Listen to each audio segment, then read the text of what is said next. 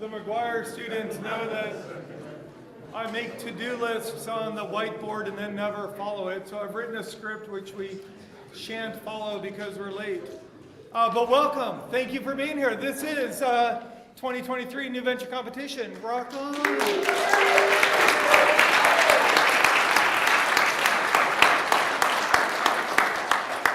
My name, as I said, is Randy Aceta. I am part of a mentor team, and I am immediately not following the script. But I want to start by thanking all of my colleagues. Let me start. Robin Tosick, thank you very much.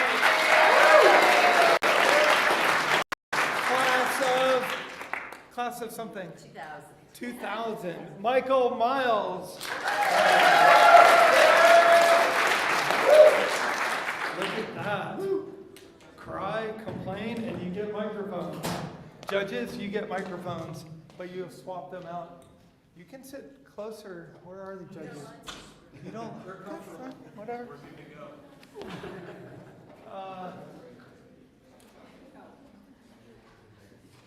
Can we have okay, this one has red. Oh, there it goes. A round of applause for Ted McGuire for getting us microphones.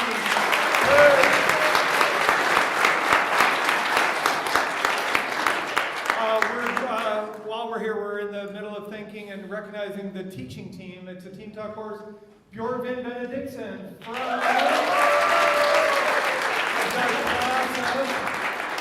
class of what? 2013. 2013. He gave his new venture competition pitch to the students on the fly a couple of days ago about crowd audio, which won the People's Choice Award that year, so that was cool. Okay, and our last mentor is Ton Albright. Ton, where are you? Ton, where are you?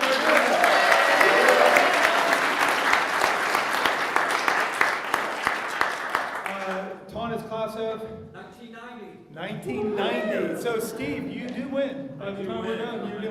We'll get back to that. John, Michael, are you running slides? Oh, I can. Yep. Michael, you can. Good job.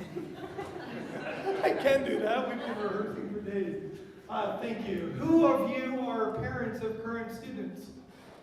Can we give them a round of applause?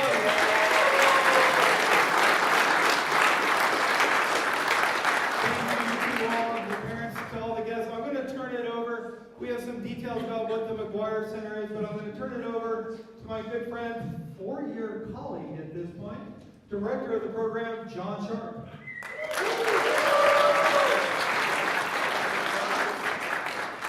All right, next slide, please. Thank you, Mike Miles. So, the McGuire Center has been around since, I think, 1984 is when it was started, right? It was actually started by Carl himself. I actually was in school here and got my master's from the University of Arizona in MIS, right? From the Eller College, which at the time was called Business and Public Administration, which doesn't exactly roll off the tongue, but now I call myself an Eller grad. And had I had a little more self-awareness, I would have been excited to take a program like this, because I came here and started as a mentor in residence and worked with this team up until the time where I was made interim director, and then last year became the director of the center. And the one thing that I want to talk about mainly is that this is a transformative program, all right?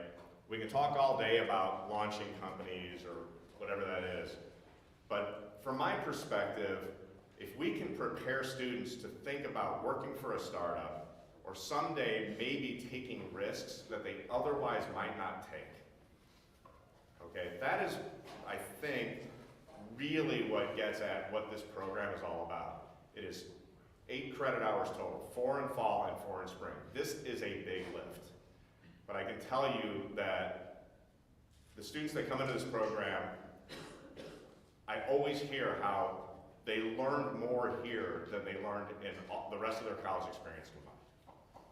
Because you go through these peaks and valleys with your teams, and there's fights and arguments, and there's breakthroughs, and then there's elation, and then they show up here and they have been pitching so much that it looks like they aren't nervous at all, even though we know they are. Right? But that's one of those things as a professional, you get up in front of people and you talk, and either it's a sales pitch or whatever you're trying to do to communicate, And you might be nervous, but no one can tell. And that's when you know you've kind of crossed that threshold into being a professional, okay? And so it's that transformation that we're really looking for. Next slide, please. I would like to thank Carl and Stevie Eller. Stevie is a huge supporter, comes to a lot of our events. Don't know if she's watching on the YouTube live stream right now, just so everybody knows this is being live streamed to over 2 million people worldwide right now. It might be closer to 200, but let's not. 2 million sounds way better. You know, Stevie's support, obviously Carl passed a few years ago, but the school bears his name. We honor them every year. Next slide. I'd also like to thank Carol and Chris McGuire that the center was renamed, I believe it was in 2003, am I right, Randy? Is that sound? Ted? 2001? 2003? 2003? Yeah, 2003. So a gift from the Burger Foundation. So Chris McGuire runs the Burger Foundation. Chris has served as an advisor and mentor to the McGuire Center, has been a financial supporter for many, many years, and without that support, I can tell you for a fact, even during my tenure, we don't have the resources. The resources we have at our disposal now are largely in part from the efforts of Chris and Carol and their contributions. Next slide, please. I'd also like to introduce you to Hope Scow, who's our executive director, who's sitting in the back.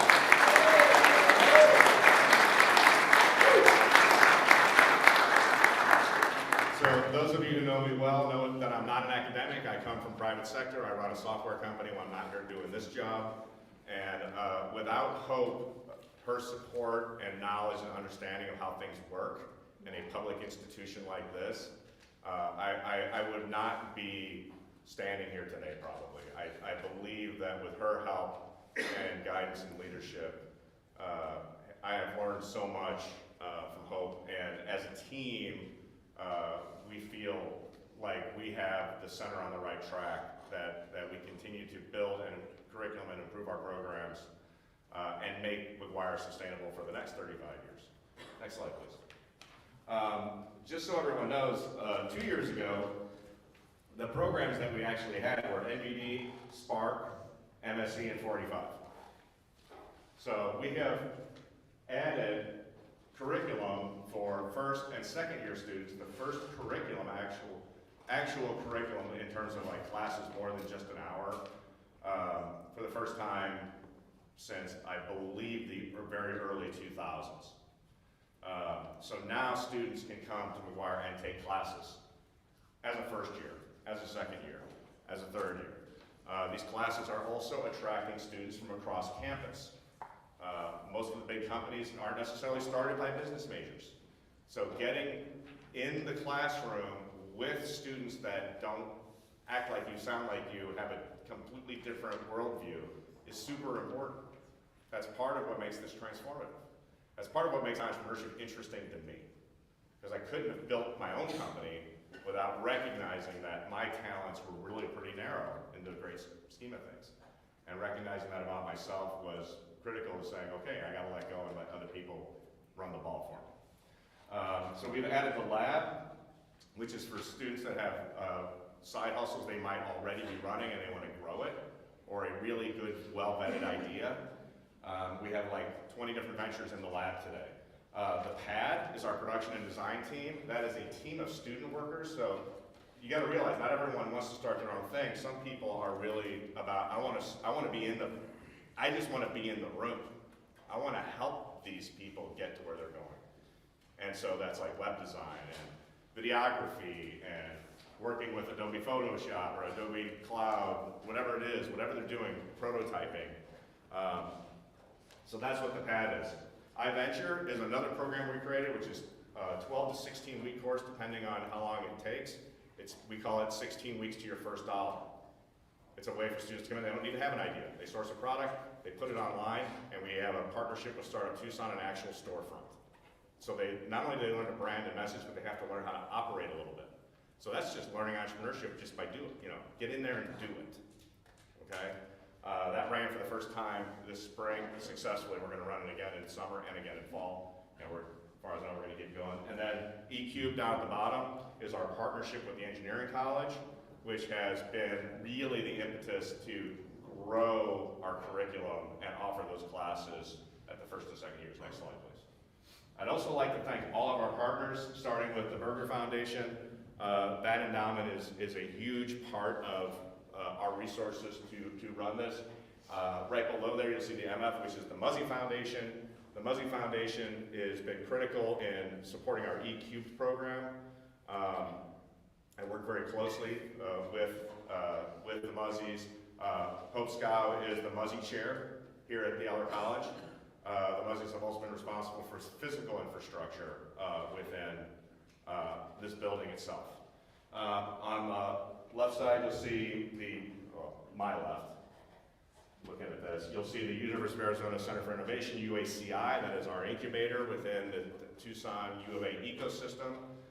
They have taken teams out of our program and provided them with office space and mentoring and services after they graduate. On the right side, Forge has their Forge Ahead program, as well as other programs. They have also taken teams out of this program, provided them with office space mentorship to try to help these students move along, reduce the cost, reduce the amount of money that they need just to have a company in existence and move forward.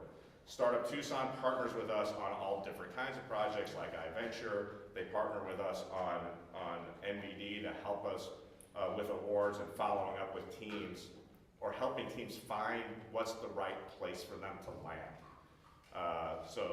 Liz Pocock, who is the CEO of Startup Tucson, has been nothing short of amazing in supporting us. And then on the right side, Desert Angels, we actually have a judge today from Desert Angels, the CEO, Joanne McMaster is here. I don't know if she's here right now. Oh, there you are, Joanne. We hosted Desert Angels 2 weeks ago and had 4 teams pitch to actual angel investors. For those of you that don't know much about, or may not know much about angel investing, Desert Angels vets over 1,000 companies a year. 20 of them get to actually pitch in a dinner meeting. So for these students to have the opportunity to pitch to angel investors, it's an opportunity that they may never get again in their lives. So it's those kinds of experiences that McGuire is able to bring to the table, but I tell you what, we can't do it without people like Joanne. Okay, so thank you, Joanne, for everything.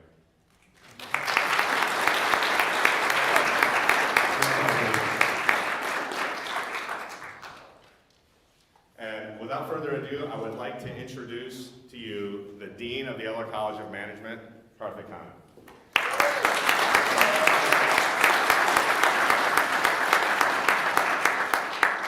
Thanks, John, and thanks for the McGuire team, Hope, John, the entire group.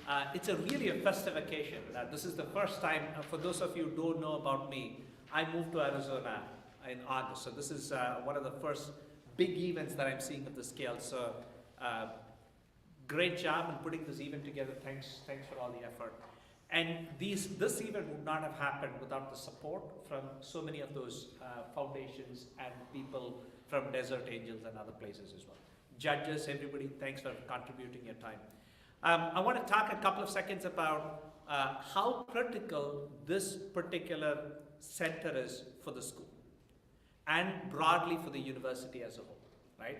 McGuire Center, I believe, started in 1985 in its original form, and it's the longest running entrepreneurship program in the country since 1985. We have been able to keep our ranking up. Right now it's number 7. I think John showed us that information. This center serves about 1,500 students every year through all these programs, and a humongous lift. The criticality of this center, you'll realize it once you realize how well they are connected with various parts of the campus. For us, the connection with engineering, connection with the Forge, I'm giving those as a couple of examples, but you saw John talk about various other stakeholders across the campus too. It's an amazing thing for us to see. But at the end of the day, it's about you students, right? It's about changing your way you think and being entrepreneurial, taking risks, going through that experience. It's a fabulous experience, and it's a wonderful event that's been put together. And this is an event where our entrepreneurial mindset starts hitting what it means to take a business and take it live. So I'm super excited to be here, and I'm also, for those of you parents and others and the judges, thanks for coming in. Hope you were enjoying the whole event. But students, this is one of your best times in your life. Go have fun, because when you graduate, after you move on, this is what you're going to be thinking about and reminiscing. And you'll be sitting here as one of the judges in a few years as well. So, say it again. Colin, one of the judges, well, it was COVID year, so you didn't sit here, but you sat someplace. And won the competition, and sure enough, he's back here, so. Absolutely. Yeah. So anyway, thank you. Thanks for the wonderful event. I look forward to engaging and participating as well.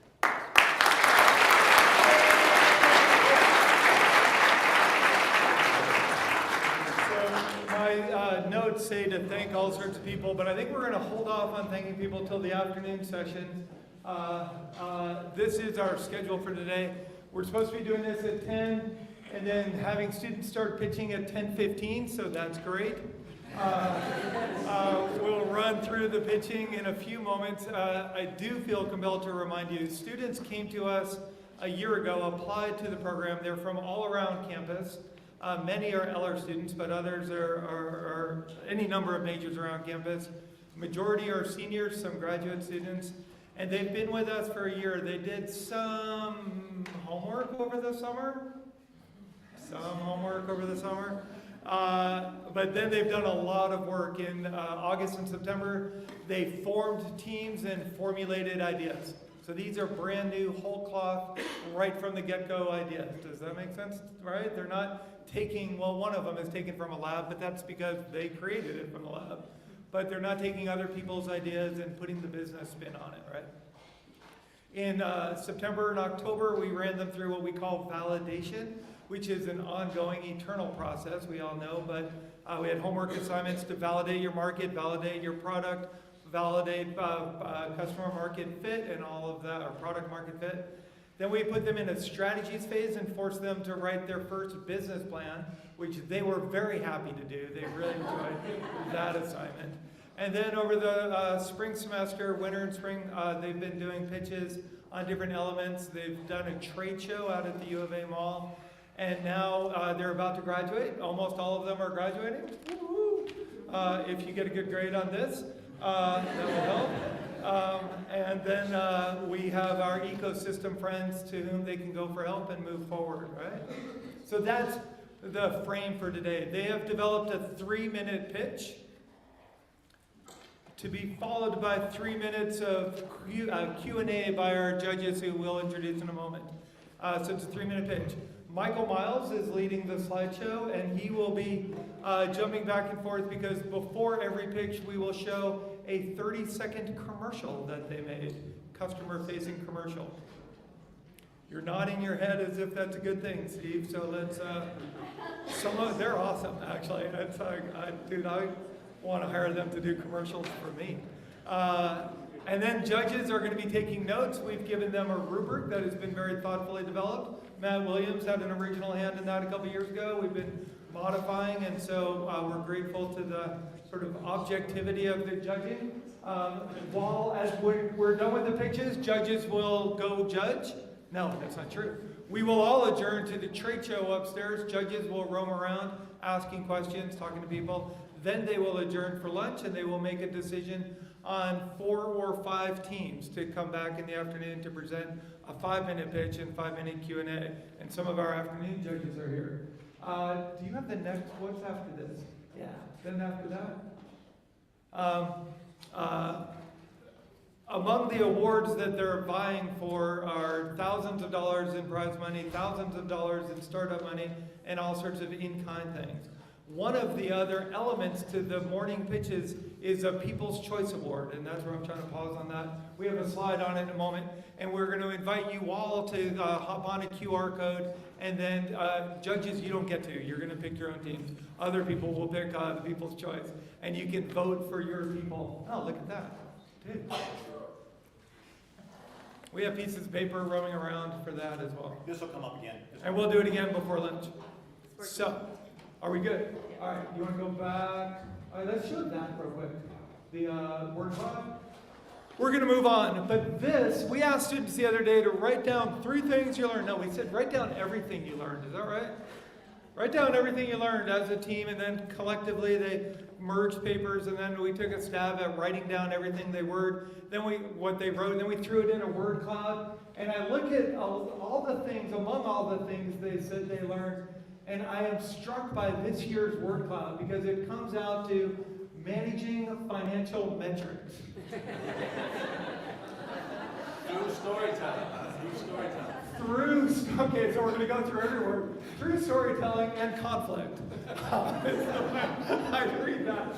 Or pivoting a team, or managing mindset, managing time, prototyping, and then such basic things. I should be standing here. Basic things as cost of customer acquisition. Your job is to figure out if that's what they did. Is that all right? All right, good. Are we good? We want to make a t-shirt for that. Students, you want to make a t-shirt with that on it for what you learned? All right, can we move on? Let's focus. Our judges. We have 5 morning judges. Colin Taylor, class of 2021. Yes,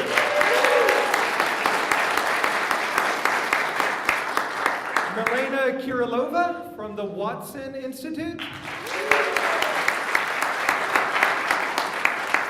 One of the awards will be, as we mentioned earlier, a stay at the Watson Institute and help from them to start innovative thinking. And Melanie came all the way from Florida. Awesome. Who's next? Coming all the way from San Diego, Steve Yin from the class of 1988. Yeah.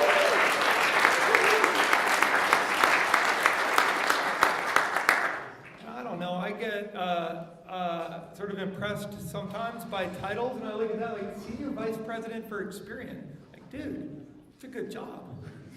Security and fraud and Pays the bills. yeah. So thank you for keeping us safe when we're trying to do that. Felice Zaborski from Tucson, Arizona, class of 2004, and one of our local entrepreneurs right here in town.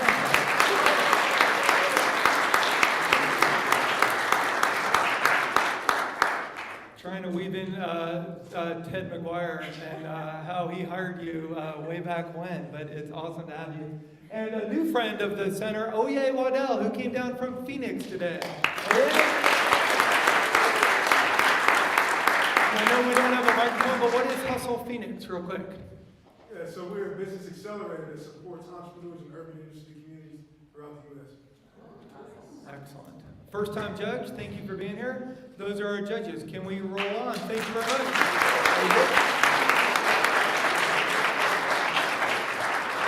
We mentioned the prizes, so thanks to John and Hope and all of our donors. $10,000 first place, cash on the barrelhead. I don't think mentors get a cut of that, which is too bad, but that's the way it goes. Second place, $5,000. Third place, these are for finalist teams, $2,000.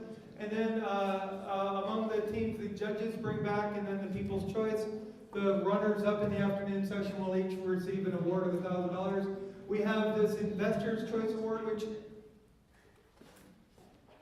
I live stream people. Students, stand here and talk this way rather than like I was over there. Investor's Choice is designed to help them when they actually start up. So they will start LLCs, they have metrics in. Because of Michael Miles' work at Microsoft, a few years ago, we have another $2,000 Social Impact Award, which will be given out, the bottom one will be given out over time, Social Impact Today. Is that correct? And then in kind from our friends Watson, Joanne, no, not Joanne, Startup Tucson, Brian, and UACI, Eric and Casey and the like. All right, let's go. First 3 teams. Here's what we're going to do.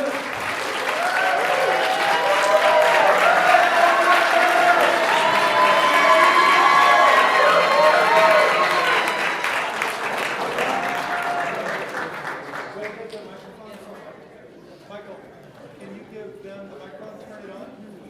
So the way it's going to roll is 1 team, 3 teams come up at a time, 2 sit in the bullpen and get nervous, and then 1 team comes up and talks. Judges, you are on your own. I used to say try to ask questions that make them cry, but I don't think that's appropriate. So ask away and have fun. Colin, we did that for your group, right? I have changed. It's very sad. No, it's for the better. Unfortunately, for the audience, we'll let the judges ask the question, but keep track as you wish. Timekeeper, are you ready? Well, we're gonna do the commercial first, and then start time. Right. Okay, you ready?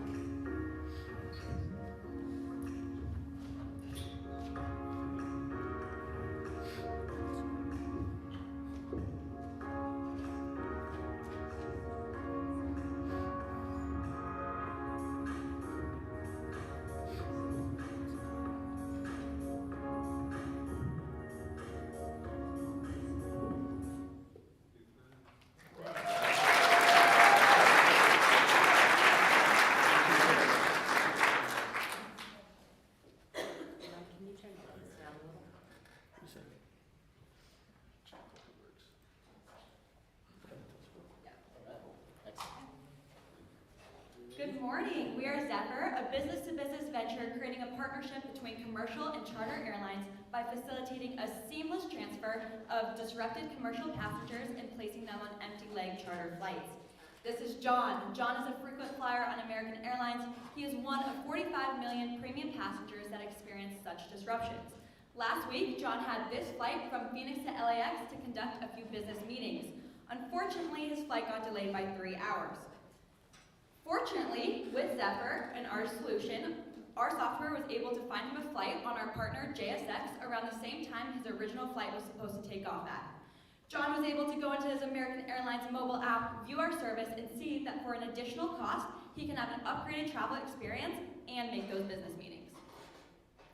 Zephyr will take an additional 25% of that first class ticket and recognize that as revenue. In this case, it's that $133 that John paid. American Airlines would take a 5% agency fee, and the charter airline gets 95% of that first class ticket. We have an actionable solution to this problem, leveraging the 30 to 50% of empty leg charter flights by taking disrupted commercial passengers and putting them on these flights at only additional 25% of their ticket price. We talked to key decision makers throughout the aviation industry, specifically the companies listed behind me. We have learned through our validation that these companies outsource their IT infrastructure to ventures like us. These empty leg flights present a real problem for these charter airlines, and all these companies are currently exploring potential partnerships in the near future. Where we get started, we're launching at Phoenix Sky Harbor Airport, specifically the Phoenix to LAX route with our partners JSX and American Airlines. Great, to get to that MVP, we're going to be spending right around $200,000 for the prototype and the partnership development needed to go to our go-to-market in month 6. After we hit post-revenue, we're going to begin initial expansion to longer, more expensive routes, leaving the Phoenix area, which will allow us to grow our revenue and hit it break even in month 13. Our second phase will be devoted to expansion. So first, regional, national, and then lateral expansion to other airline partners as we meet our fleet utilization metrics. Our third phase will focus on growth for both revenue and profitability. And since we are a software company, we want to leverage that capital efficient model and are aiming to hit a EBITDA margin of in the high 30% in year 3. We'll continue to manage the business, tracking the revenue and profitability of the airline routes and airline partners so we can best allocate that capacity going forward. Year 1, our largest costs are going to be our salaries for our full-time employees, as well as us paying extra in order to speed up the development process. We are the team to do this because we have both the business and the technical background in order to develop this venture, and have begun developing a team of advisors in the industry who can lead us and help us do this. We hope you all will also join us at Zephyr and help make travel as smooth as a breeze.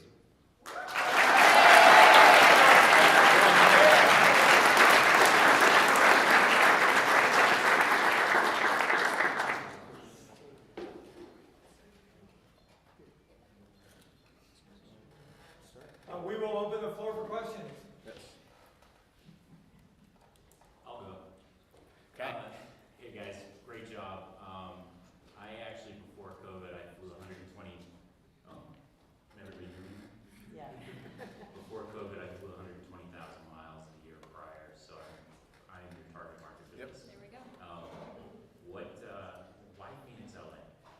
Yeah, so Phoenix is an interesting market because one, it's easy and it's close for us, so we can locally manage the quality there.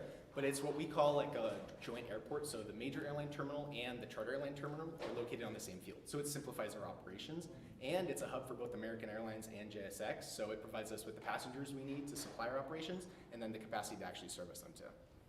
Excellent. I think the only comment I'd have about that is, having flown all over the place, I don't remember having a canceled flight out of Phoenix. Right. So maybe just consider some other geographies. It makes all the sense in the world what you said, but that's just been my experience. Great job. Yeah, Sky Harbor is pretty awesome. Well, I got one. Hi. 48 hours from now, I'll be in New York City. 72 hours after that, I'll be in Madrid to support a school in Madrid. So I know a little about what you might be talking about. My question to you is the same question I give to that school. How can you absolutely guarantee you're going to find me a second flight? Maybe the next one gets canceled. Maybe the other one gets delayed. You got to sell that to me. Is this a permissible question? If not, just tell me shut up and sit down. Yeah, it is not audience-based questions, but you can talk with them in the trade show afterwards. Thank you. Yes, sir. Should we answer that? We have an answer. You want to answer it? Yeah, we can You're answer on it. it. Go. So, can I have the microphone? I don't know if it works, but. Oh, hello? Oh, maybe not. So, for the flight that I talked about, from transferring John from that American Airlines flight to our partner JSX, that is actually a real flight data that we pulled last week. And on that flight, this is that partner JSX, which is a semi-private air carrier. And they flew at 40% capacity on that day of the flight, meaning that there are 18 seats available that we could have put other people like John onto it. So there is a real capacity, there is a real opportunity for our venture here. We have time for more questions from the judges. Thank you guys. Great presentation, great education. I'm just curious, what percentage of flights that are actually delayed or canceled are due to internal reasons in an air company versus, for example, weather issues that I don't think that this solution would actually work when it's related to weather? Yeah, so nationally, around 20% of flights are delayed, and that's across the entire US. Of those, 30% are due to air carrier problems, so they don't have the crew, they don't have the planes down for maintenance, that sort of thing. So that's a situation where you would be compensated as a passenger. So about 30% of those delays, only 2% are related to weather. So it's a much smaller percentage. Thank you. Yeah. We have a lot of time for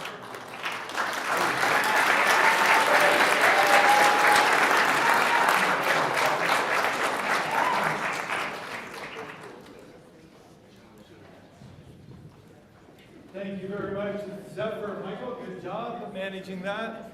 And again, thank you for being engaged. We'll go with judge questions if you don't mind. But good job, Zephyr, answering the question. That was awesome. Judges, are you all right with the way this is rolling? I know you're making notes. You're good? Okay. All right, our next team will be Mutual. No, yeah, Mutual. Right? Yeah. Mutual, come on up. Take your microphone. Stand in the middle. Down. The lights? Down a little bit. Is this not your? What are you looking for?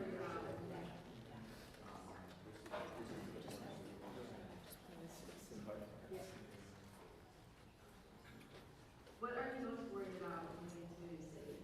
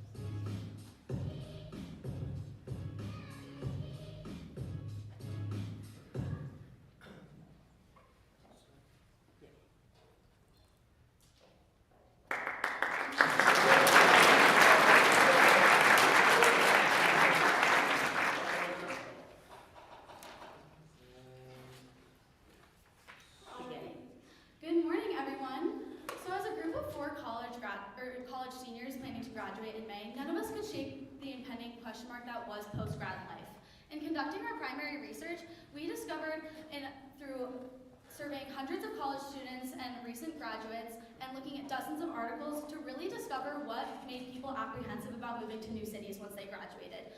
You'd think possibly it may be funding yourselves there or finding a place to live. And we discovered through all of our research that it was actually people were worried about setting up a new social network that would help them maintain a healthy work-life balance.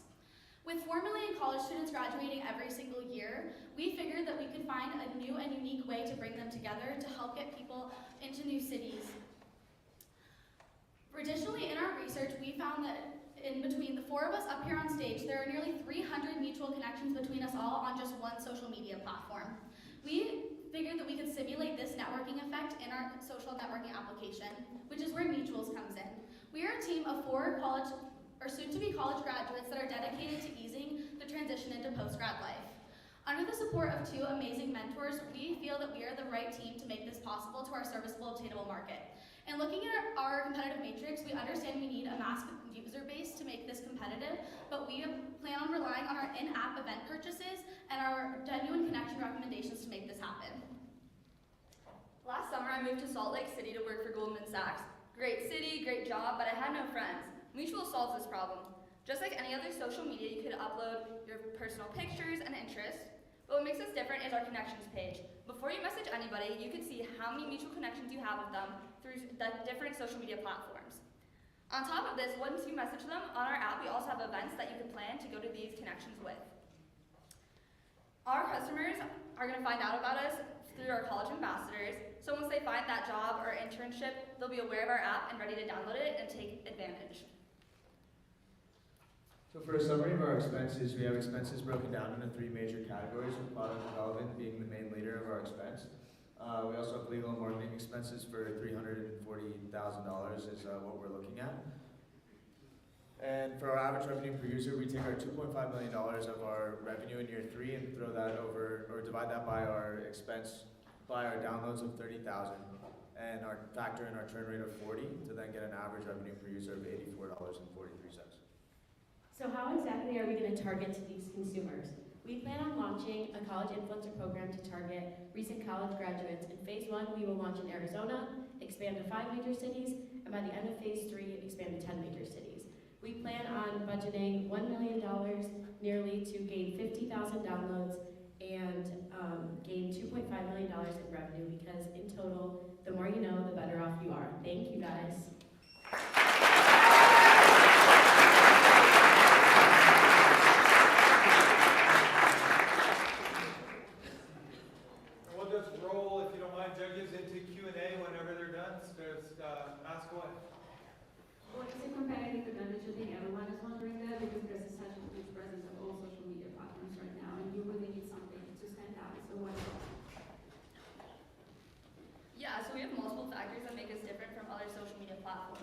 Again, we didn't touch on this in our presentation, but we have a verification, so you can't just be like a catfish and make a profile.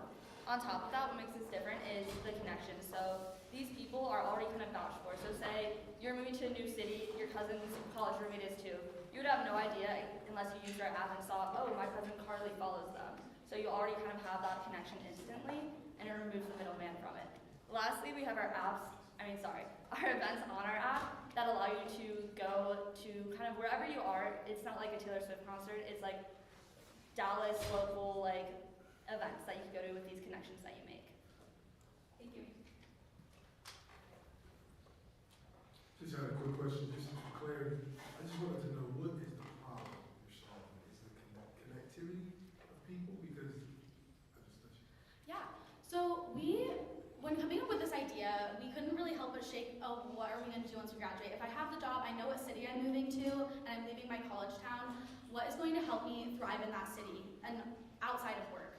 So we surveyed dozens of postgraduates. That was really vital in our primary research, and we discovered that, yes, they learned how to fund themselves, but they were lonely. So one in every 3 people that we surveyed reported being lonely within the last year of graduating, and so lonely that it affected their performance at work. So we figured that by creating an app that allows people to create a profile and use the event-based preferences, things that they can go out and do in these cities, and provide them with recommendations of people they can do that with that are safe and realistic, that it would help create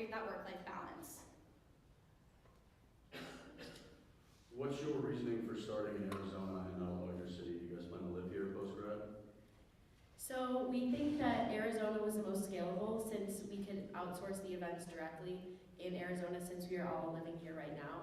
And we want to start by building up our events tab and building up our user base so we can eventually have a mass user base. And in Arizona alone, there are 35,000 prospective college graduates alone this year. So we figured we'd tap into that market before expanding and kind of build up our user base so that those people who eventually move to new cities can kind of use the app as they continue to move. 3 minutes. Is there one more question? I think more of just feedback. I think that is likely the legal side of it, financial side of it. I think it might be a little bit underestimated, knowing that data breaches can happen really often. Not only that, but when it comes to social media, you know, the content regulations and all of that comes into play might be turn out a little more expensive than you predict. Thank you.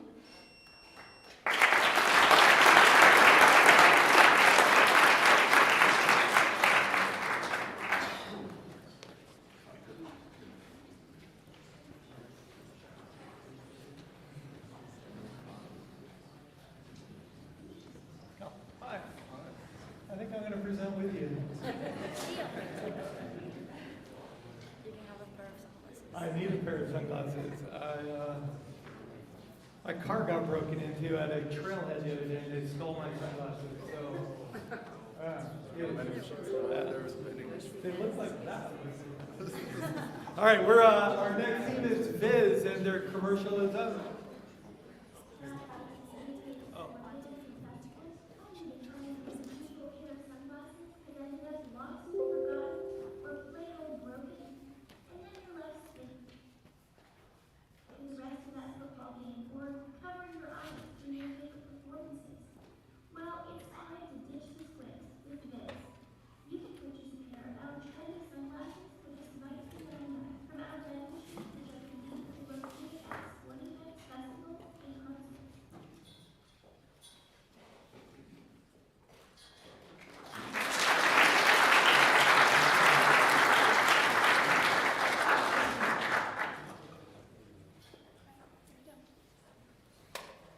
What if we told you there was a product that had an 85% gross margin, was small enough to be sold through a vending machine, and was marketable to nearly anyone? Well, we know what you're thinking. It's too good to be true. No, it's sunglasses. Hi everyone, we're Viz, and we are the sunglasses vending machine. A vision for the future that will only take a $12,000 investment to start. Here's how we're gonna do it. So we're gonna take our super cool sunglasses, put them in our custom vending machine, and put them at a location where people need them the most. Our venture is super feasible to launch due to our low startup costs and simple operational plan. But to make sure that we are successful, we're gonna have to focus on these 3 metrics. 1, economic order quantity. 2nd, time to restock. And also the profit per machine, which is based off of the economic order quantity, which is a specific demand rate specified for each of our machines at all the different locations. And with our initial investment, we're gonna be purchasing 2 machines. One will be placed at High Corbett Baseball Stadium and another right here at the U of A Mall. And now Elsa will take us into our marketing strategy. So Zach has already talked about the feasibility of our company. Now I'm going to talk about the desirability. What is special about our sunglasses? We're going to have different styles depending on the location and the season. We will also focus on the trends, how they change, and also our customers' preferences. We want to start here in Tucson and then expand to Arizona and then to other states, and want to be in the places our people need us the most. We set up our price at $19.99 after taxes based on our market research and on our competitors. For our promotions, we're going to focus in 3 phases. As you can see, we're going to start with our branding and with the creating buzz and events at events. Then we're going to focus on partnership, social media, and our website, and later on with our PR and using influencers too. Now Bernardo will talk about the viability of this.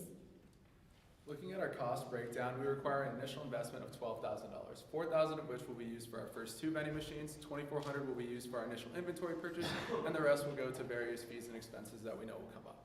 Looking at our cost per machine, we will purchase our machines for $2,000. This is after shipping, and we will initially purchase $2,400 worth of units, which is 800 units, and anticipating a sell-through of each of our units throughout every month. We'll break even for each of our machines in the 2nd month of operations. Our annual finances for our machines are as follows. We anticipate $192,000 in gross revenue after our costs and our operating expenses. This will leave us an EBITDA profit of about $84,000. This is an average based on our stationary machines as well as the machines that we bring to our live events. Looking at our sales projections, we can see steady growth month over month, and this is based, and you can see a sharp increase as we continue to expand. This is based off of doubling the amount of vending machines we purchase every 6 months. This gives us a gross margin of 85%, EBITDA of 42%, and our customer acquisition cost is $4. We believe we are the right team to bring this venture to market. Me and Elsa will take care of our marketing, and when it comes time to move those machines, we don't have to worry about it. We've got these two super strong, hunky, ripped men to help us out. We thank you for your time. We welcome you.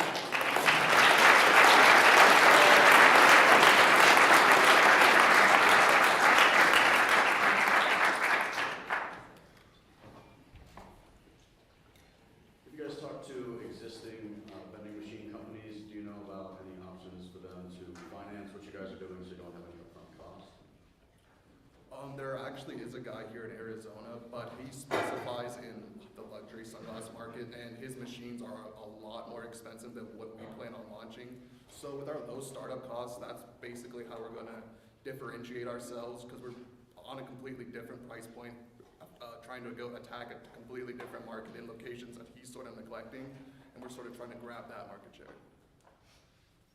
Hey, nice job. I took the chance to read your exec summary last night, and I got a little confused. Are these vending machines going to be at the stadium all the time, or are you transporting them to one-time events? So we're going to have both options. We're going to have some that stay at certain events or stay at certain places like the University Mall. And then especially as we're getting started when we only have a few vending machines, we'll take them to a baseball game, and if we need to bring them somewhere else instead of just staying there when there's no games being played or when the stadium's closed, we can do that as well. But ideally in the future, we'd like to leave them, at the stadium so that they can be there whenever there's an event going on. I think just from a financial perspective, it seems like you're probably going to have to pay people to leave your machines there, right? I didn't really see that in the plan, but the second thing was the cost and logistics of moving machines around.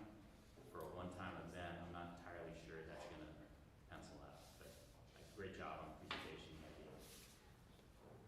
Yeah, sort of in line with that, are you guys focused on any other types of events, airports, other locations, or are you focused mainly on university stadiums and campuses? So we're gonna, like you said, airports is a great one because it's a closed market and it sort of forces them to buy from us. But also we're gonna focus on possibly beaches when we expand in our phase 3 into the entire West Coast. And also we're thinking about doing the rec center right at the outdoor pool because it just makes sense for us. You mentioned that. Have you talked to potential customers to see if $20 is something that they are willing to pay? Yeah, so we make a survey to 131 people, and 80% of the people, they say they were like the willingness price to pay, it was from $20 and above. And by seeing other competitors, we also saw like it's in their range. Thank you. What kind of consideration has been given as far as like vandalism and whatnot of these types? It seems like, an expensive machine and whatnot in these days. Yeah, so since our machines are going to be at high traffic locations, specifically at festivals, we can kind of assume that there's going to be at least some level of security provided by the venue. But we are going to have the machines will have a camera in them because we'll have an AR feature possibly in the future that we can develop.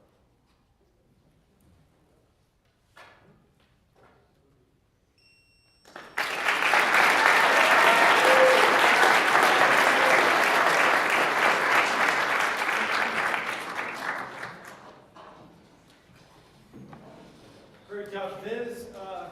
I ran away while they were presenting because we found that our Loopla alerted us that our Loopla team, which will present in a few moments in our next go-around, is not on the People's Choice yet. So we need to get them on the People's Choice. Michael has been wanting to have something queued up every class session so he can just play it when I start to talk, and it'll just get me to not talk. That was awesome. Our next team is Taste Buds. We'll wait for the judges to make their notes. Bjorkvin, sorry, live stream people. Live stream holding up okay? Yeah, basically people can't go further than at the start of the team. Yeah, so just in front of the table. Stay right there. Smile and wave. Hold up. Michael will wait a few more seconds. Good. Let our judges take notes.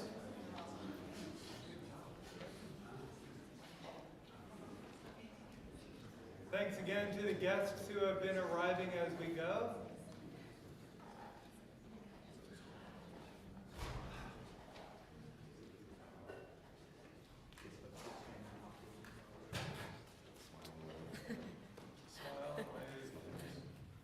All right, Michael will show our Taste Buds commercial.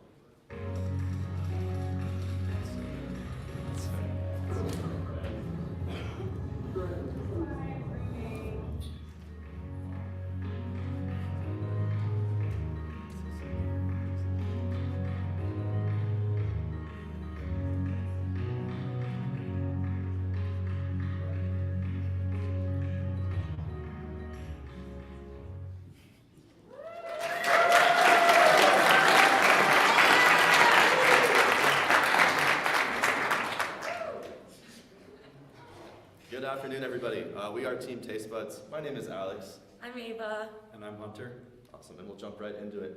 So, if you're anything like us, then you know that it can sometimes be difficult to find a new place to eat. We estimate that 19.5 million people in the US struggle with a similar problem every single day. And we simply believe that this should just not be the case. We think there are two types of people in the world: those who eat to live, but those who live to eat. Also known as foodies, and that's our target market. And we believe that foodies range from college students to young professionals and even outgoing families. Our primary research has concluded that this is an actual problem. People are struggling with this. A lot of them are already using other social media platforms, and many of them take restaurant recommendations from their family and friends. So that's where we come in. Our product is an all-inclusive food social media platform that makes it super easy to find new restaurants and connect with people over dining experiences. All you do is log in, select your preferences, it auto-populates restaurants that fit those exact specifications, and boom, it brings up a restaurant that fits those details in a matter of minutes. So our team is well suited for this venture because we all share common interests in food. Some of us work in the food industry here in Tucson, so we have some connections to the local community. We're also passionate about nutrition, and some hard skills range from branding, market analysis, and networking, and all of these skills combined make us the perfect team for this venture. So we came up with 4 different marketing phases, ranging from an ambassador program to different rewards. And we believe that these marketing phases will help us keep up our customer retention rate and also connect us with the community. Now, in terms of making money, we will have 3 streams of revenue. First one being the sale of advertising space on our platform, which will begin in month 13. The second will be the sale of key metrics to restaurants starting month 25.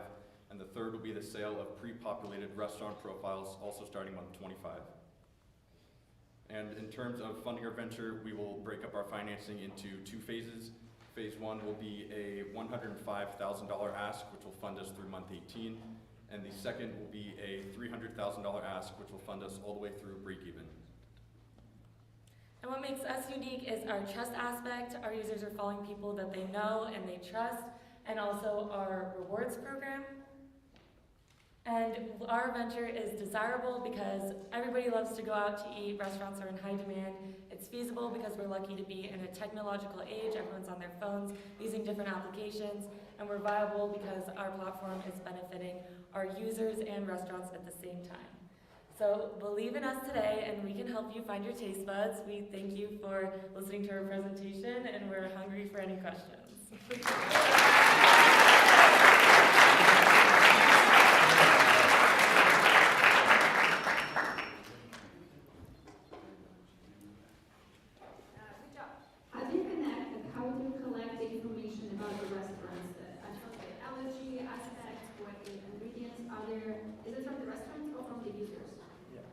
So at first, we'll be making the restaurant profiles ourselves. So we'll be partnering with them to make them part of our network. We'll get menu items off of them, talk to them, so that they can put menu items in their selections, so that they fit those needs. And then the restaurant can take over their accounts and get really in depth with it and add as much details as they want. And that way they can get analytics about what people are ordering as well. I just want to encourage you all. I can see, I travel a lot to work, and I can really see this being a role in different cities looking for great restaurants. So thank you for what you all are doing. Appreciate it. Thank you. Great job, guys. You look sharp.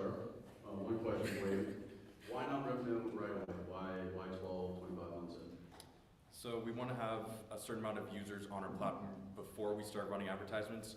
So by month 13, we're gonna have 30,000 users on our platform, and then we can start running ads. So then we're gonna have 3 different advertisement types, and then that will yield us revenue starting when we have 30,000 users. Oh, so if I'm a user of this app, I'm sorry if I missed this, but like who are the people that are looking at their referrals? Are those my circle of friends that I choose, like kind of like all the other social media? I'm just curious as to. Yeah, so that's something we definitely want to emphasize in comparison to competitors. It's definitely more personal, and you're following people who have similar preferences as you. Say Alex and I have very similar interests in food. We both like Mexican food. I would follow his account and see where he's going and get recommendations from him. Or I know we have the same allergies, so I'm looking at his account and seeing what he's posting about. And it's definitely a more trustworthy aspect because you know these people and you know what they're saying is probably more reliable than people you might not know on the internet. I have a question in regards to competition. Have you all done deep research on who else is in the market for what you all are doing? Obviously, I saw Yelp. I'm sure there's others in the market. Yeah, so Yelp is interesting because, I mean, I don't know if you're like me, but I only use Yelp when I have a bad experience with that company, and that's not what we're about. We want it to be like a positive reinforcement, something that you do every single time. So that's one aspect that's different than Yelp. And then the other thing is that we want to be a social media platform, but also a data analytics company, because they're not going into depth and partnering with these restaurants about how they're doing, what people are liking about their restaurant, like they're not like necessarily like specific details, and that's something that we'll be able to offer to them as opposed to Yelp. And then they're really our only big competitor. It's not like Facebook doesn't really do too much food aspect. There is content on there, but it's not like this is something that they're pursuing actively like us.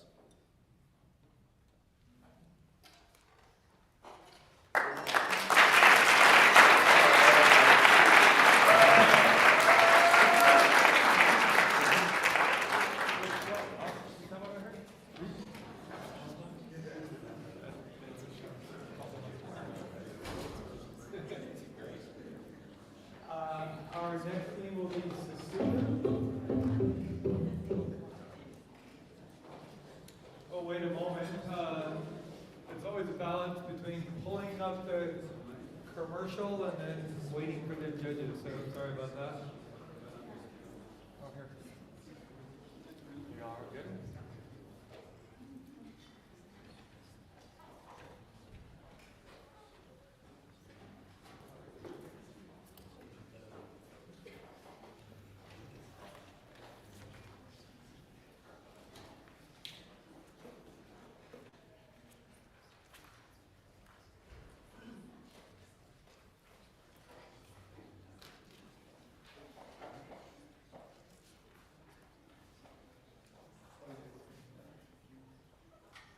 All right, Michael, you ready? Off you go.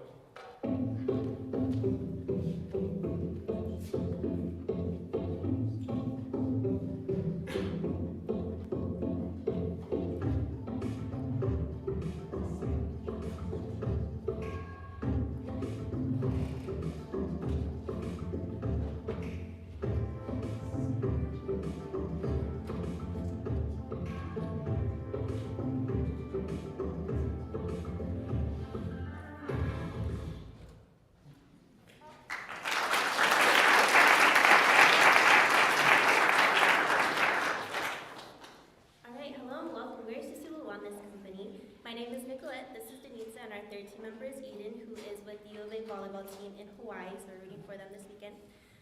So judges, I'm sure some of you may have experienced a time when you have been invited to a social event and you've had some built-up anxiety leading up to it. Well, you're not alone. Did you know that 42% of U.S. adults experience symptoms of anxiety and depression? Well, we want to develop this problem by surveying over 100 individuals at the beginning of our process on their daily practices and their current wants and needs for a solution. 93% of which said that they want, or that they are to prioritize their mental health, and 73% said they want to find an organic solution. So we're here to answer the call to action with our first product, which is an all-natural supplement that incorporates saffron and L-theanine in a capsule form. We did the research on these two ingredients with the help of 2 accredited labs, as well as 2 nutritional science experts that we keep in contact with. And over 53 studies have been done on these ingredients and their positive effects on anxiety and depression. So why are other companies doing it? That's when we come in with our all-natural supplement that come straight from nature, more specifically the autumn crocus and the green tea leaf plant. And now that we talked about what we want to do, let's talk about who we want to do it for. Over 36.6 million adults suffer from anxiety and depression in the US, and we want to focus on the 2.9 in Arizona. We also want to bring up that these numbers have grown exponentially after COVID, and these numbers only represent the diagnosed individuals, meaning that our market is a little bit bigger than this. Now to our path to integration. You can see by year 1, we'll be finalizing the formulation for our supplement as well as getting a formulation patent. By the 2nd year, we will be selling our first batch of our supplement and investing in our marketing. And by the 3rd year, we want to expand and scale our venture by including journals, creating a podcast on mental health, and as well as creating online communities. For the 30-day supply, it will be set at $35, and for the 60-day supply, it will be set at $55. For our financial projections, you can see that we have a CAC of $7. Continuing, by month 13, we will break even at EBITDA at $5,715, and we'll have, by year 3, a growth rate of 55%. We just need $20,000 to get started. $10,000 will go to the production of our first batch, $5,000 will go into our marketing, and the rest will go into research and development.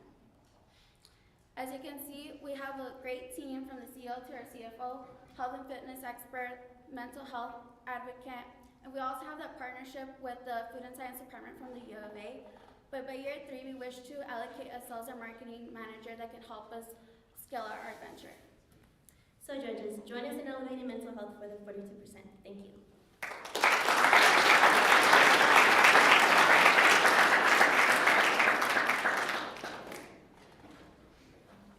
Good job, thank you for your presentation. Just a question, are you all able to test this product? Not yet. That's what we need our funding for. So it costs money to make initial batches, and that's where we're going to allocate our additional $5,000 with research and development. How far have you looked into that? Is there an FDA approval process? What's the timeline and cost to get there? We actually already looked into it, and there's no FDA approval because they're both already approved, and we can just combine them without getting another approval. So we're set on that, and yeah, we're pretty much set. How long until you're able to get your first sale?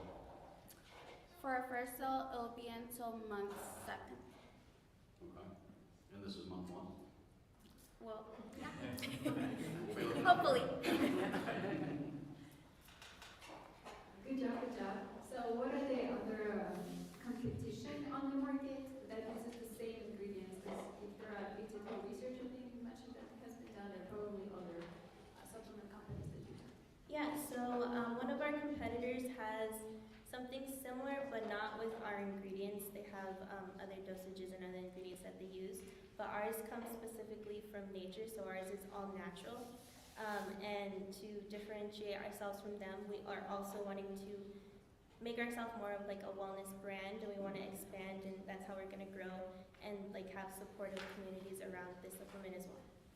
One more question. Is the supplement that in order to see the results you need to take continuously, or is it one pill and you're good to go? That's a great question. So the great about our supplement is that it depends on your body, but it's not addictive. So if you feel great, you don't have to take it. If you're feeling down, you take it. But it's not something that you have to be taking it consistently. So if you're good, you don't have to be on a constant road that, oh, I have to take this supplement again. It's part of my daily routine. That's not what our supplement will do. Thank you. What is your why for creating this company? So at the beginning of our journey, we came together as a team and we discussed our problem and what we want to solve. And personally, we wanted to make a product that we would also want to implement into our daily lives, into something that will help us as well. So that's our why, to help us and others, like the 42%. Just to add to that, many medications that are out there right now have that addictive side effect, or that effect that, oh, it's just making it worse. And we've been through that, so we want to make sure that there's something in the market, they'll do the opposite, make you feel better, which is what it's supposed to do.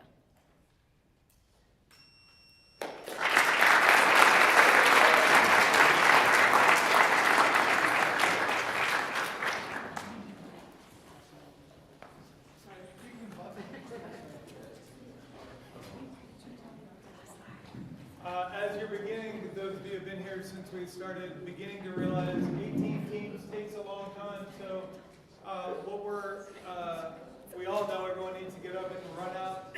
Feel free. Bathrooms, I forgot to say, are outside and to the right. We'll have a lunch break in about an hour.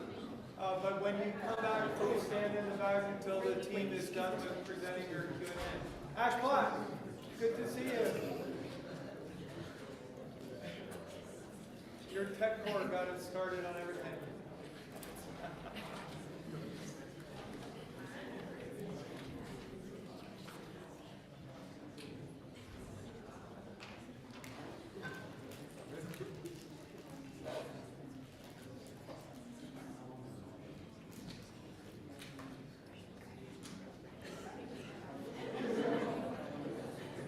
We will, as our judges wrap up, Michael will play the Spark commercial.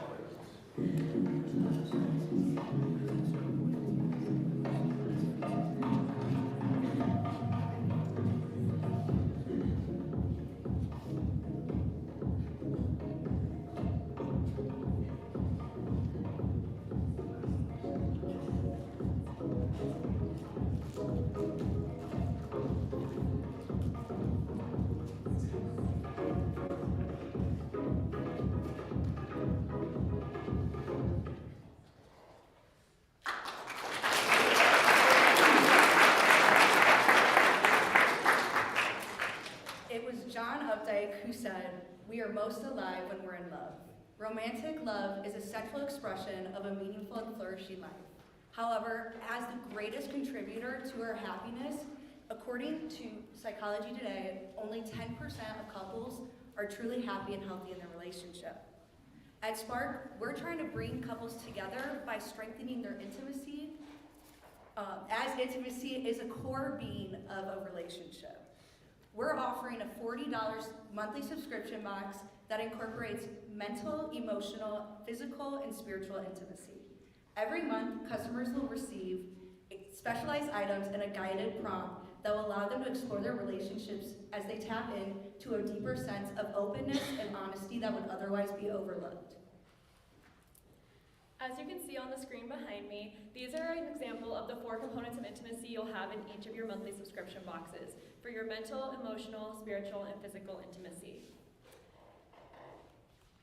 61% of our target market is currently on Instagram, and this is where we are primarily marketing as of right now. Our customer personas are Sarah and John and Richard and Nicole, the more experienced couples who are looking to strengthen their intimacy and continue furthering their relationship. For operations, we're focusing on 3 key phases. In our first phase, to optimize our COGS, we're planning on purchasing in bulk for the first 6 months of purchases and then manufacturing the boxes as a team. In our second phase, we're then going to be working on focusing to create these brand partnerships as well as partnerships with our shipping companies. And then in phase 3, we're going to be focusing on expanding to new states and creating these distribution centers. So our box does sell for $40. We think we can get the cost down to $25 at the start of our launch and making a profit of 38%. But by year 3, when we gain partnerships with suppliers and brands, we think that we could get our cost down to $16, giving us a 60% gross margin. So how does this play with our 3-year financial story? We're gonna we're not gonna gain revenue until we launch in month 3, but as we But we are going to break even in month 7, and as we go from year 1 to year 2, you're going to see our cost of goods sold increase just a little bit because we are increasing in subscribers and in our production. But when we gain those partnerships, like I mentioned before, we are going to see a little dip in our COGS at the beginning of year 3, which is just to kind of get our cost of goods sold down low. But we do think that we could bootstrap this company, but in order to get proof of concept and to scale quickly, we asked for an $80,000 investment, which will be split between inventory, marketing, packaging, and some miscellaneous costs. So us as founders are really passionate about this idea, and we have a background in marketing, management, and some small businesses as well. As of right now, we are using the resources available to us to bridge those skill gaps, but we would like to thank you for your time and open the floor to questions. Help us ignite your spark.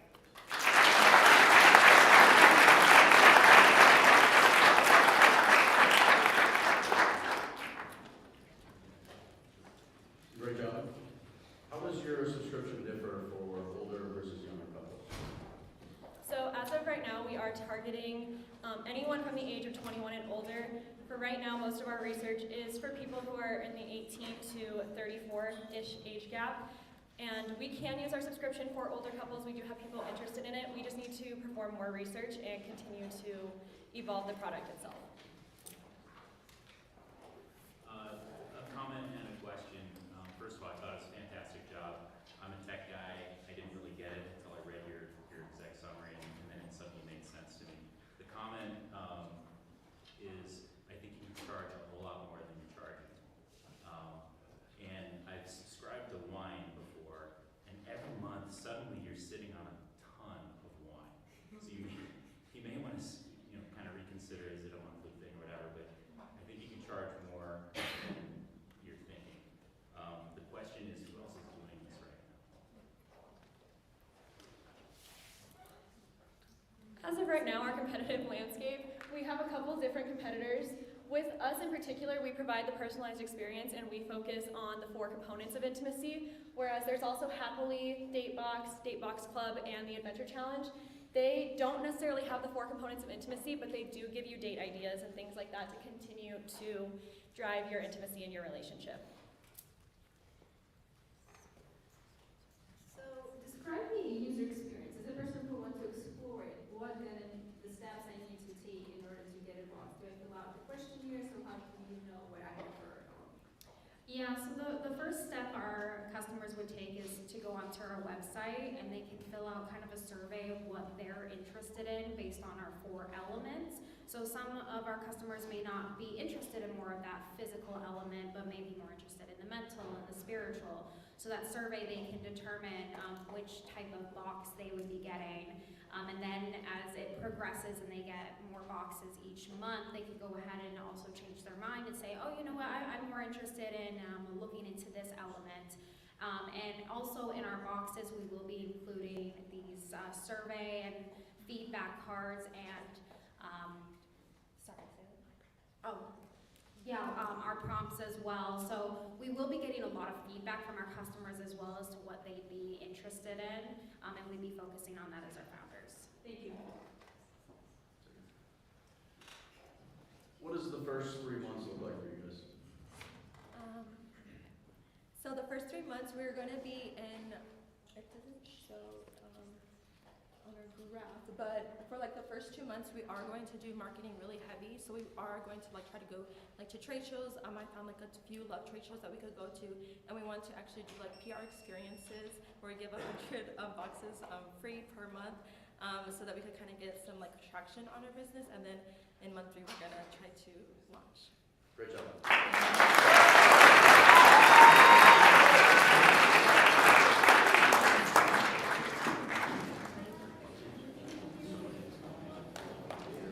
Our next 3 teams, Rebelens.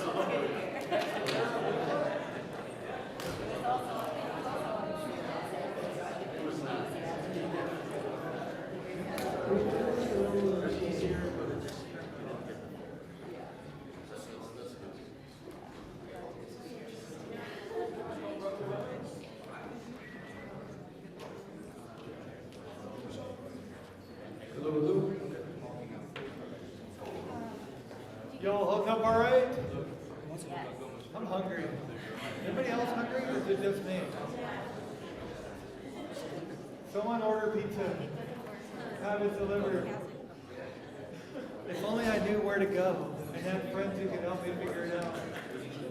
They're not even paying attention. All right, judges, you all right? I like your questions.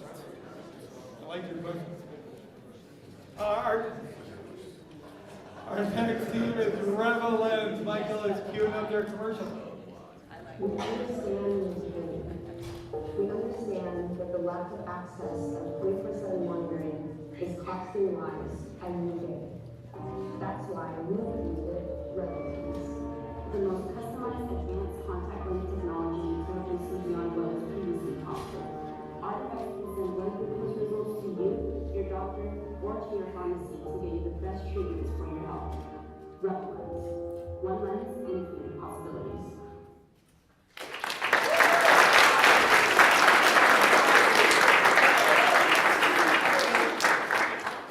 All right. Hello, everyone. We are Rebelens. My name is Luke Benoit, and I'm an optical engineer here at the university. So here at the university, I've been studying a lot of the future of biomedical wearables. And I believe with our amazing team of neuroscientists, engineering managers, and accounting experts that we've created the next disruptive product in the biomedical wearable industry. I want to introduce you to our first product, the Revo 1. This device is entirely centered around the diabetic patient. We can obtain a blood glucose reading using advanced optical technology and send that data to the user or to their doctor. We also are able to correct for color and vision errors due to high blood sugar. Now, we believe we can attain at least 6 million users that both have diabetes and require contacts, and these people are actually spending an average of $17,000 a year just to manage their diabetes. It's a lot. So, how does our product compare? We first eliminate the invasiveness that fingerprint and continuous glucose monitoring systems have. We're also convenient in terms of having a 24/7 monitoring system. Yes, that means you can wear your contacts while you're sleeping. And finally, our price is 25% cheaper. We are selling 26 pairs of contacts throughout the whole entire year. Now, to get that product ready to market, we've outlined a 7-year roadmap broken up into 3 key phases. Phase 1, our company will really be focused on R&D and developing our MVP. Phase 2 will be focused on securing a patent and getting FDA approval. And in Phase 3, in 2027, we plan to commercialize and hit the market. Now, when we hit the market, our sales process will follow similar companies in our industry, with initially, our end user need to book an appointment with their medical provider. Once approved for our product, their doctor will send their prescription to our company. From there, our medical providers will ship the product right to their door. Let me tell you about our marketing strategy. I'm going to be using my neuroscience background to get us into conferences and medical journals in order to target the medical professionals since they have an influence on the target user. We then are going to target the end user through Instagram and commercial advertising. Now let's get into our finances. We have an extensive 7-year financial roadmap where we'll be operating at a net loss but breaking even at the beginning of year 6. When we begin sales in year 5, we believe that our demand will be so high that our revenues will be increasing by over 100% year over year, reaching over 10 million in sales by the end of the 3rd year. Now going to our metrics, our gross margins will be increasing each year, reaching about 50%. This is above comparable firms. Likewise, our profit margins will also be drastically increasing each year, reaching to about 27%. Now, for our first 2 years, or phase 1, our key expenses will be in R&D in order to prove feasibility. Now, we'll be heavily relying on grant funding, as well as turning to external investors for additional funding. With external investments, like potentially yourselves, we can grow our team and obtain more engineers to advance our product. We hope that you will join in our journey to save lives, one lens at a time. Thank you very much.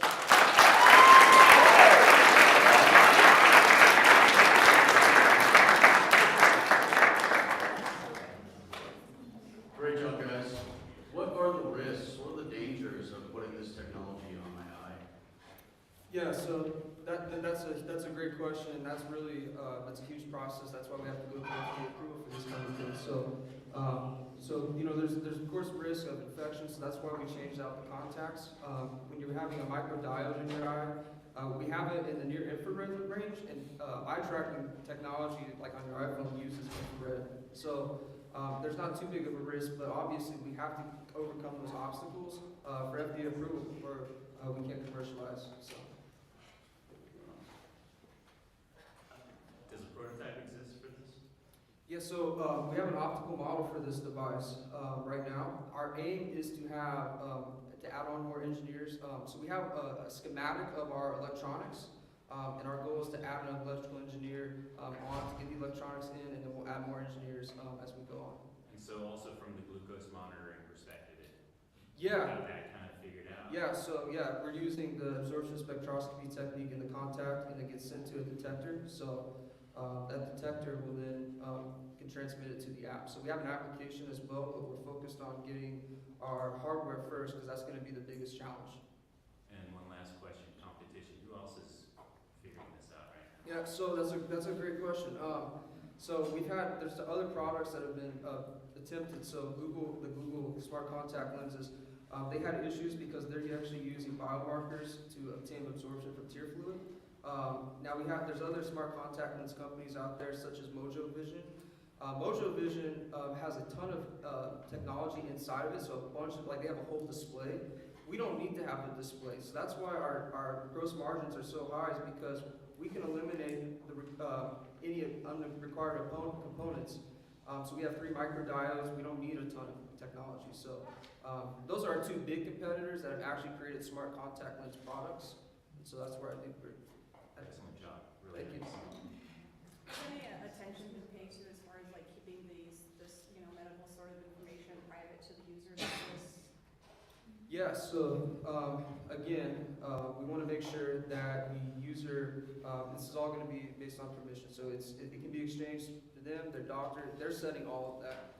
Or it can be sent, so the biggest thing is getting it sent to someone who may be close to them. So if they're having a diabetic episode or any blood-related episode, because blood sugar, there's a lot of things besides diabetes that blood sugar can do. So having the ability to do that, and that's all based on the patient. So we absolutely prioritize privacy, and we aim to keep that as our main concept. Absolutely. You guys may have mentioned this, but do you have an idea of how much you need to raise in total to get to a point where you're profiting? Yes, so for phase 1, we're going to be heavily relying on grant funding, which is about like over $300,000, and then $200,000 for external investors, just to get through phase 1. Phase 2 is going to be like another over $1 million, and then phase 3 will be purely on venture capital funding, another over $1.5 million. Great job.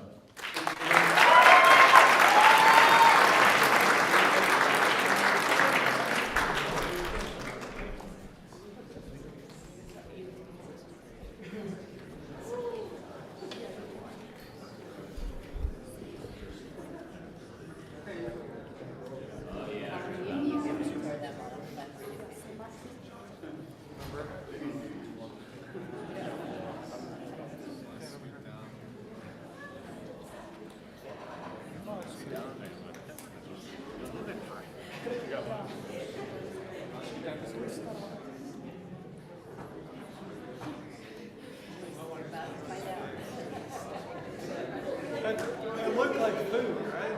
Oh, I want to buy food. Don't eat it.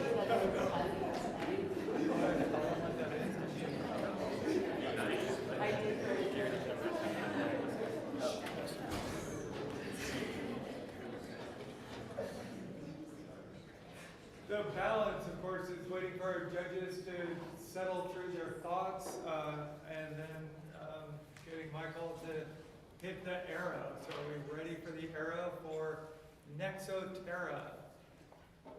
Greenhouses and indoor farms have shown major increases in productivity in the agricultural industry. However, there is still room for improvement. We at Nexoterra aim to find new value in unused agricultural materials by using sustainable processes and products. Currently, we are targeting Arizona's rapidly growing cannabis industry, collecting and processing discarded materials to create grow tubes. These grow tubes can replace non-biodegradable rock wool while adding circularity to the cultivation process. Join us at Nexoterra as we rethink waste.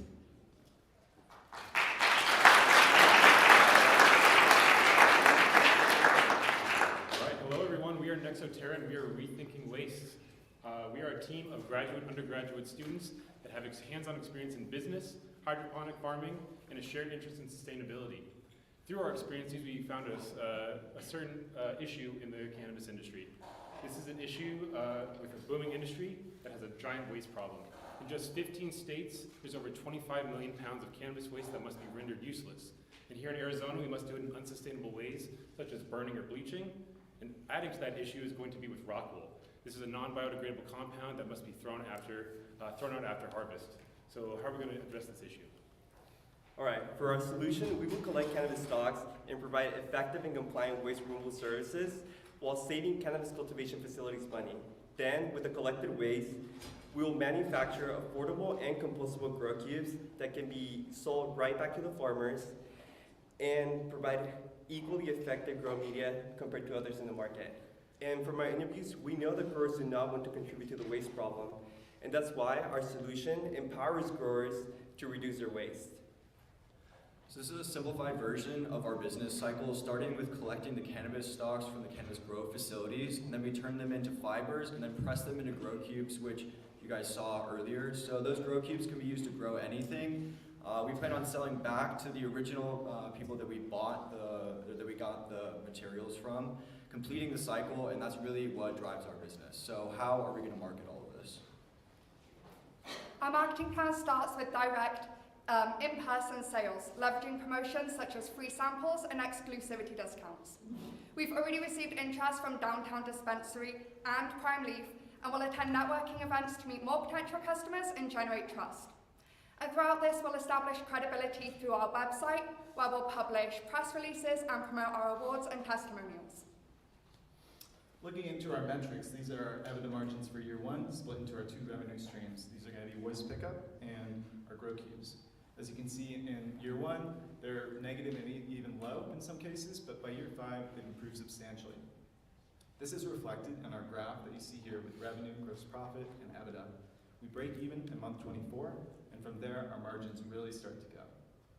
So how are we going to do this? We're going to start by establishing relationships with our initial customers, and then we're going to grow our team with the addition of a sales team and other experts.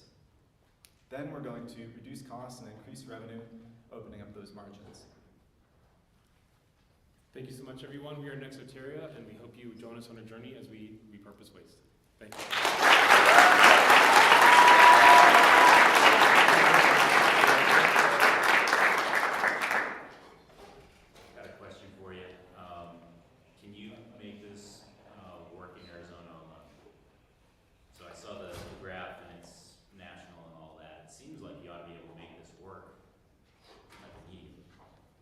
Yes, so with us in Arizona, we have stricter laws compared to other states like Oklahoma and California regarding the waste removal. Oklahoma and California, they actually have waste removal licenses that they can use. It falls under like hazardous. For us, it must be actually performed by the cultivation site themselves.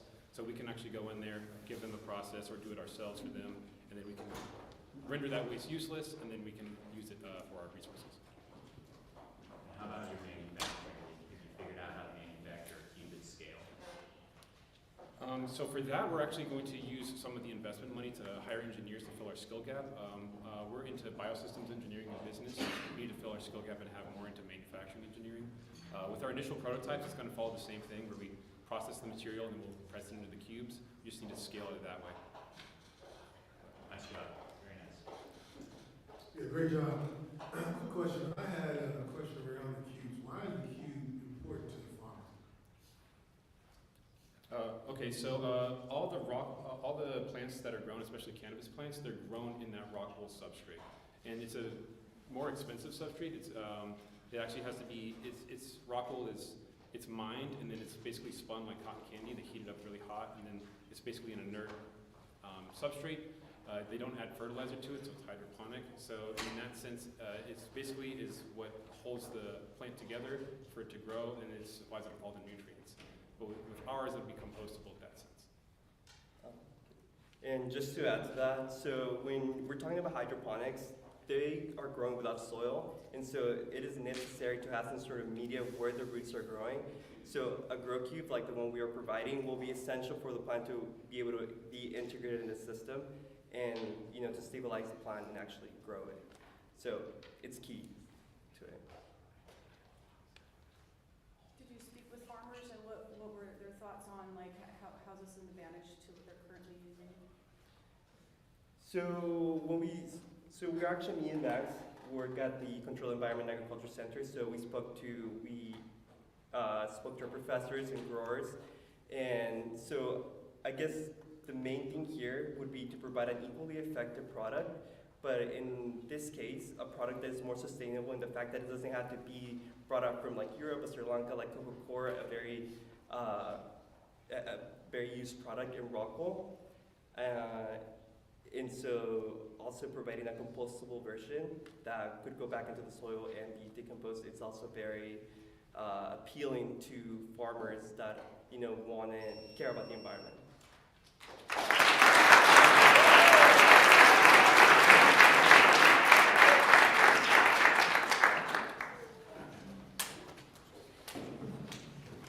Well done. Nexoterra.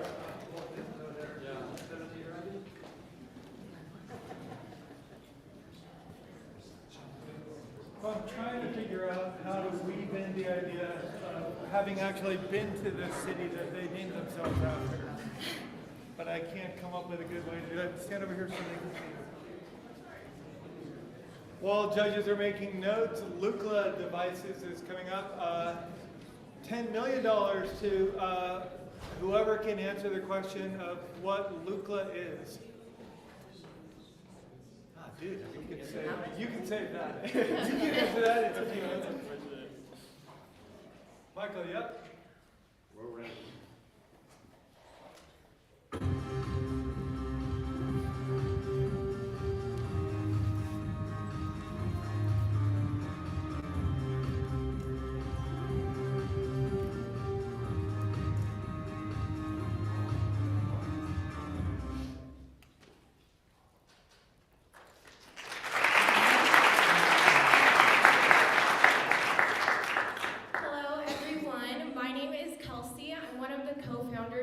company, Loopla Devices.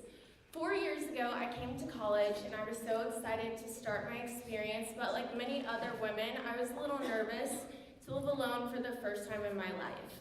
So I looked at buying a safety device, but found that they were all heavy, bulky, not fashionable, and I was afraid that they could be turned and used on me.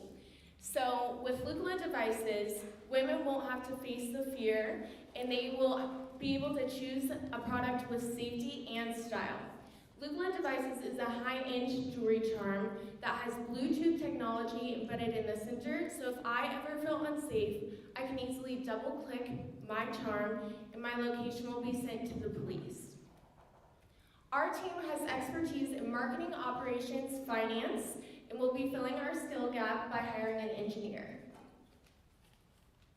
We were one of 3 teams asked to go to Admitted Students Day, where we were able to talk in front of 1,000 people in our exact target demographic.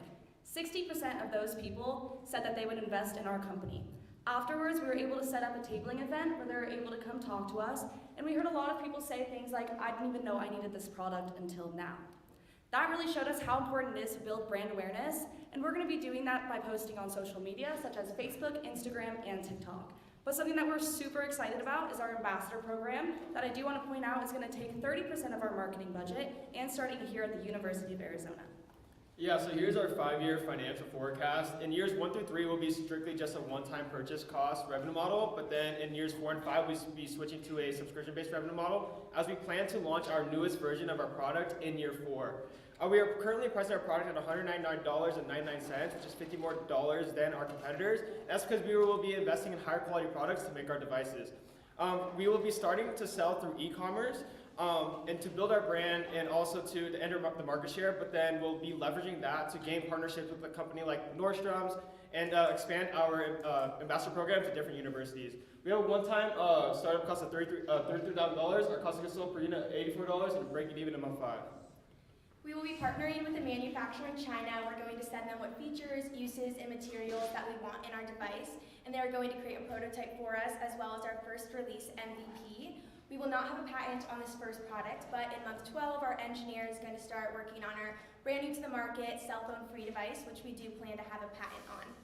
In the meantime, our biggest competitor in the industry is Invisaware. They sell a charm with very similar features than us. However, we are going to invest in higher quality materials because we know women really care about the look and feel of something that they're going to add to their everyday outfit. Help us empower women to live their lives without fear. Thank you.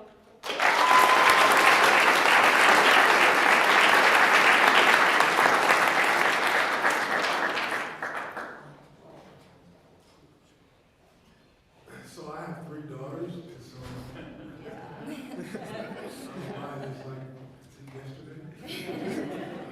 So thank you for this, and thank you for what you are moving into. I have a quick question around the technology in regards to notifying the police. When you think about like false alarms and things of that nature, is it a way that it can also notify the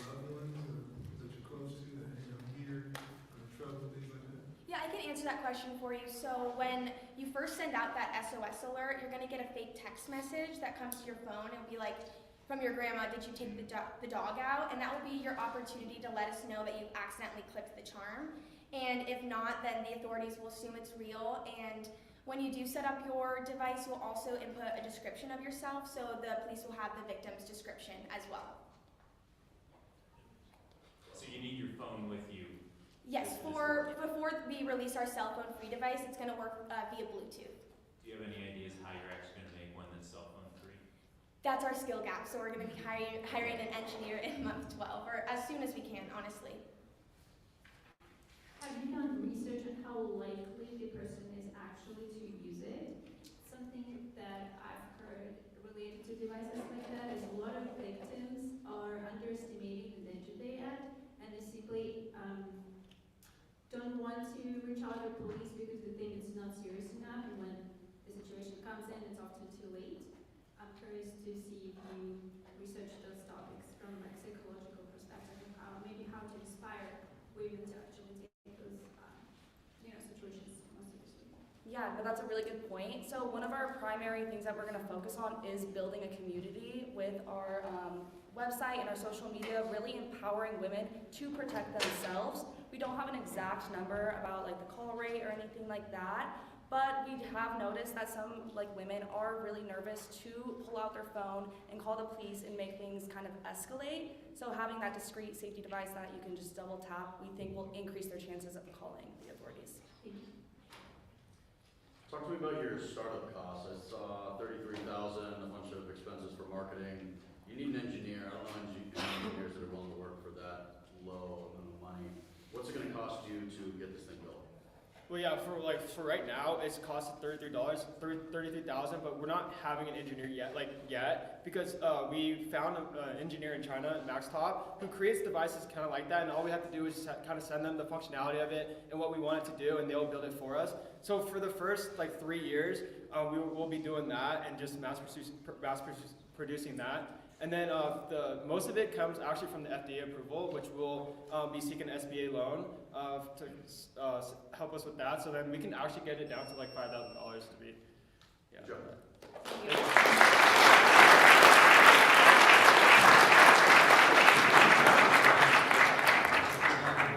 We are moving down the alphabet, so Interlude, Inclusive Foods, and Filtra will be our next group of 3.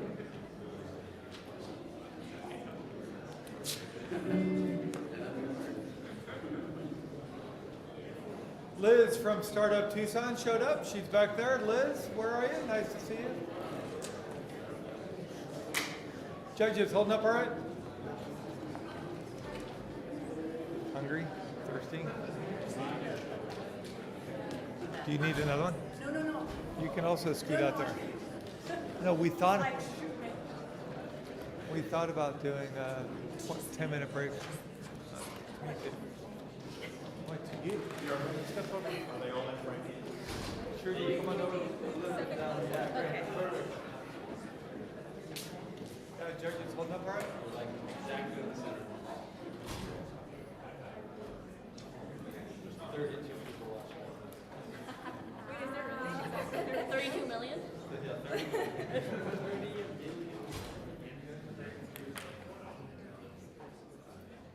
Okay, judges, are you ready? Okay, ready.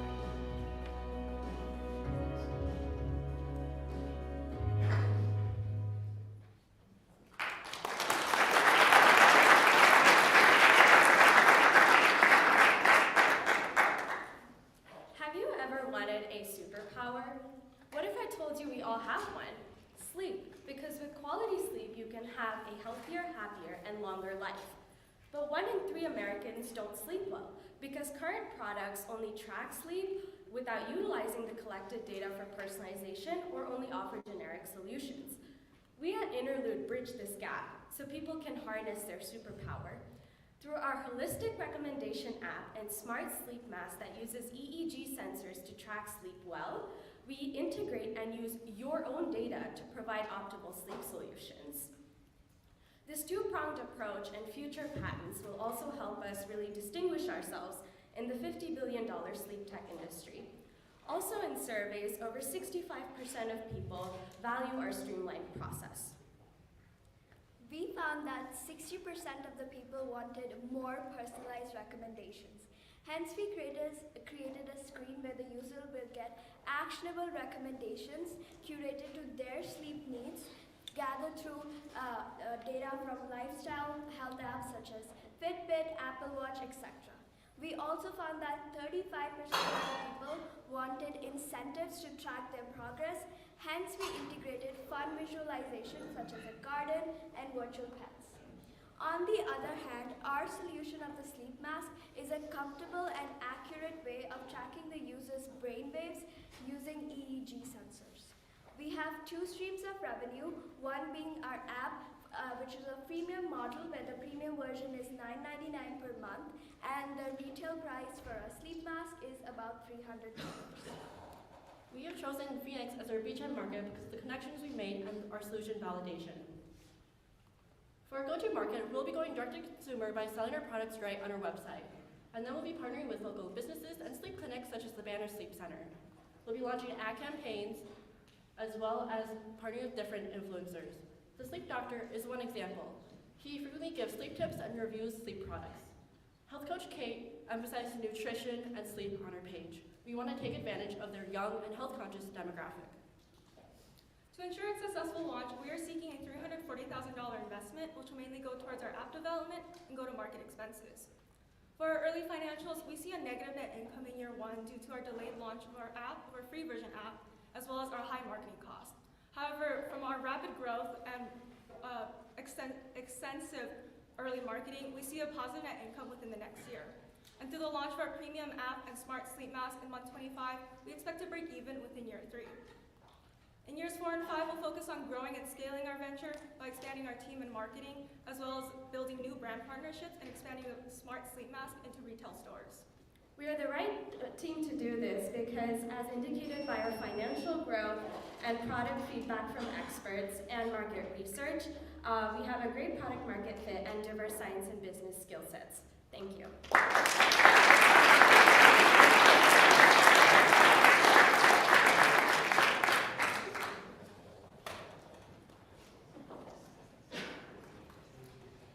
I've got a question. Do you have any research that tells you how many people sleep with a mask? Yes, so about 29 million people use sleep mask on the regular just to aid their sleep, that's just in the US, and we found that through our market research, a lot of people use sleep masks to block out ambient light and reach early light stages of sleep faster. So that already gives us a good indication that integrating advanced sleep sensor technology into a product that's already used by so many people will be a good idea. Yeah, 29 million is a big number. That's cool. Yeah. Do you have to charge it anyway to maintain the device? Oh, the sleep mask device? Yes, so we do actually have in our schematics a little charger port that people can use to charge throughout the day. However, later on with engineers in our team, we also want to figure out a way where we can make this mask charge without having to plug it in and more so on a form device, yeah. Do you all have a prototype that you can show and use? Yes. So we do actually have an app prototype already that indicates our, So we do have an app prototype already that shows how users can get personalized recommendations by the app integrating and syncing with multiple other devices and platforms to get data about their lifestyle and day-to-day habits. For our sleep mask, we have a 3D design ready as well as a schematic of where sensors would be placed, etc. But we don't have an actual prototype, and we hope to develop that in phase 2 of our operations. Similar question to the contacts company. What are the dangers associated with putting this technology on my head for the entire night? So in terms of the technology itself, the technology we want to integrate into the sleep mask is electroencephalography technology, which is actually used in research labs and medical settings to already study sleep. So there's been a lot of research into the safety of such technology, and it is very safe to use because all the technology does is track your brain waves, and there's no radiation or anything like that. What we want to figure out is how to bring such product and technology closer to consumers in a more comfortable way. So we're a lot more concerned with figuring out the comfort and ergonomics of this product. Sure. Is there anything else like this right now that's mass-based? So our current competitors for the sleep mask specifically are Muse and Mendy, which actually offer EEG headbands or similar products like the sleep mask form factor, and they do use EEG technology. But what they don't do is use that to actually monitor sleep very consistently, and it's because their focus is just more on meditation or other aspects of mental well-being. So we want to bring that to the sleep focus.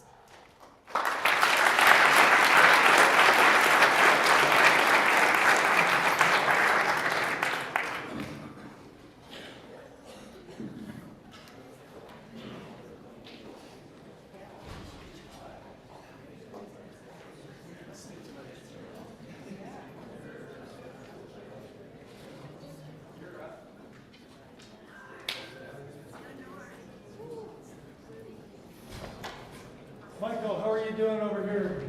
Yes, happy behind the scenes? If only we had a big curtain, we could call you the wizard. Ask Mr. Wizard.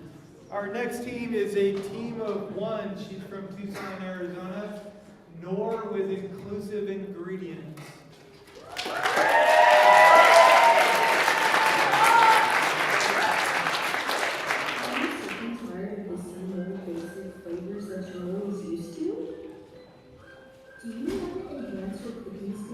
Cost-effective and efficient way?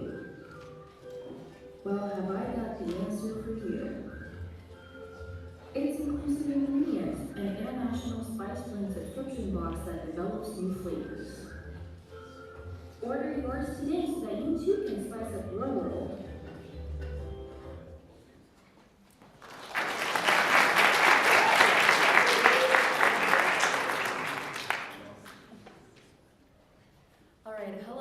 This is Inclusive Ingredients, an international spice blend subscription box that develops new flavors. Food has the power to connect us all. I want you to imagine a food that connects you to your home. Think about the components of that food. For me, as an Iraqi immigrant, I have learned over time that the key components of my culture's cuisines are spices, and this is all thanks to my grandmother. With that being said, heritage blends are being lost, which is why the overall goal of this venture is to pass down these heritage blends to future generations so that they too will be able to experience them themselves. The size of the market that I am entering is estimated to reach $10 billion within the next 4 years in the US alone. 15% of that is dedicated to the spice market, 20% for the ethnic spice market. And I want others to be deeply connected to their cultures, cuisines like I am, and I believe that that can be done with my product, which is valued at $16. Validation on pricing has been made through events such as Innovation Expo and with my mentor, Robin. When a customer orders a subscription box, they will get 3 informative flyers along with the spice blend itself. This is an example of one of the informative flyers that they will get. These spice blends will be created by culinary experts, and basically the purpose of this position is for them to assist in creating spice blends that are unique and have not yet been developed. My first culinary expert is my grandmother, as she is well versed in Middle Eastern cuisine and spice blends as well. For my key customer, these are people who want to enhance their cooking skills in a cost-effective and efficient way, and they will like inclusive ingredients as it will provide adventurous and bold flavors that are both healthy and easy to use. I will be reaching this customer through influencers that they follow, along with the social media platforms that they are on and advertising on them. I also plan on partnering with HelloFresh, which is a monthly subscription ingredient box, and my marketing estimate is totaling around $10,000 for launching. Now, the idea is a direct-to-consumer mail subscription box, and sourcing of the spices will be done locally, and packaging will be done in-house.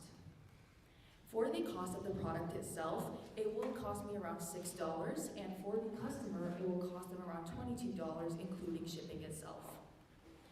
For retaining customers, I am planning on retaining 75% of my customers through year-on-year ongoing customer feedback, along with increasing investments in marketing to accelerate revenue and generate subscribers. My break-even point will be reached within the first year, and I plan on hiring a financial coordinator and a product assistant within the first year so that they can be able to help me with taking orders, and since finance is one of my skill gaps. I am also the best person to do this due to my knowledge and my connections. And with that being said, help me make the world more inclusive.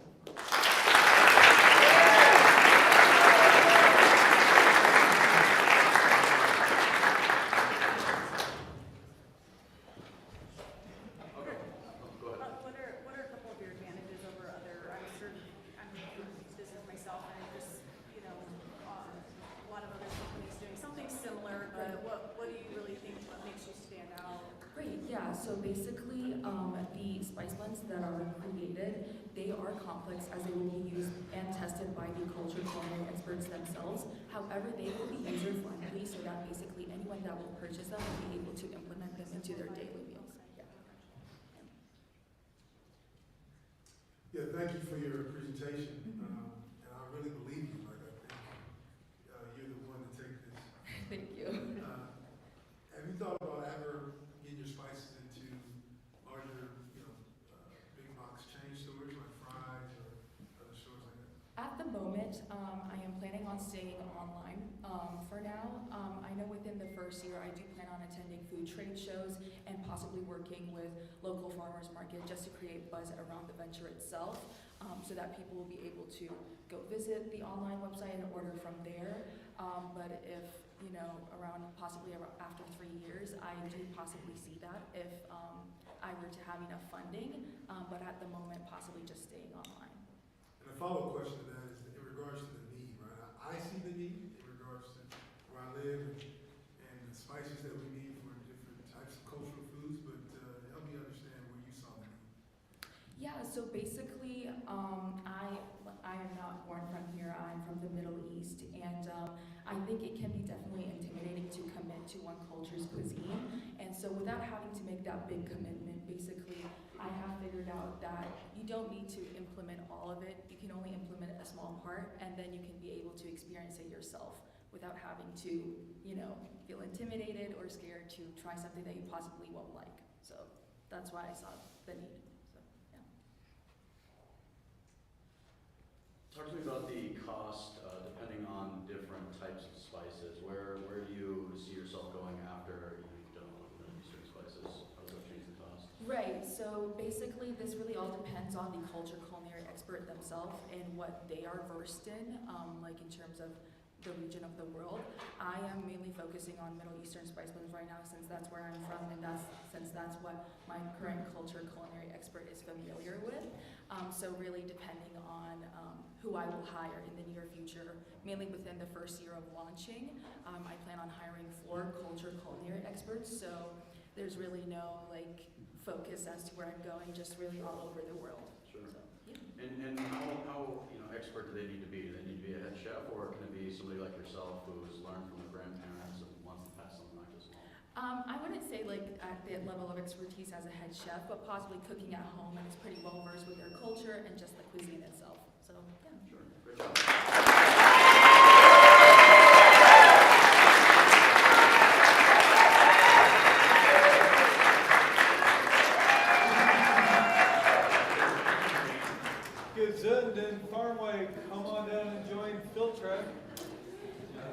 be brilliant to put Filtra in front of Good Game Gambling, which is wrong because we're going in reverse order. From food to video. Bjork Van holding up all right? All good.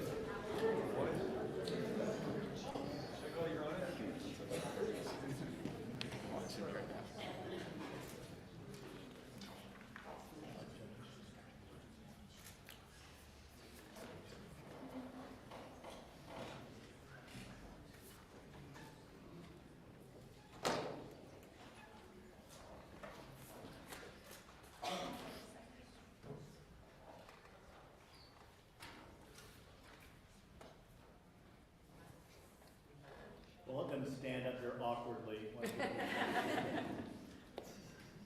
here we go. At Good Game Gambling, our goal is to provide users with a brand new gaming experience. We want players to be able to enjoy their favorite games as well as be rewarded financially for their time. We plan to combine the video game and gambling worlds in order to provide new streams of revenue for the average gamers. By saving small amounts of money, players will be able to compete for a higher reward through the multiplayer lobbies of already existing games. We can't wait to provide plenty of good games to come.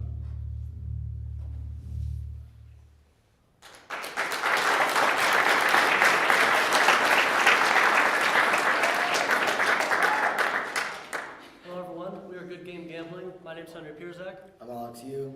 I'm Dylan Valdez. And I'm Zach Bernstein. And this is David. David is a 24-year-old from Arizona. He's also an avid video game player who likes spending so much time on video games that he wants to get paid for it. Currently in the video game industry, only the top 1% of players can make a living through either making videos, streaming, or participating in tournaments.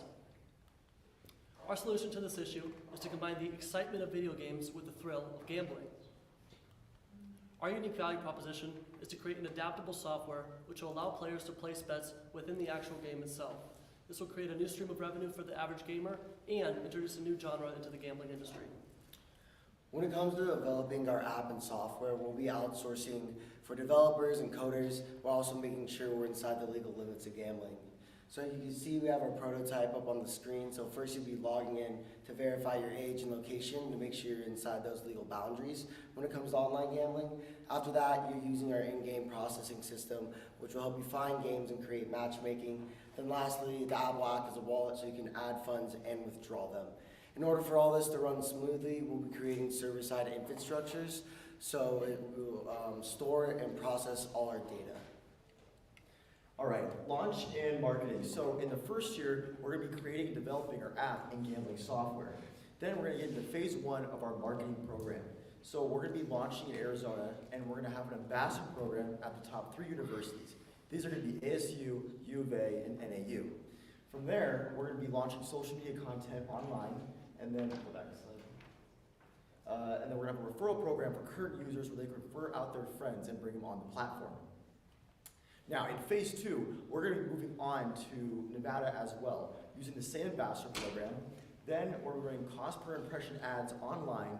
We're going to be utilizing Snapchat, Facebook, and Instagram. As we found, this is where our target demographic is heavily on social media. Lastly, we're going to be using internet streamers, and we found that our target demographic uses these streamers all the time, and they get millions of views every single month. And so we see that a small percentage of these people on this platform will go to our app. Let's take a look at our early stage financials. At Good Game Gambling, we strive for nothing but growth and unparalleled success. Looking at our revenue estimates from year 1 to year 4, you can see we exceed revenues of over $3 million. In year 5, we exceeded revenue of $7.3 million. This is derived from having 73,000 users, each on average staking $100, and we will take 10% commission of all those users. We also have relatively low operating expenses. In contrast to this, we have $240K in year 1 operating expenses and $480,000 in year 5 operating expenses. Our break-even point is month 25, and our year 5 EBITDA margin is 36.7%. Moving on to next steps, we're first going to partner with a video game startup, then we're going to begin software development, and finally we're going to launch our product and service so everyone can enjoy both the thrill and fun from gambling and video games together. Thank you.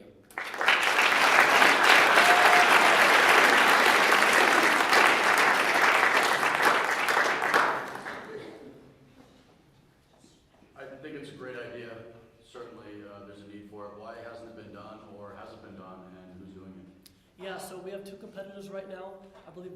called 1v1me, and there's also another one. However, they're both third-party apps, right? So you need to do everything externally, enter the bets through the app. And then, so like our innovation, our unique value proposition would be to have an adaptable software in which players can, use our app to find which games, our service is available on. Sure. And then, so like we want players to be able to bet within the actual game itself. So you want to integrate with a service like Twitch, or do you want to do that yourself? So we would technically want to integrate with, video game ventures and companies and whatnot, so that they can go into the actual game and use their controller to place the bet within the game before, completing the game. Yeah. I'm very removed from this, so I'm just, help me out. How would you regulate like the legal age? Because like you're taking video games and now you're adding like a gambling aspect. What do you do as far as like, 9-year-old or something? Certainly. So gambling is legal in 27 states right now, including Arizona. Obviously, you need to be 21 to be gambling. So our software is going to check the last 4 digits of your social security number so we can verify you and your IP address so we know where you're located, we know you're of age, so you can be gambling with us. That's how we're going to make sure everyone's of the legal age and should be using our app. Yeah. Yeah, I totally get it. We actually sell some stuff into online gambling, so I'm pretty familiar with it. I'm not in target market. I don't get what I'm betting on. So it would be the individual matches per different game, right? So all these different games vary, and depending on what that game is and what that online mode is, whoever you're playing against, you'll be able to stake money prior to the game, and whoever wins would get that money sent into their account. You're betting on yourself. Yeah. You're betting on yourself. Yeah. Yes. And we're going to provide multiple opportunities for everyone's favorite game to bet on different aspects of their favorite game, which is what we're bringing to the table here. What about betting on other people, watching like Fortnite or like a race car game, betting on someone to win? We thought about that to an extent. However, we found it to be much easier for players to bet on themselves, initially, just so that we can kind of get some traction and, get the excitement and build up, having the 2 different industries combined. Yeah. But it's coming down the road. Yes. Also, we want the whole experience to be about the actual customer, and we want them to really focus on that, not just betting on other people, but it's about them.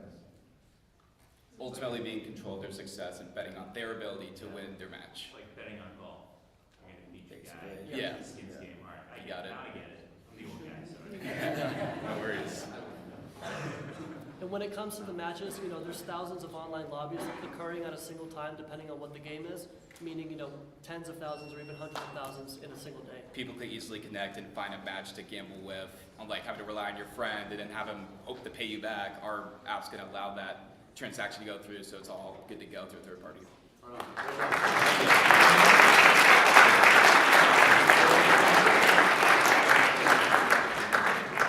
Our next team, as judges make their notes, is another team of 1. There's your sticker. We will call him Gazunt.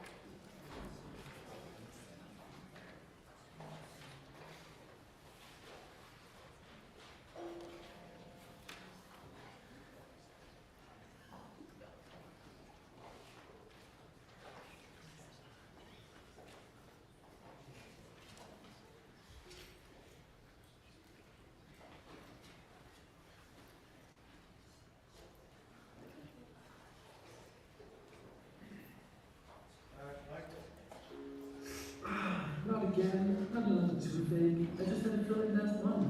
Why does this always happen to me? It often comes down to your oral hygiene and the composition of your saliva. 9% of adults who get toothache, they always have great teeth throughout their entire life. What's the secret to my ass? Often it's just very strong saliva.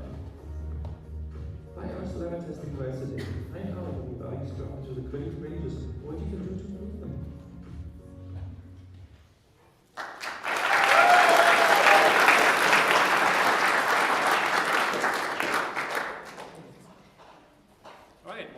To the presentation of Gazunt. Your well-being is our My name is Raphael. I'm a computer engineering student here at the university and the founder and CEO of this venture. When I grew up in Germany, I had a really poor diet and just holes in all of my milk teeth. I was really concerned back then. As I got older, I got a lot more dental work done, and whenever I didn't, it was really concerning for me because I was a real estate professional and I would hesitate to smile and it was really embarrassing. Later on, I found out that 91% of Americans do get tooth decay, and 15 or on average 13 of their teeth are affected. The science behind them that I found out is that pH and calcium are the most important factors when it comes to tooth decay. If your values are really high, you're practically immune to tooth decay. And if your values are low, you might have active tooth decay happening right now. The Stefan curve also shows how throughout the day, after snacks and breakfast, your values drop into the critical area in the danger zone, and you want to get out of there real quick before your teeth start to decay. That's why you don't want to sip on coffee all day long. You want to have a good sip, a good coffee, and then be done with it and take a break so your saliva can recover. On the right side, you can see the devices that we've been developing, and you can check them out during the lunch break, and I can demo them to you. For the approach in the market, I'm looking at a B2B venture where I'm targeting the dentists in Tucson first, then in Arizona, and then in the US. The finances behind it are also structured into 3 phases. Year 1, I'm doing door-to-door sales, basically, which I'm used to as a real estate salesperson, where I'm targeting dentists individually. And my cost of goods sold will be about $300, and my price per device $1,000. Year 2, I will hire a salesperson to do the work for me, and also do digital sales additionally. In this simulation, I will have about 250% revenue increase and break even in month 2023. Year 3, I will have another increase in sales and about 20% profit margin at the end, which will average out. The ask for this venture, I'm offering 25% equity in the company in return for $250,000, which I will use for IP protection, FDA approval, which is really important, some leftover engineering work, and the first 3 months operations cost. The evaluation I got from Base, which is a company founded in 2014 in Germany, sold for $6 million after 5 years. So that's why I'm averaging about $1 million maybe. That's it. Thank you very much for your time. Let me know when you have any questions.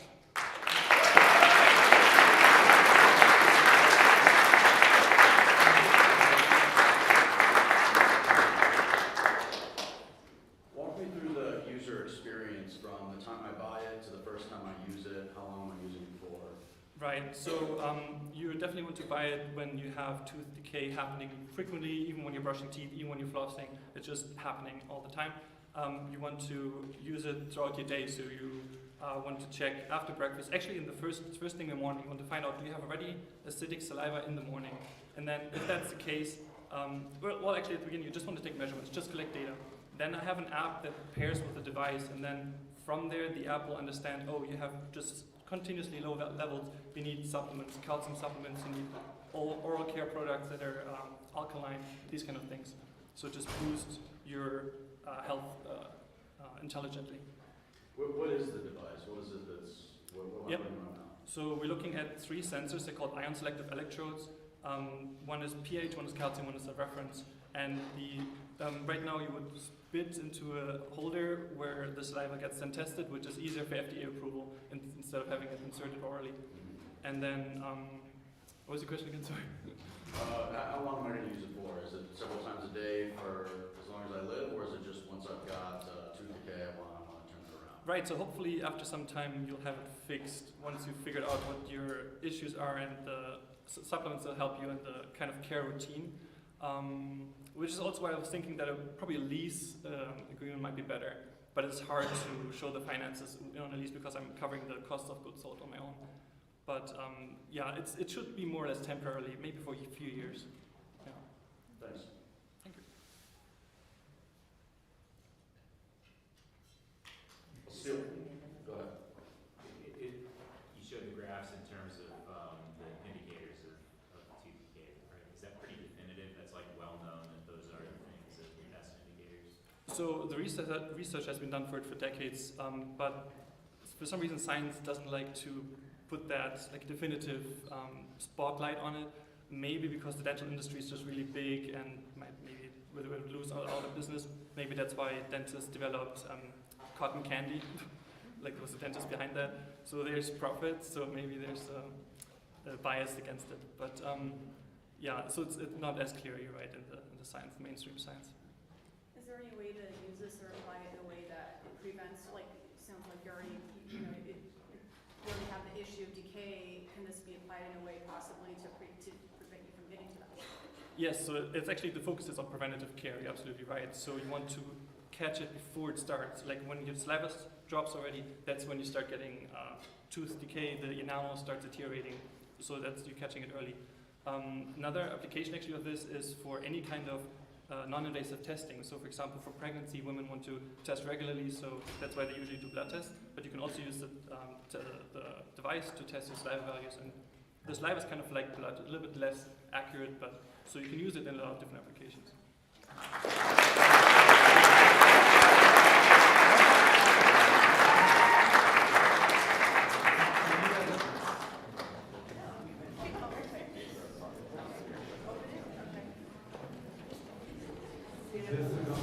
Check it. Does it work? Yes. Would you like one? I would. Thank you. All right, we are working our way down to the final few teams. Our next team is Filtra. Michael will turn on their Filtra commercial. Thank you, Michael.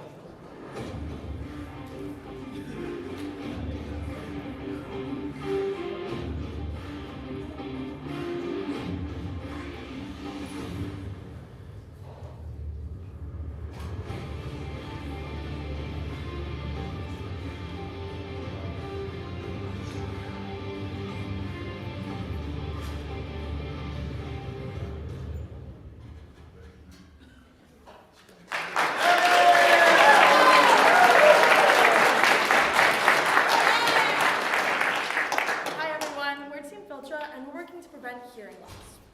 We learned that there are 13.4 million Americans working within construction and manufacturing in hazardously loud environments that can lead to long-term hearing damage and conditions such as tinnitus, or ringing in the ears that sounds similar to this. We can all imagine how inconvenient that would be to live your life with that constant ringing. We also learned that 242 $1 million is spent annually. That's all right. Well, we learned that $242 million is spent annually on workers' comp cases specifically related to this hearing loss.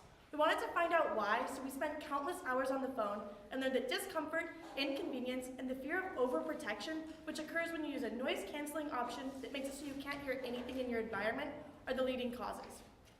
Our product suits our customers' needs by adding a noise filter that's able to reduce all levels of sound in a user's environment to a safe level for their ears.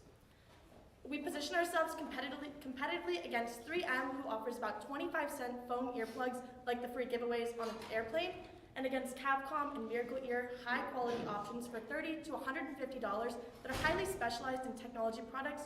Ours works fully mechanically and is in the middle ground where we'll dominate the market using a land grab strategy. Yeah, so we've already actually gotten started on this land grab strategy by fully launching our e-commerce website and actually making some sales. But the majority of our revenue is going to come from our business-to-business direct sales model.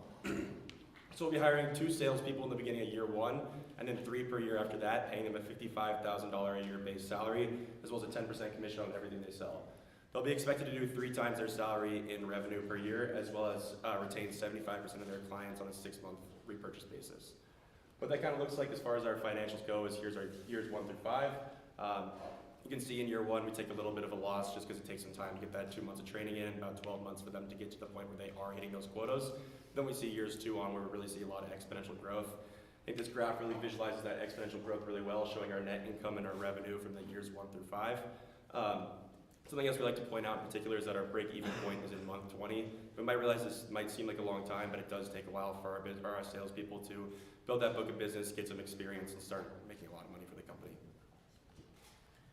Yeah, in addition to those financials, as you can see in this chart, as we order more units to our company, our total cost of goods sold and material costs decreases. Now in year 1, we're able to decrease our material costs by 40%, making our profit margin 70%, just in year 1. Up next, On our next steps, we definitely want to capitalize on our land grab strategy where we want to recruit enough sales team in order to start selling those units. We want to start building that strong infrastructure on our business and always be in the journey of product development to differentiate to other companies. Thank you so much. Judges, here at Filtra, we are committed to prevent long-term hearing loss. We want to help that 13.4 million customers in the manufacturing construction company. Thank you so much, and the floor is now open to questions.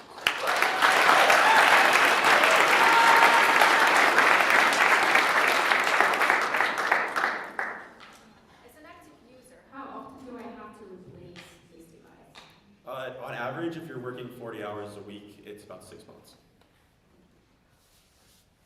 Do you all have backgrounds in this type of technology? Like, how did this idea come to fruition? Like, does anyone have a personal story connected? Yeah, I can take this. So I've worked in the music industry for the last 2 years, and this technology is really similar for those that, like musicians and stuff on stage, because it maintains all the sound quality, just kind of turns everything down, right? So I worked in there for about 2 years, worked doing speaker setup, and just blew my hearing out. So I live with that ringing in my ear every day, day in, day out. So that kind of realized that it's a lot bigger than just the music industry, and the construction manufacturer is a lot larger. Those industries are a lot larger, and there's a lot of people that could also benefit from that same solution. Yeah, I had a kind of a similar question, because in your exec summary you talked about like the lost work and all that stuff, right?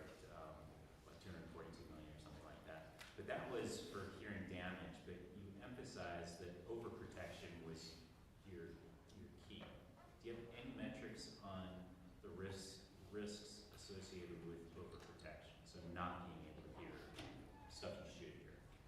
I don't know that we have a specific number on that metric, but we learned that in our research, when you wear the over-the-ear muffs, or when that's offered by companies as the protection for their employees, they're inclined to take it off more often and not wear it. So the problem is that they choose not to wear it because they don't want to be overprotected. So it's kind of a choice thing, because they're not able to do the job effectively, I suppose, because they can't hear what's going on.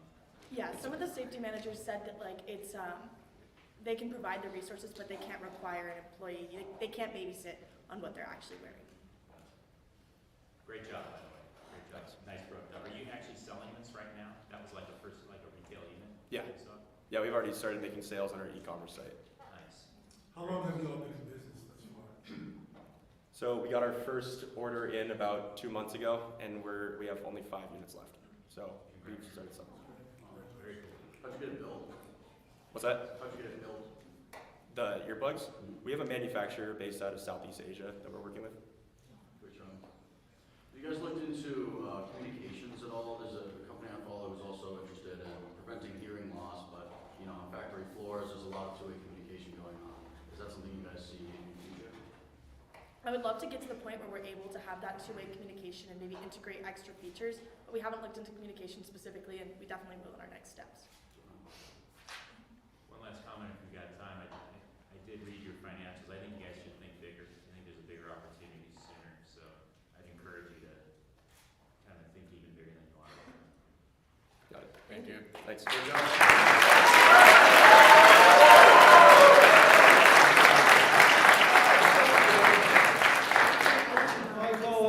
Michael and Tom, have we heard that sentence before? You all need to think bigger, Robin and Bjorgvin and Michael and Tom. Remember that sentence? All right, next up is Your favorite team. my favorite team. It's Team Benji. Benji.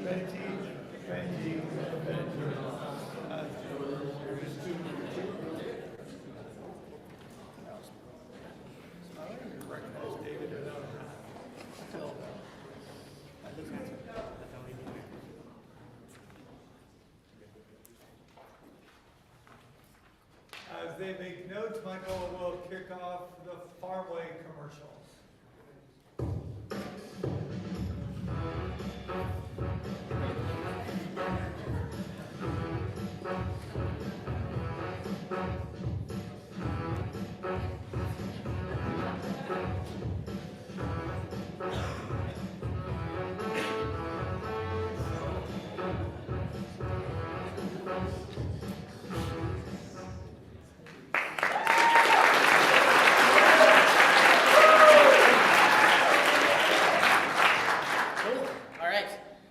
gentlemen, theys and thems, esteemed judges, I would like you all to just imagine with me for a second that you're the owner of a local restaurant here in Tucson, and you pride yourself on selling quality, local produce. And as you're doing inventory one night, you realize that you're gonna run out of fresh fruits and vegetables this weekend. What can you do? Your inventory supplier won't deliver for another 4 days. You can't go to a grocery store that's not local and it's debatable quality. But what if there was a convenient, reliable company that could deliver quality local produce right to your door? What if there was a sustainable way for you to service the community right here in Tucson? What if there was a Farmway? Farmway positions itself as a connection between local farms and local restaurants. We work with farms to schedule regular pickups in order to ensure that we can make deliveries to our customers within 24 hours. Now, how does this work more specifically? Our team procures the produce directly from the farm, cleans, packs, and lists it on our website, ready for customers to create an order. Once the order is submitted, customers will then receive their order on demand. Now, our initial beachhead market in Tucson will consist of 907 independent restaurants who all spend $3,500 a week on average on produce. And as we initially launch, we plan to start with the 20 restaurants that we've already validated with and capture 90 accounts by the end of phase 2. Now, we've identified 3 segments within our market. Those segments all have varying order sizes as well as different priorities. However, we've learned that all 3 of them focus on convenience, customizability, and access to local produce, and therefore we've designed our solution around these 3 pillars. So in order to make sure the solution is feasible and viable, we're going to focus on maintaining strategic relationships as well as adhering to lean operations. So the first 3 years of our operations are broken up into 4 distinct phases, namely the first being the 6-month pre-launch phase where we purchase our initial VP&D and establish our initial infrastructure to be able to launch in Tucson. For that phase, we're going to need $50,000 to launch our first location and begin making deliveries. But as soon as we launch in month 6, we'll be able to generate revenue and this is the financial performance over the next 3 years. Namely, we'll be EBITDA positive in month 25 and our gross margin will continue to grow as we expand. Well, who's better to make this dream into a reality than the great hands-on team here? We have the necessary experience and connections and no immediate skill gaps so we could launch immediately in the next 6 months. We're all focusing on reducing food waste and reaching our community with its local produce. What we do immediately next is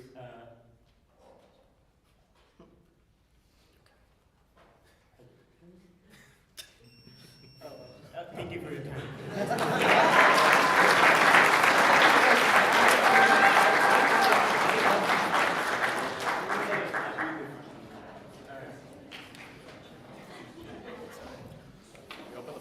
Questions?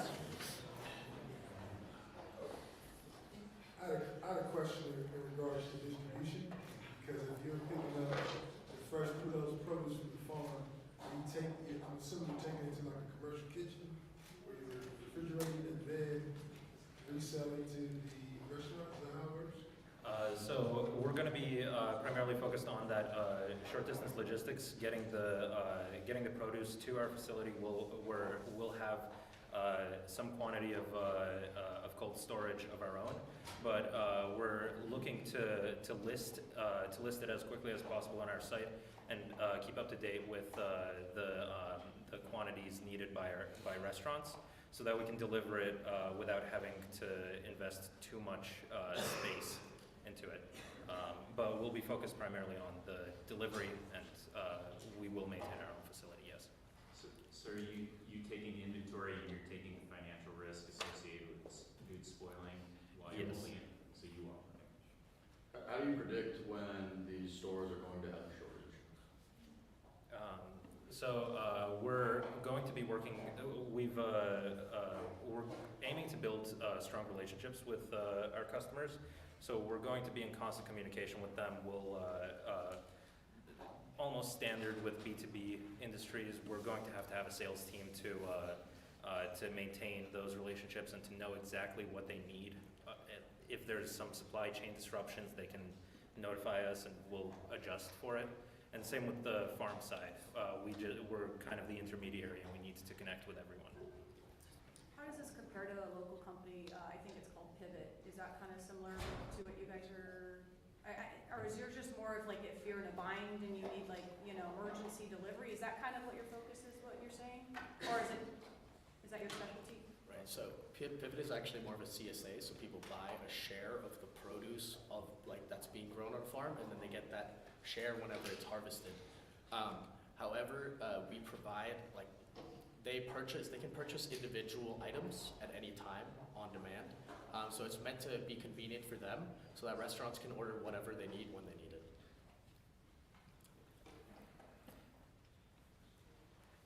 How many farms are in and around Tucson? From a supply perspective, I don't have any perception as to, are there tons and there's a lot of supply and a lot of waste going on?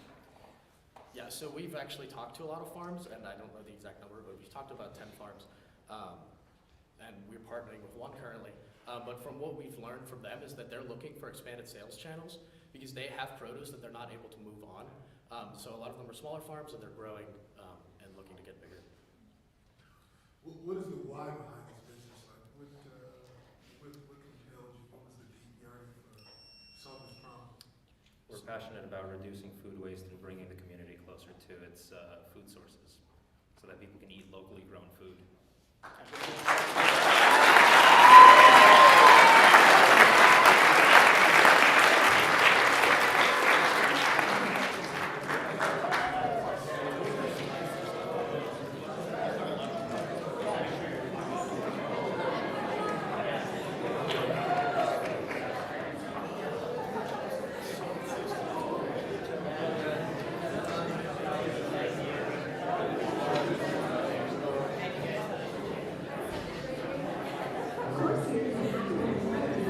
We have 3 teams in the morning go around. Corsair, Common Code, and Betsy. The final letter of the alphabet.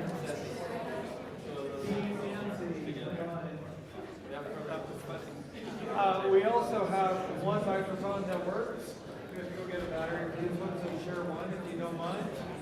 Michael is trying to find your commercial. Judges are coming to terms with Farmway. Everybody else is wishing, is there a farm bringing me food right now? In about 25 minutes, we'll be able to go for lunch. But first, we have our 3 final teams. Corsair is up next. Corsair is an academic productivity software that saves time for students and advisors. Manage your schedule by estimating your weekly workload each semester. Ensure you're on track to graduate by visualizing your degree progress. Find the perfect courses for you through personalized recommendations. Thinking about changing your major? Easily use some alternative paths. And never miss a deadline when you can track all of your assignments in one place. Visit Corsair.com today so you can change the course of higher education.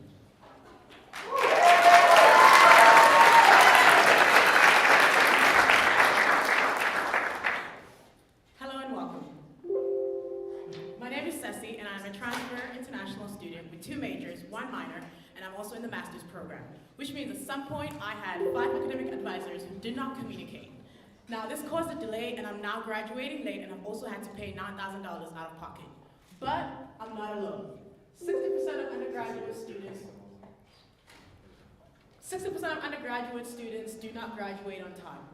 So we are Corsair, and we help students track their progress towards graduation. Because as you can see, some students have had to pay way more for delayed graduation than I have and have suffered opportunity costs in the process. So, what sets us apart?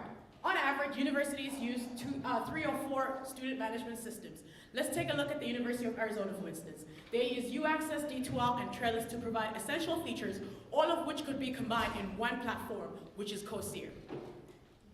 So we get Corsair to students just like Ceci with our B2B business model that begins with us approaching universities.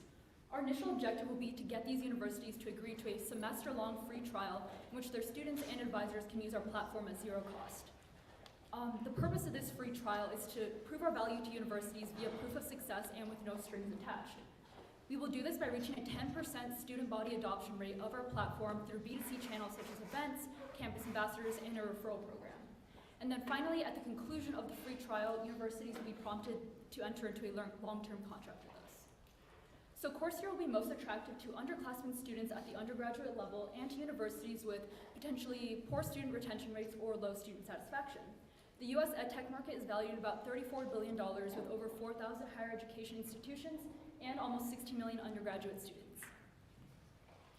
How do we plan to actualize this? Well, in our first 2 years, we're going to focus primarily on development and necessary team hires. As you can see, we have the highest phase of the customer acquisition cost, but we expect this to change over time. We aim to provide a lifetime value of $1.5 billion for medium-sized universities such as the Northern Arizona University.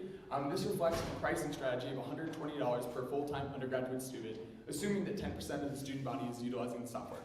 As we begin to grow, we expect to break even near 3.5 with 15 university contracts. This will reflect a gross margin of 60% and a net margin around 20%. Lastly, as we begin expanding in years 5+, we hope to leverage our brand equity and the validation that we gain from other universities as we eliminate our free trial program. We also hope to target larger schools and longer contracts, which will increase our lifetime value, and we expect that our customer acquisition costs will only go down with experience with different universities. And what do we need to pull this off? We're aiming to seek for $245,000 in capital, so it'll go primarily to our software development. But moreover, we really need your help as investors, because there's 15 million students at over 4,000 universities, just like Ceci, that could use Coursera to help envision their academic future. With your partnership, we'd be able to get them the help that they need. So would you join us as we change the course of higher education? Thank you.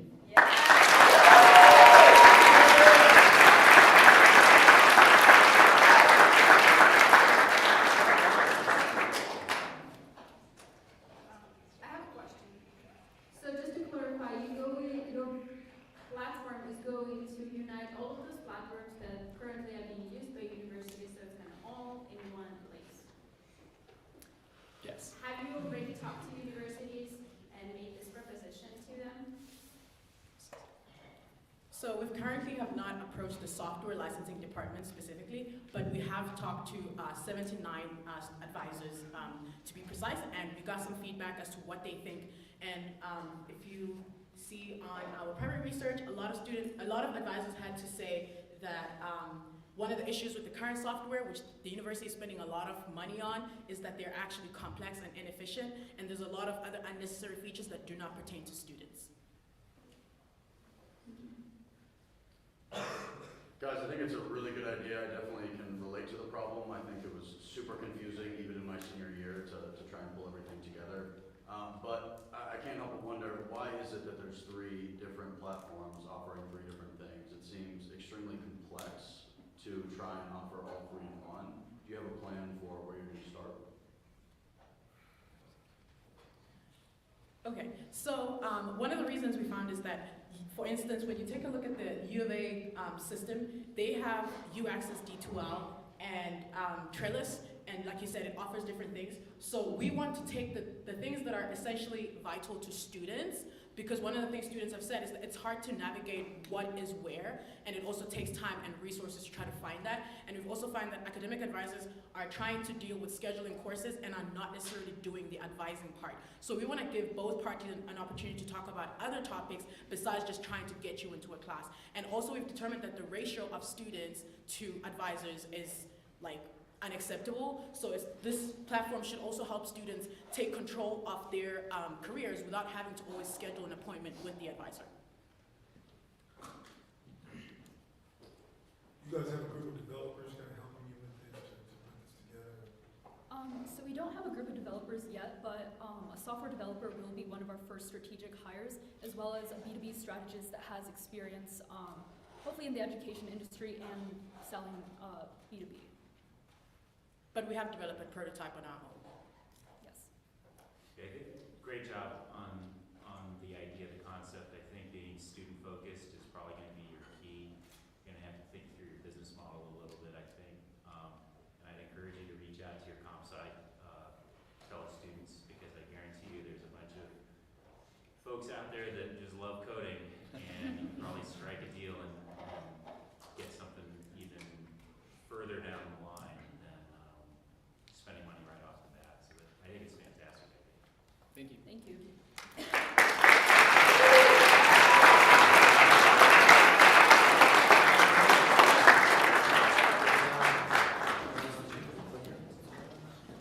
We're down to our final two teams in the morning round.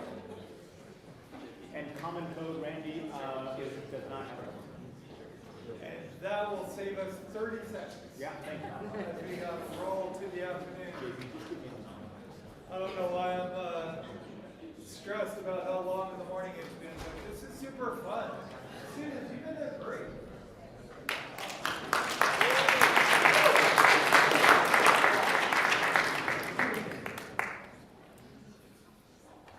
Raise your hand if you had a hard time deciding what to wear today. The majority of us, almost every single day. I'd like to introduce you to Ben. Ben deals with that problem every single day, like most of us. But we need to understand why and what it's causing. What we know about Ben is that he has an oversaturated, underutilized, and inefficient closet. This is causing him to have inadequate clothing when he's going out and doing certain things, as well as spending over 12,000 minutes a year just on selecting outfits. Imagine how much more you could do and how much more Ben could do if you got that time back. So who are we? We are Common Code, the solution to that very common conflict of what to wear every single day. Our goal is to simplify the lives of young active professional men and upgrade their styles effortlessly by keeping in mind two-way sustainability. Reduce the overconsumption and overspending of our customer and the overproduction and pollution that is being caused by the fashion industry. So the first part of this are our capsule collections, which are small, efficient collections of clothing that satisfy your wardrobe needs, and they range from 4 pieces of clothing all the way to 24 pieces, and we have 5 different sizes. Our innovative mobile application has the ability to revolutionize your everyday approach to getting ready. First, through CC, our AI-powered, fully conversational and interactive AI-powered stylist that will be able to generate outfit recommendations based on your activities for the day, the weather, previous selections, and other analytics, as well as the My Code, which is a virtual closet that will house all Common Code items and partners items. So we are operating in the U.S. men's apparel industry. Taking a look at our competitive landscape, we want to differentiate ourselves from competition through our digital styling assistant named CC, as we believe this is an emerging technology that is able to revolutionize the fashion industry. We've identified customer segments ranging from recent graduates to men 31 and above, as well as the significant others of our target customers. We plan to leverage social media platforms and affiliate marketing to reach each individual segment. The capital required to start our venture will be $200,000 divided in between these 4 segments. We expect to break even in month 13, where we will begin to experience rapid growth in our sales due to our marketing and advertising efforts, and also grow our brand equity as well. Looking forward into the future, some key activities that will help scale our business will be to expand our product offering into undergarments, accessories, and sportswear, and also explore other partnerships and collaborations with other brands. This will allow us to target a larger audience and also, once again, increase our brand equity.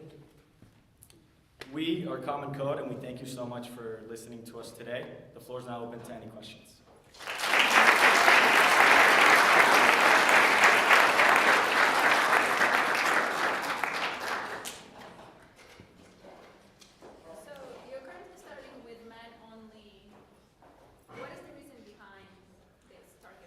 So we believe that as many of the men that are transitioning into their professional career right now, our current closets and wardrobes are not adapted to take that next step in our career.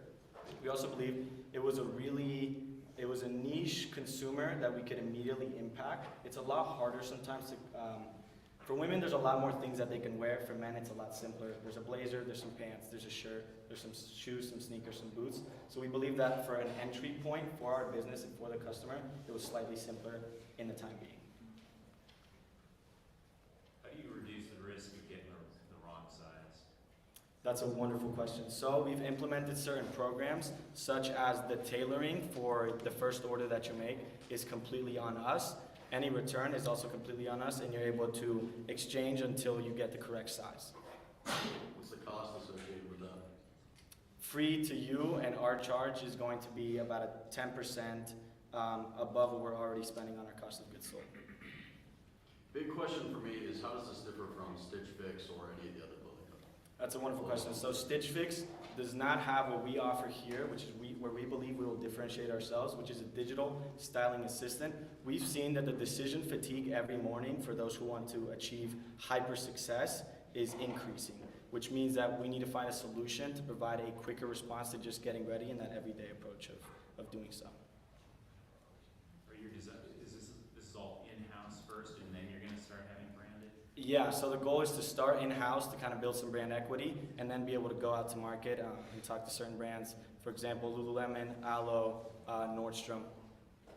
You've already got designers or... So I will actually be designing the clothes myself. And then we have a manufacturer and a software developer already in line. I missed the price point. What's the price? So there is 5 total capsules. Our lowest entry point, which is actually where we make the most margin, is with our Starter 4 and our Starter Plus. And then, of course, you have the full range, which is a full 24. The reason we select the 24 is because men with only 24 pieces can create over 400 combinations of outfits, more than a year without ever repeating.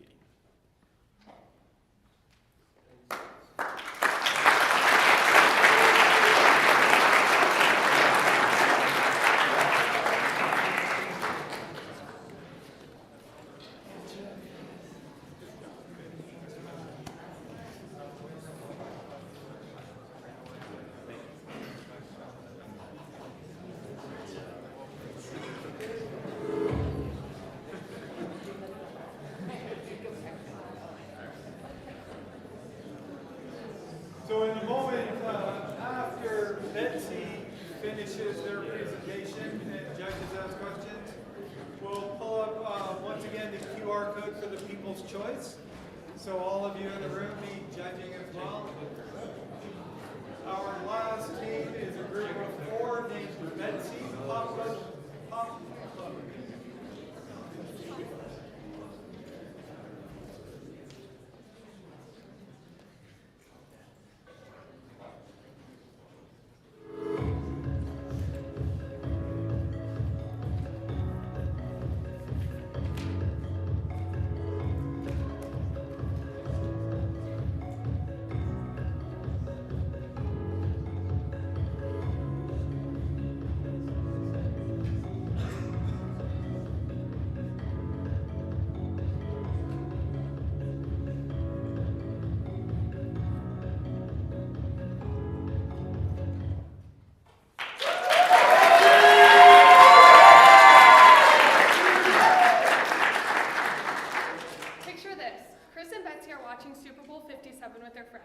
Chris already placed a bet that the Chiefs are going to win, but Betsy's more interested in the halftime show, where she wants to know who Rihanna's guest is and what song she's going to open with.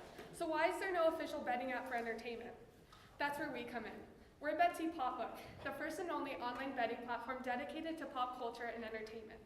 We operate in an $11 billion industry and position ourselves as an entertainment-focused offering with the ability to bring people together through our group betting feature. The problem with the current gambling landscape is that it's not easy to use, it's very sports focused, and it has high risk aversion. Many people think it's way too risky to use.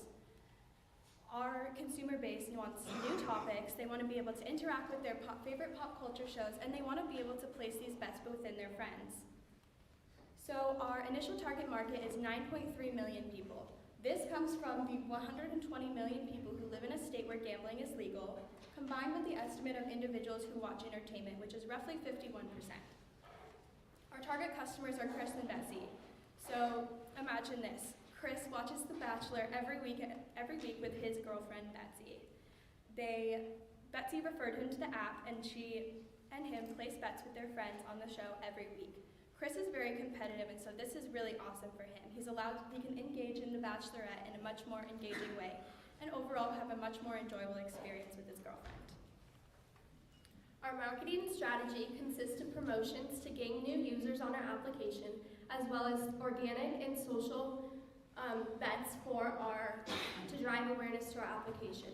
Taking a deeper look, we have provided 3 promotions we will be using on our social media to drive those new users to our application. To place a bet on Betsy, users will pick their preferred show, select their bet, select their token stake, and confirm their bet. It's as simple as that. We make money by taking $5 5% of all depository amounts. Our COGS is a 2% royalty fee, so we net revenue 3%.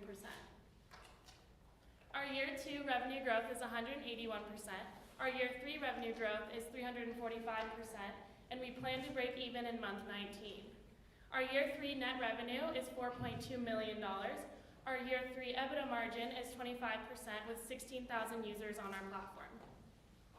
Our CAC is $42, our LTV is $260, and our percent of SOM is 6%. We plan to launch in Arizona and eventually expand targeting highly populated states with legalized online gambling, and eventually down the road incorporate partnerships into our future marketing plan.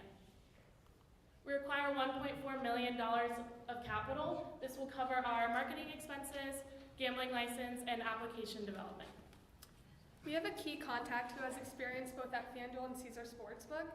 Join us in bringing Betsy pop-up to entertainment fans across the world. Thank you.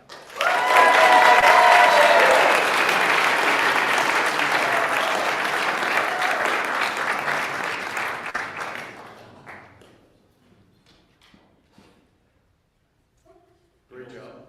I think it's a great idea. I remember 6 months ago, my buddy said he placed a bet on which bachelor would be the one at the end. But to do it, he had to go through a crazy process and some weird back-end website. Kind of felt like the black market. It definitely seems like there's a need. But my question is, people who watch The Bachelor, I feel like probably aren't as likely to be placing bets as, guys watching football, maybe. What's your plan to change that stigma, get people like yourselves interested in gambling? Yeah, so we recognize our target market is not a risky gambler, but what we are emphasizing is that this is an opportunity to hang out with your friends and bond over a shared TV show. And with the referral, we also think there's going to be a massive networking effect. And with that, people are experiencing the little thrill of placing a bet on who's going to win, and therefore they're more engaged with the show that they're watching. I think it's a great idea. Is it only for the shows? We are kind of focusing first on award shows, challenge shows, and reality shows. But as we mentioned, the Super Bowl, we see an opportunity for big pop culture events down the road. I have a question around, I had 2 questions. One, what are they betting on? I understand The Bachelor, but I'm thinking about, if you have all different types of genres of shows, how would they know? I mean, how do you figure out what they're betting on? And my second question is, many shows are pre-recorded, and so there's a level of, you can almost cheat if you do it. So how do you account for all those things? Yeah, so first off, for your first question, it just depends on the show. So for The Bachelor example, you might bet on who gets the first date rose, who's gonna get the solo date. It's show specific. To avoid the cheating thing, we really want to emphasize prop betting, which is instead of doing the final result of a show, we emphasize things that are going to happen in the middle, and so the likelihood of being able to find it via cheating is less likely. In addition, similar to sports betting, if a bet is leaked, we'll be able to void a bet. And in addition, we'll put into place rules that if you're work for an entertainment company, you have anything to do with production, you're not allowed to bet, and that's exactly what sports betting does right now. Have you talked to any gaming commissions to see whether you're actually allowed to legally bet on these types of? That's one of our things that we'll have to hire legal counsel for. Right now, we do expect it to be very similar to sports betting because right now, FanDuel and DraftKings kind of dip into the entertainment betting just a little bit, but because they're a sports book, their target audience is very different than what we need to focus on. Do you have some type of prototype, or have you tried this or any other outside of sports? Yeah, so as you can see on the screen there, that is a few screenshots of our app. It's mainly a prototype base, but that will give a good walkthrough, you select your bet, you select how much you want to wager. As you can see where your friends are betting as well, and then bets are paid out within the betting group. Great job.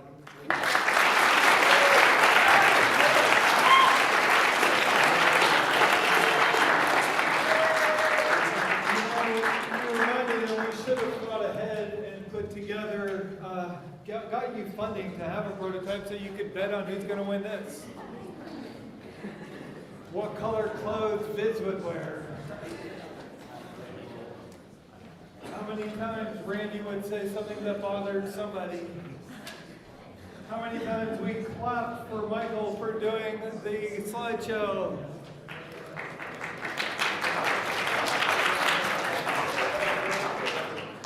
And how many times I said I'm hungry? I would like us to clap one more time for our judges. It's been a long few hours of listening and focusing and being detailed, so thank you very much for this time. And a round of applause for our judges. If I'm not mistaken, Michael, Ton, help me out, Robin. We are about to adjourn to the trade show. Our students will go up and get set up there. Guests are welcome to walk around, talk to our students. Judges will go spend 15-20 minutes walking around, and then we'll adjourn to a lunchroom. There is a sort of snack bar lunch space downstairs. There are restaurants. Taste Buds can help us with this. We tried to get food trucks, but we weren't allowed. So we'll be back here at, we're going to stay 2 o'clock or go with 2:15? 2 o'clock? Enough time for judging and everything? 2 o'clock. We'll be back here with a final round. Thank you very much for being part of it. Oh, sorry about that.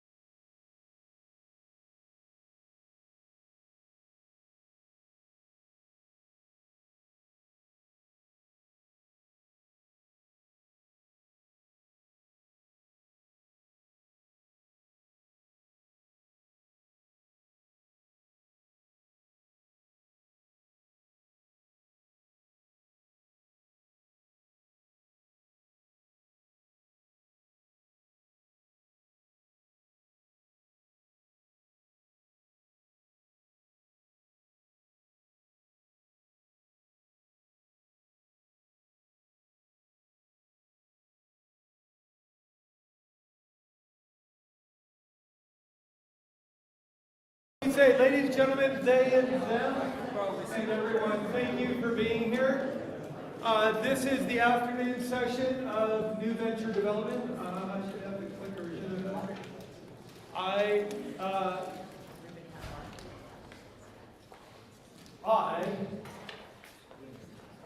I'm grateful that you're all here. I am grateful to be able to talk with you. My name is Randy Aceta for the new people, one of the Lush mentors in residence, named after former marketing professor and executive director of the McGuire Center, Bob Lush, Robert Lush.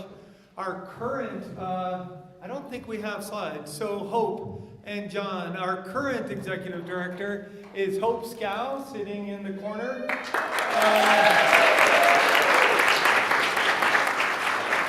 She is the Muzzy Chair, funded by some of our great donors, the Muzzy Foundation. Sitting next to her is John Sharp, who is the director of the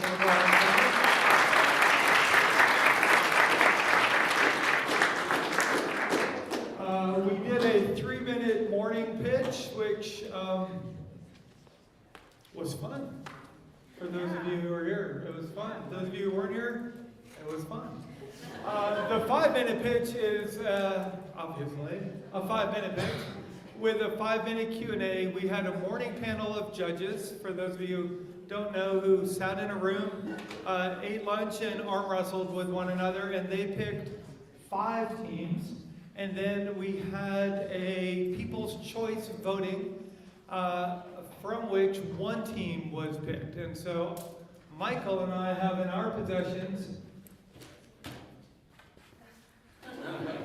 those 6 teams, and we are going to be completely, it's just going to be sad, because we're going to announce a team at a time, and they're not going to know who's going to come up until we call them. And then they're going to be excited to come up, and then 17 other teams will be going, wait, am I going to get picked? And then we'll just keep going until the last team. So I told you all this during the break when we weren't here formally, but I just loved what you did in the morning session. Rock on.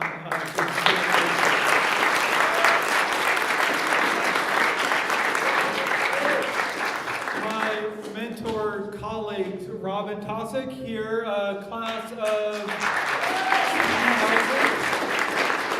Jordan Benedictson, who is class of 2013, is running our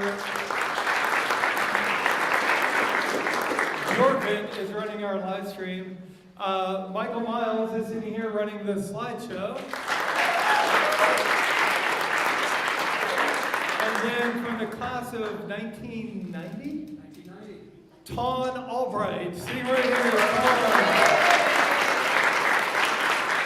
Jordan Elias is in the back. She is our Associate Assistant Director of Academic Programs. Thank you, Jordan. We have funding throughout the year from a group called, the Hearst Foundation, and that funding is administered by William, who will be back here in a couple of hours to carry the N, the V, and the D away. So if you see a gentleman carrying a big styrofoam letter, that's William. There's someone hiding in the back. This is not at all in the script. He's leaning up against the wall, hoping that the wall doesn't fall in the other directions. Half of you can't see him. Theodore McGuire.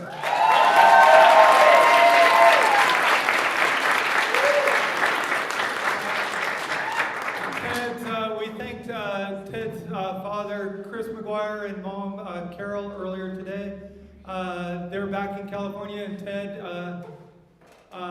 you represent them. Anything you want to say? Everyone did a great job.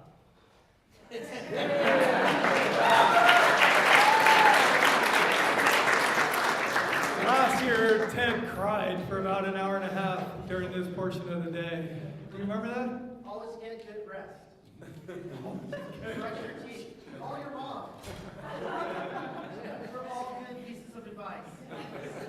We would like to thank, and we have slides later for some of our other, what we call our regional ecosystem, but the HN and Francis C. Berger Foundation and the Muzzy Foundation provide exceptional levels of funding, so we're grateful to them. Our regional entrepreneurship community includes the University of Arizona Center for Innovation, Startup Tucson, Forge at the University of Arizona, and the Desert Angels, represented by Joanne, who we will mention more about whom we shall mention more in a moment. And we're grateful. We'll talk about the prizes they give. Some of you, many of you were here earlier. We asked students to write down, scribble a piece of paper last week. What did you learn this year? And then we made a word cloud out of it. I invite you to come up with sentences. Porter Blue is a reference in the lower left to Porter's 5 Forces, which is one of Michael's favorite teaching topics. Sort of disappointed they were not mentioned in the early morning. Porter's 5 Forces. Me too. Michael likes any number of topics that they did mention, so that was good. LTV, lifetime value, COGS, is one of Ton's favorite metrics. How much does it cost and what's your margin? So they learned that. Basically, they learned how to manage. Not innovate, just manage. I love it. All right. We have 5 new judges. Joel Harris, we'll start with you because I don't know why I'm starting with you. Matt's in the corner, but we'll start with you. Joel, you are a recent graduate of our master's program, is that right? Correct. Yeah. Thank you for being here. Yeah. First time judge.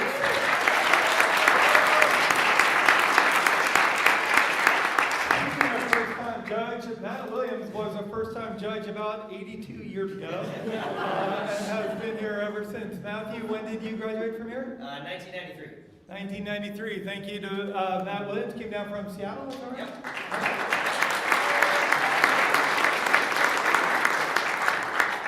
Yep. In my early years teaching here, 15 years or so ago, there was a big, tall student in an MBA program.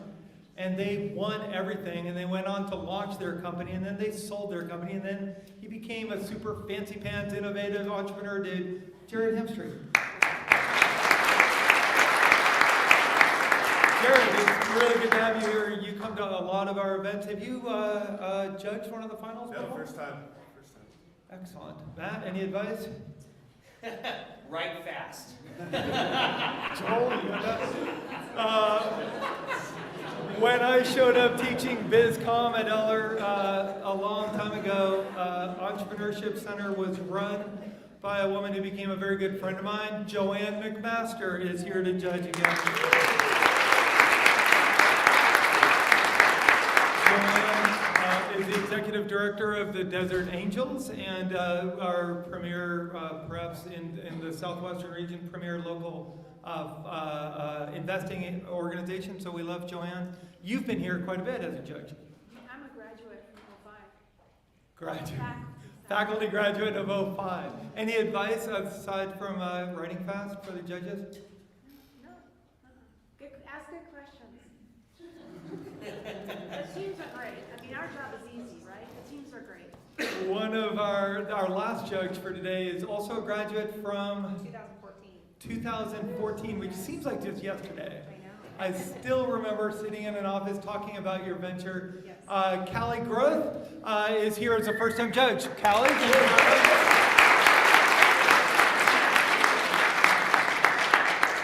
we could spend forever talking about their business backgrounds, but we'll lay that aside and we can talk with them later. Michael, Twan, am I supposed to do something else? No. No, that's later. All right. So here's how it's going to work. Are you all ready? We will pick. Yes, are you ready? Yes. We will call out the first name. It just happens to be the first name on the list. It does not mean anything other than they're the first name on a list that I was given. And they are going to come up and present. We're going to show their commercial. They're going to do a 5-minute pitch and 5-minute Q&A. And that team is named Rebelens.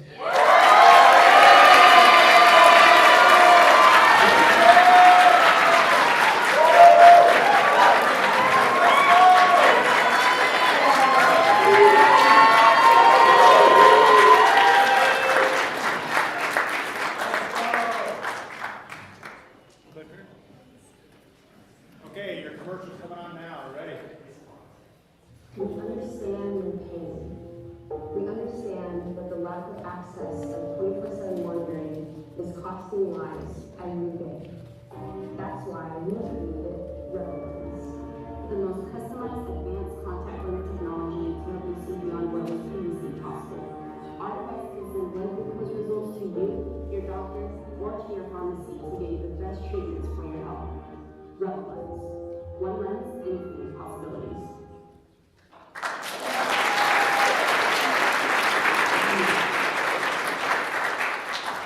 You guys hear me? Okay.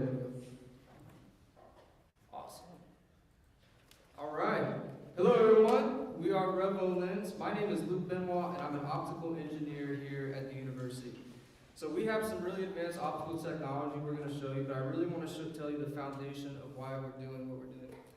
I want to tell you a little story. So there was an individual, his name was Cedric Benoit. He was a father of 3. He was a veteran.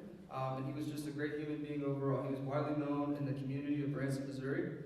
At 62 years old, he passed away very unexpectedly. And it was really hard, but I knew that there was a reason for that. And the first thing was the lack of affordable health care and the lack of affordable products to help manage his blood glucose levels. So he passed away, he had no idea that his blood sugar was so high. And I know every single one of you, I'm sure, has experienced that sudden passing. And our goal here is not to create advanced optical technology. We're here to save lives and to make sure that no one has to go through that pain again. So with that, I want to introduce you to our amazing team. We have neuroscientists, engineering management, and accounting experts on our team. And so we are very, very excited to tell you about our first product, the Rebel One. So this device is entirely centered around that diabetic patient, or really for any individual with high blood sugar. So this device has, we use advanced optical technology to obtain a blood glucose measurement in the contact. We also correct for color vision errors due to high blood sugar.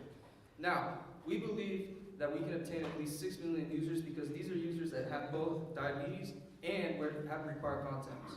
And they're spending an average of $17,000 a year just to manage diabetes. You see the problem? So our product, in comparison to other products out on the current market, is we're trying to eliminate the invasiveness of the product to make it more convenient for the user to take the measurement. And with convenience, we're also allowing our contact to be worn 24/7. Yes, that includes your sleep, and that'll allow you to obtain a measurement and then be alerted if there's any issues. Finally, we're 25% cheaper than lower-end glucose monitors, while also offering a benefit. And so with our intellectual property, we have a ton of utility design patents we can aim from our process of obtaining the blood glucose measurement to our metasurface that helps correct for that vision. Now to get that product ready to go to market, we've outlined a 7-year roadmap broken out into 3 key phases. Phase 1 will be the next 2 years of our operation. We're really focused on R&D and finishing up our MVP. Phase 2 will be focused on securing our patent like Luke talked about and getting FDA approval. And in Phase 3 in 2027 is when we plan to commercialize. Now when we hit the market, our sales cycle will follow similar companies in our industry, with initially our end user need to book an appointment with their medical provider. Once approved for their product, their doctor will send their prescription to our company. From there, an order will be placed for our medical distributor to ship the product right to the door. Let me tell about our marketing strategy. I'm going to be using my neuroscience background to help with the conferences and medical journals to target medical professionals since they influence the decision making of the end user. Then we're going to target the end user through Instagram and commercial advertising. For our marketing efforts, we're gonna do on phase 2. We're gonna spend about $100,000 in our key partners. Once we commercialize in phase 3, we're going to be spending about $500,000 in digital advertising, continuing the trade shows, and medical journals. Now let's get into our finances. We have an extensive 7-year financial roadmap where we'll be operating at a net loss but breaking even at the beginning of year 6.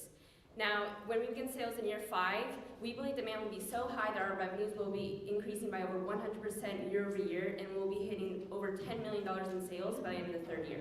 Key metrics include our gross margin, which is increasing each year, hitting about 50%, and this is still above comparable firms. Likewise, our profit margins are also drastically increasing, hitting about 27%. Now for our first 2 years, or phase 1, our key expenses will be heavy in R&D in order to prove feasibility, and we'll be heavily relying on grant funding, as well as turning to external investors for additional funding. Now, we value our company at about 1.5 million, and we're looking for an external investment of about 200,000, and this will come in conjunction with our grant funding as well. So we have an amazing team that we've developed here. We aim to get an electrical engineer to really advance our minimal viable product. This will allow us to grow our product line more into different diseases, which is our end goal, because we really want to help everyone. And so, as we continue to progress, we're going to grow our engineering team. We're going to get advice from medical experts. We've already done so. And we're going to really provide testing, our testing procedures, and make sure our device is FDA approved. And with that, I want to thank you, and we hope you'll join us in saving lives, one lens at a time. Thank you.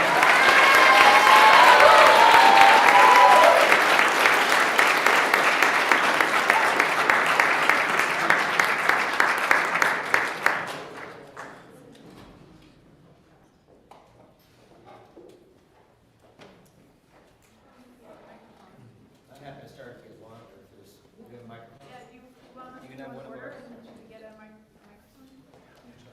All right.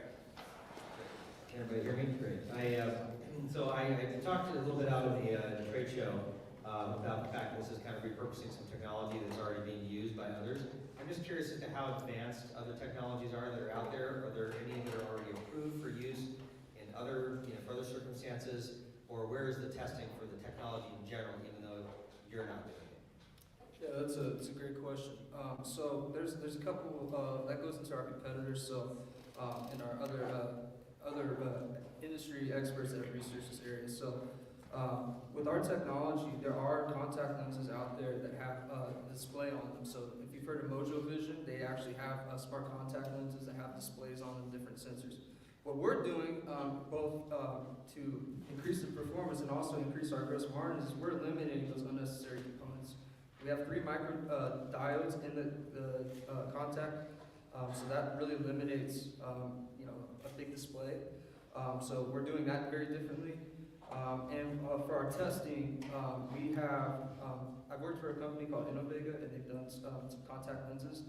The whole process for FDA approval is usually done with contacts. It's a very simple process. It's better in contacts than it is for regular medical products. Obviously, we have some hurdles with the diodes and displays, but Mojo Vision did get approved, so it is I believe it's a hurdle that we can absolutely overcome, especially since we're eliminating those unnecessary components. How is your lens, how does it work with people that wear regular contact lenses? So like I wear contact lenses when I'm exercising, and so how would that help your lens work with that? Let me tell you what makes our lens awesome is we not only have this technology to measure blood glucose levels, we're going to be able to put your prescription in those contacts, and especially users with high blood sugar, their photoreceptors get damaged. So our integrated metasurfaces, that's patent pending, is going to also correct for color errors. So we're providing all of that, and we're also monitoring your blood glucose. So we hope to replace your contacts that you're wearing now, and giving you 26 new pairs of contacts every year for you to wear, and replacing them every 2 weeks.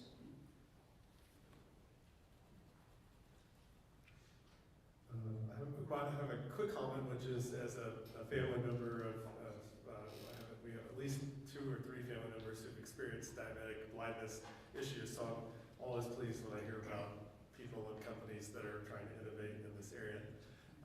My question is about your funding need and the $200,000 that you would be seeking, which of course seems quite low for a company that's going to take 6 or 7 years to start generating revenue from sales and needs to go through the FDA process and hire a lot of costly talent. So I'm nowhere imagining that $200,000 gets you all the way there. But my question is, how long would you envision this $520,000 to $200,000 from investors, I guess $320,000 expected from grants, to last? How far does that get you into this process?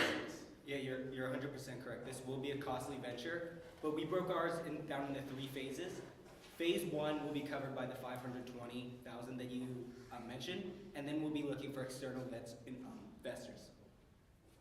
Okay. we also aim to partner with the University of Arizona Center for Innovation. And so that really alleviates a lot of our resources that we need. It at least makes it more affordable. So there's a lot of key costs that we can take into account that aren't necessarily as high as typical startup tech companies. All right, thank you for your presentation. That was very nice. I'm curious about your thoughts around the FDA regulatory path. Can you talk about, I guess, two parts of that? One is, do you have professional expertise that can help you through the process? And two, what are your plans? So what we're going to do, we're going to be testing the product first, and we're going to be collecting data, and from that data, we're going to be writing a manuscript that we're going to be sending to the FDA for approval. They're the ones who are going to ask us whether this is liable or not. So we're going to be using the scientific method and explain, the methods that we use and then the animal models to test it. Great job presenting, guys. So I'm going to touch on two of the questions that have been previously asked. They both combine technology with the funding, which if you can answer this, it kind of helps explain how you're going to move forward. So you mentioned that there is existing technology. Is that technology patent protected? Is it commercially off the shelf available? How are you going to take existing technology and integrate it? And then, if you can integrate it and it's not patent protected, then is that what falls in line with the $200,000 and the $320 in grants? So we've done a ton of research on patents, because obviously that's a very important thing with any tech company, as I'm sure you know. So there's a couple of things. First, we are not aware of any patents that use optical absorption spectroscopy, which is the method we're using in the contact lens. So that is our patent process that we can patent. Additionally, we are not aware of any products out there that are using near-infrared diodes inside the contact lens, and that's what we're using our reading for, because blood glucose has a profile at that wavelength. So we are very confident in both our utility and design patents that we can get it done. And obviously, with our resources here at the university and beyond, we're going to make sure that our patenting is a huge priority. We're going to start now once we get running. Thank you very much.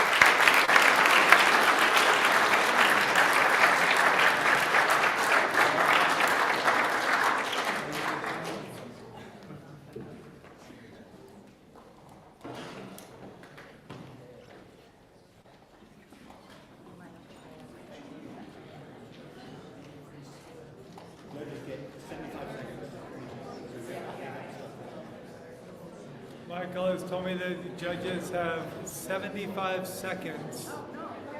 71, 70, 60. We have plenty of time.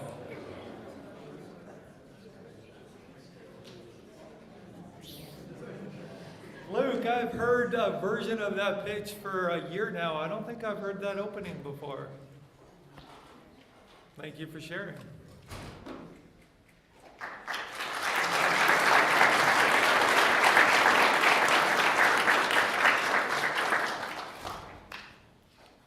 Talked about Ted crying. Over the years, I've had it's a regular occurrence, Ted. I don't know why you're shaking your head like I don't cry. Just the other day, you got a parking ticket and you just crying. Today, you got a parking ticket.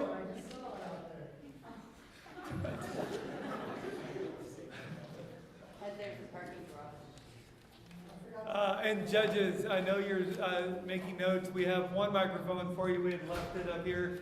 If you want to ask a question without a microphone, feel free to work it out amongst yourselves. Yeah. We'll reverse it next time. Oh, perfect. And you can feel free to interrupt, do whatever you like. Our judges are wrapping up. Our next on my list is the second team that will give a 5-minute pitch, 5-minute Q&A, Nexoterra.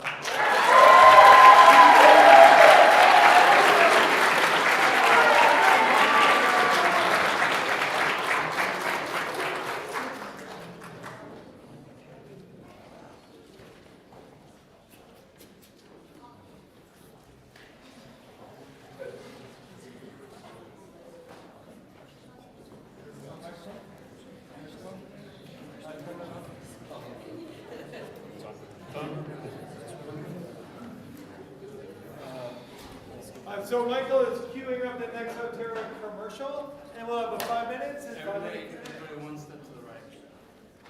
Perfect, thank you. That was great.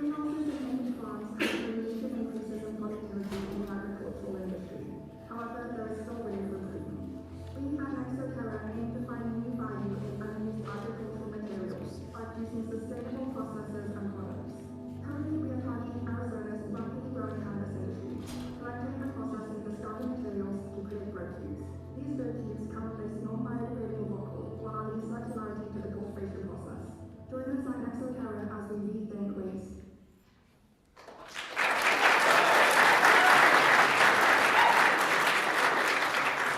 Hello everyone, we are Nexoterra and we're here to rethink waste. So for our team, we are a team of individuals, graduate, undergraduate, that have hands-on experience not only with business but hydroponic farming with a shared interest in sustainability. So through our experiences in hydroponic farming, we found that there is a serious issue. This issue is that the cannabis industry is a booming industry with a waste problem. So in 15 states alone, there's over 25 million pounds of cannabis waste that must be rendered useless. Here in Arizona, though, we have to do it with unsustainable methods, which includes burning or bleaching. Another issue to this is actual rock wool, so what the cannabis is grown in. This must actually be disposed of, and since it's biodegradable, it will stay in landfills forever. So what are we going to do about it? And now for our solution, we will start by collecting cannabis stocks and providing effective and compliant waste removal services while saving cannabis cultivation facilities money.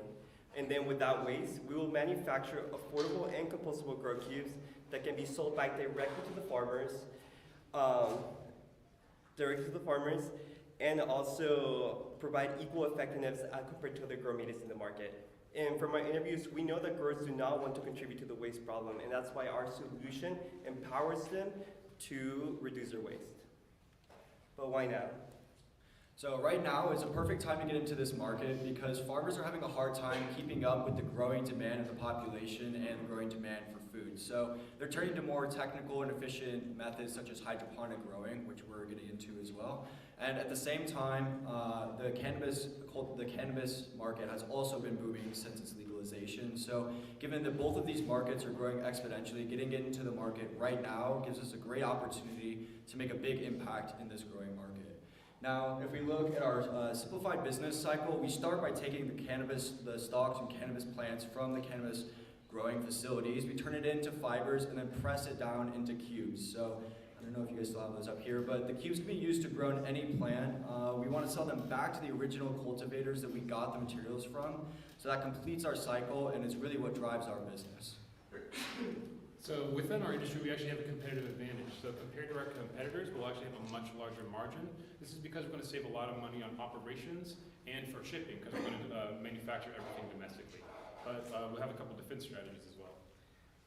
All right, to defend our market, we will use 3 strategies. First, differentiation advantage will be focused on providing our customers with a circular business model, which in a sense, we offer a service and also sell a product to them. For the cost advantage strategy, we'll focus on obtaining the lowest cost of production, which is supported by our business model of obtaining waste at no cost while also charging a fee. And for the network effect, we will look at forming exclusive and personal relationships with our customers by leveraging promotions, discounts, and free samples of our product. Our beachhead market are the 132 cannabis cultivation facilities in Arizona, including Downtown Dispensary and Prime Leaf, who have already expressed an interest. We know that they're risk takers, but they do value quality. And then in month 12, we'll expand to the over 2,000 commercial hydroponic farmers in the US. They're sustainable and value innovative solutions to environmental problems. We'll reach them through direct in-person sales, leveraging promotions such as free samples and exclusivity discounts. We'll attend networking events to meet more potential customers and generate their trust. And then throughout this, we'll establish credibility through our website, where we'll publish press releases and promote our awards and testimonials.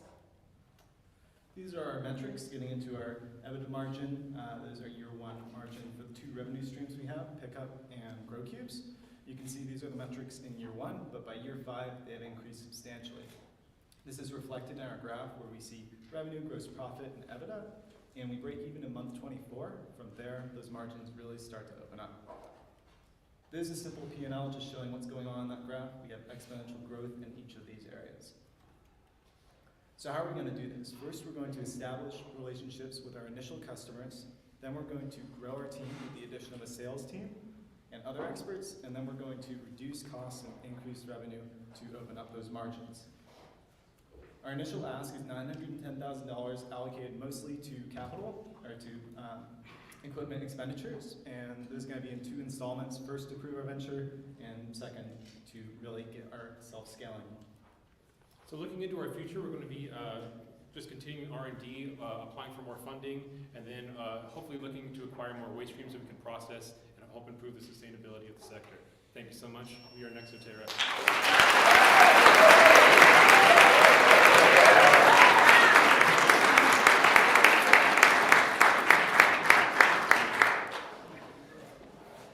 Okay, great presentation. First and foremost, are there any legal barriers or licenses or restrictions that you guys have to face on collecting this waste? Through Arizona, we are not one of the states that has a hazardous waste disposal licensee. So all this is actually dictated by ACDHS. We've been in constant contact with them, with their compliance manager, and we've come to a couple of different options that we can face. One, either being forming a partnership with this company, or we can offer them some proprietary piece of machinery that they can use that will be compliant with the state, that they can have on site, and then we just collect the waste at that point. Once it's deemed unusable and unrecognizable, it's basically not considered cannabis anymore. It's hemp, and that falls under industrial hemp, and that's a whole other license that we plan to get for an industrial hemp license. Okay, and then just one last question. Did you say that your business model is selling the cubes back to the original manufacturer or the Yes. producer of the cannabis? Yeah, if not them, then other hydroponic growers as well. Anyone that uses hydroponic grow media. All right, thank you. Thank you for your presentation. Yeah, thinking about scalability in the cubes, so I understand that you'll be manufacturing them. Are there any constraints, shelf life, any issues that you have to think about in terms of how many you can manufacture or what your restrictions are? So I'd say initially at first, it's acquiring enough amount of resources.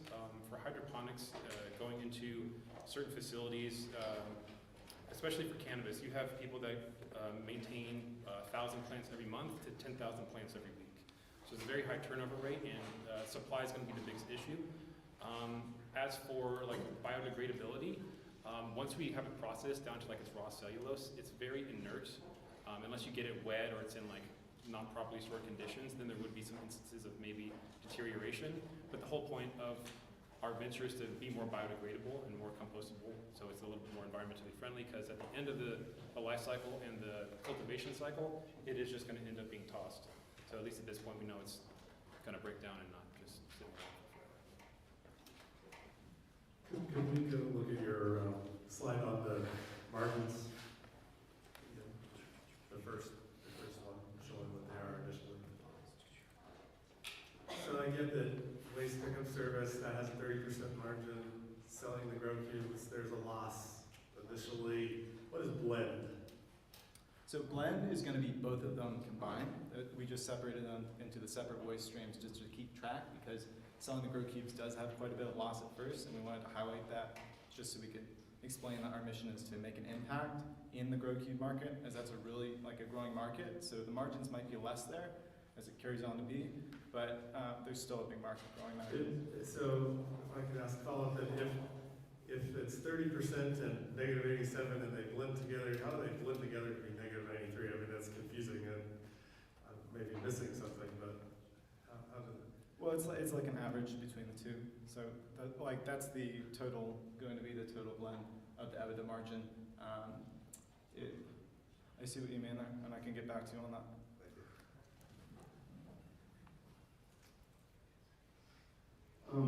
Going back to your marketing plan, it seems like you guys are targeting people who are hydroponic growers, but what about people who are organic farmers? How do you plan on reaching those types of customers?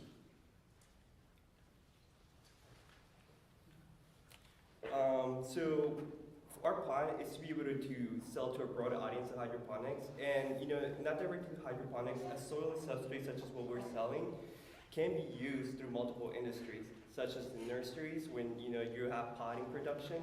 So what some farmers do is that they will start their seeds in a soilless substrate that can be put back into either a pot or into the soil. In our case, because our product is compostable and it's made from a plant, it can qualify as an organic substrate, which it can be used in organic food production. And eventually it would decompose in the soil.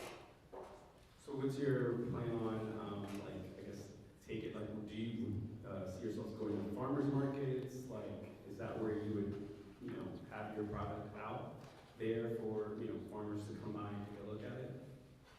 So our plan would be to attend big trade shows where we can showcase our product to farmers, specifically hydroponic farmers or others. But also we want to have a sales team that would go out and reach these customers, which will include farmers.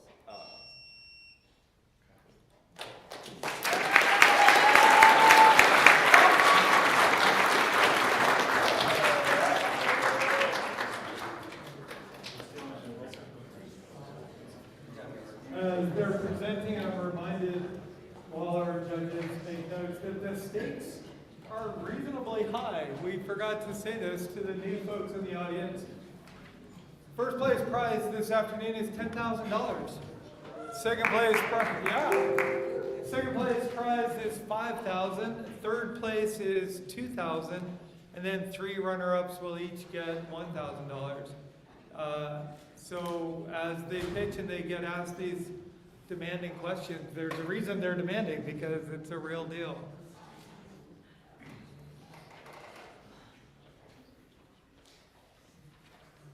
Oh, look at that. It's right there.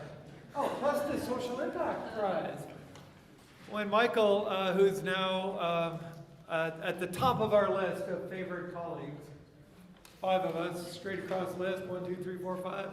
And Michael worked at Microsoft before he came down here and got involved through a former director of the program, Rick Ingve. And Michael got Microsoft to put up money, and we still have some of it, for the Social Impact Award. Michael, will that be presented today? Yep.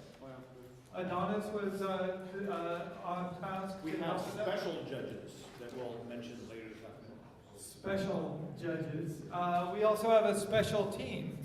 Earlier today, our next team, earlier today, all morning, I kept saying I was hungry. Taste buds. You're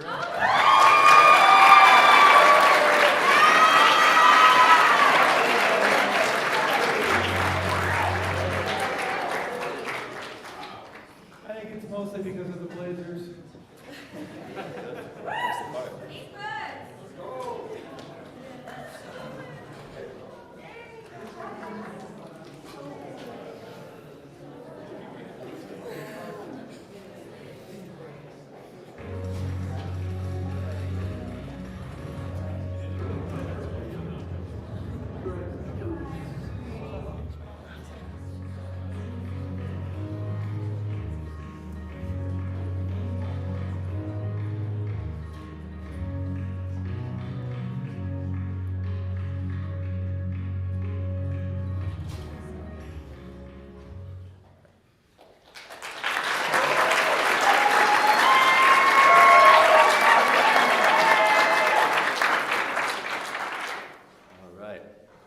Good afternoon, guys. We are Team Taste Buds. My name is Alex. I'm Ava. And I'm Hunter. And we are so honored to be presenting to you again this afternoon, and we'll jump right into it.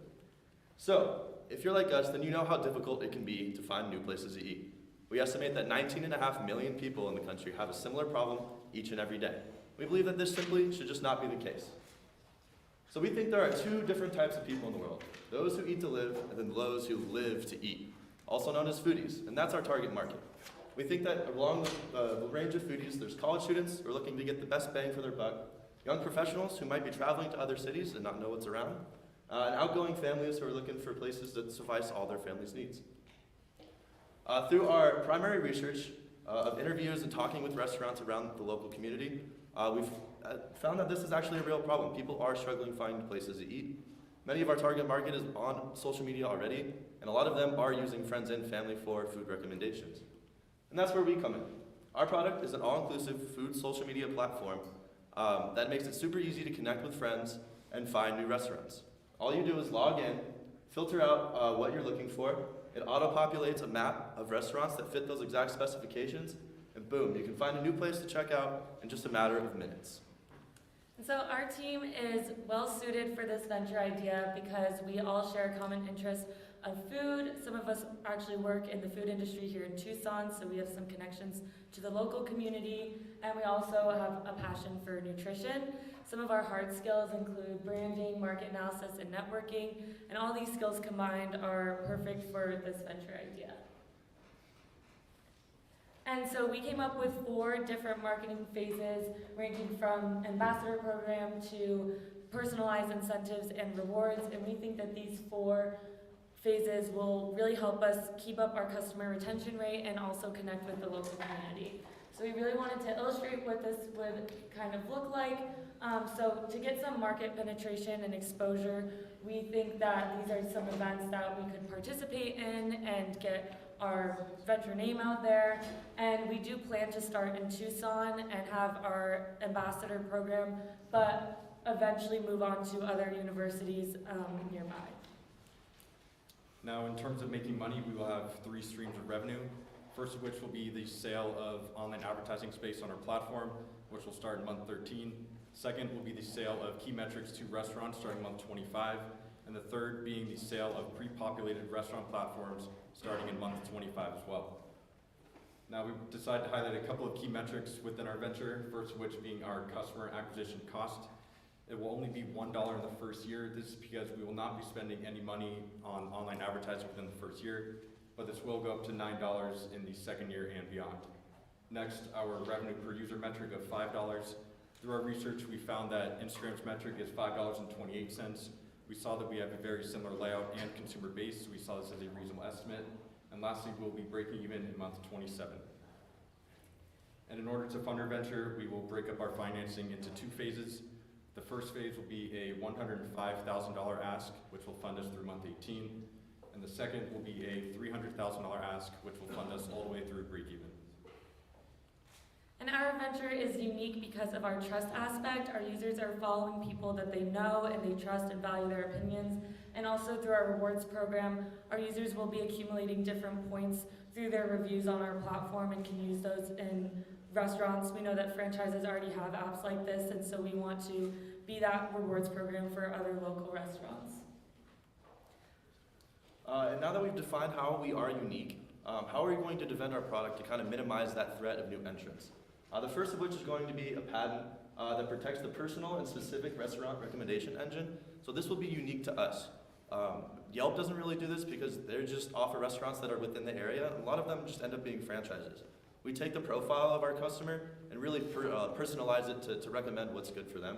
And then the second patent is an internal business operations and analytics software. Now this is the restaurant side of things. We'll be performing in-depth analysis about their operations and how they're performing, which will help them decide about their business plan moving forward. And our venture is desirable because people love going out to eat. Restaurants are in high demand. It's feasible because we're lucky to be in a technological age. Everyone's on their phones and using different applications. And it's viable because our platform is benefiting our user and restaurants at the same time. So believe in us today and we can help you find your taste buds, and we are hungry for any questions.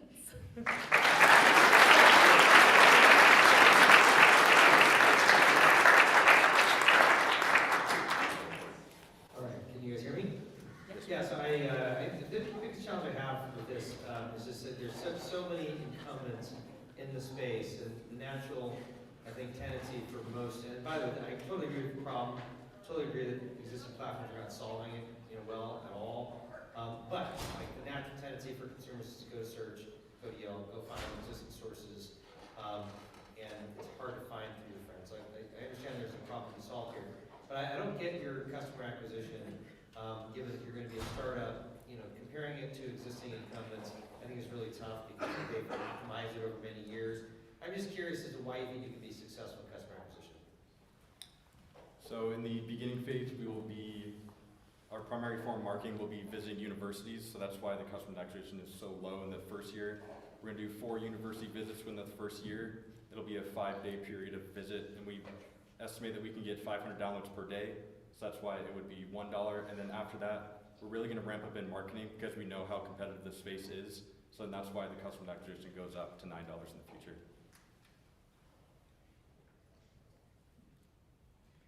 Can you explain your rewards program again, and what would make a restaurant want to participate, or everyday foodies want to participate? Absolutely. So there is a lot of restaurants that are already kind of doing this app that customers can use to kind of stay connected with them. Chick-fil-A does it, Chipotle does it, McDonald's does it now. And we want to be the rewards program for restaurants that don't necessarily have the infrastructure or the technology to do so. So, like, if you want to go visit and support local business instead of visiting those franchises, we want to reward that kind of interaction. Give them points, they can cash in those points for deals at that restaurant or other restaurants within our network. And it all just kind of promotes the network of restaurants that we have on our website, which is kind of anti-franchise and more local specific kind of restaurants that they might not find without our product.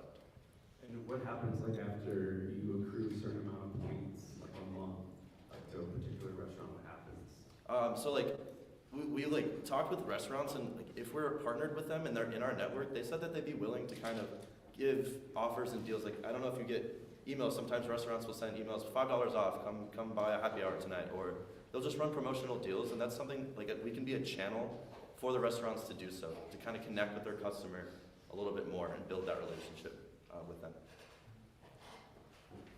Can you tell us a little bit more about the third revenue stream, which I think you said was like pre-populated restaurant platform or something? So in the first year, we're gonna have kind of interns and ourselves, we're gonna make the platforms for the restaurants, so then they can claim that later on and they can update their profile the way that they want to. But in the beginning, we're gonna put all their menu items on, and then that will be the filter so that people can filter by dietary restrictions and preferences. Actually, just kind of following that line of thought, I'm thinking about, again, about scalability. How much time and energy do you think it would take you to put one restaurant on the app, and then how can you scale that to multiple restaurants? So building the profile for them is okay. So there's like 2 different phases. We'll firstly build the page ourselves, and it'll just be basically a profile for others to discover and kind of get to know that restaurant, and it's not necessarily posting content for them. So we're not running that account. But once we hand it over to them, that's when the analytics starts to get like more in depth. That's when we start charging them for it. Something that they said that they'd be willing to pay for. And then it's up to them to produce content. So it's not necessarily too much on our end. It is a little bit at the beginning, but like once we get them going, it's easy for them to take over, and they can go as in depth with it as they want. It doesn't really have to do with us, which is nice. This might be an in-depth question that is probably not necessary, but what is the longevity or the psychology behind a foodie insofar as how long is that a phase? Are you a foodie for life? Explain to me the demographics behind the customer so I can understand how long somebody would be using the app like this. Definitely. So the idea kind of originated with this sudden surge of foodie culture. I don't know how familiar the audience is with it, but people are posting a lot on, especially with the increase in different platforms like TikTok, and there's obviously Instagram, but people are posting what they're eating. There's kind of slogans, phone eats first, and so it is kind of a fad, and I would say that our platform is also to encourage them to continue to post, and that's kind of something that our foundation lies upon, is encouraging them to do it every time they go out to eat. Thank you.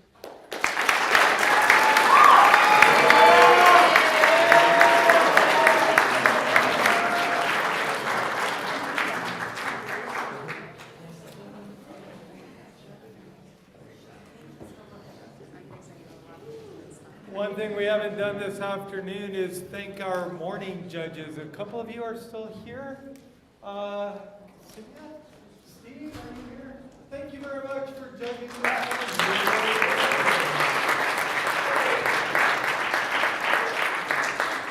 This is one of the first times we've done this where we have a whole morning round with separate judges.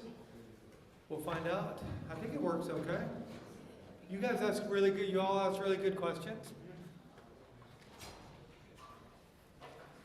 Gotta figure out who your next team that you picked is though.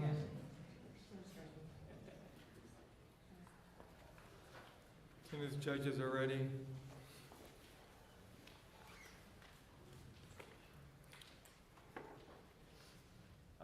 My brain is spinning like, how do I build the name Filtra into a sentence?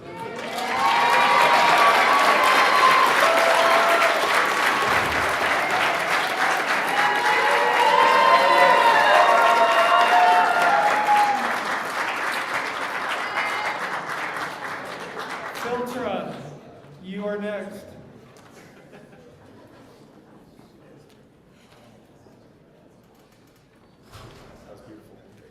Yeah, I liked it. I tried. It wasn't the best segue. Here's my phone. All right, we will do the commercial, and then 5 minutes and 5 minutes. Who wants the microphone?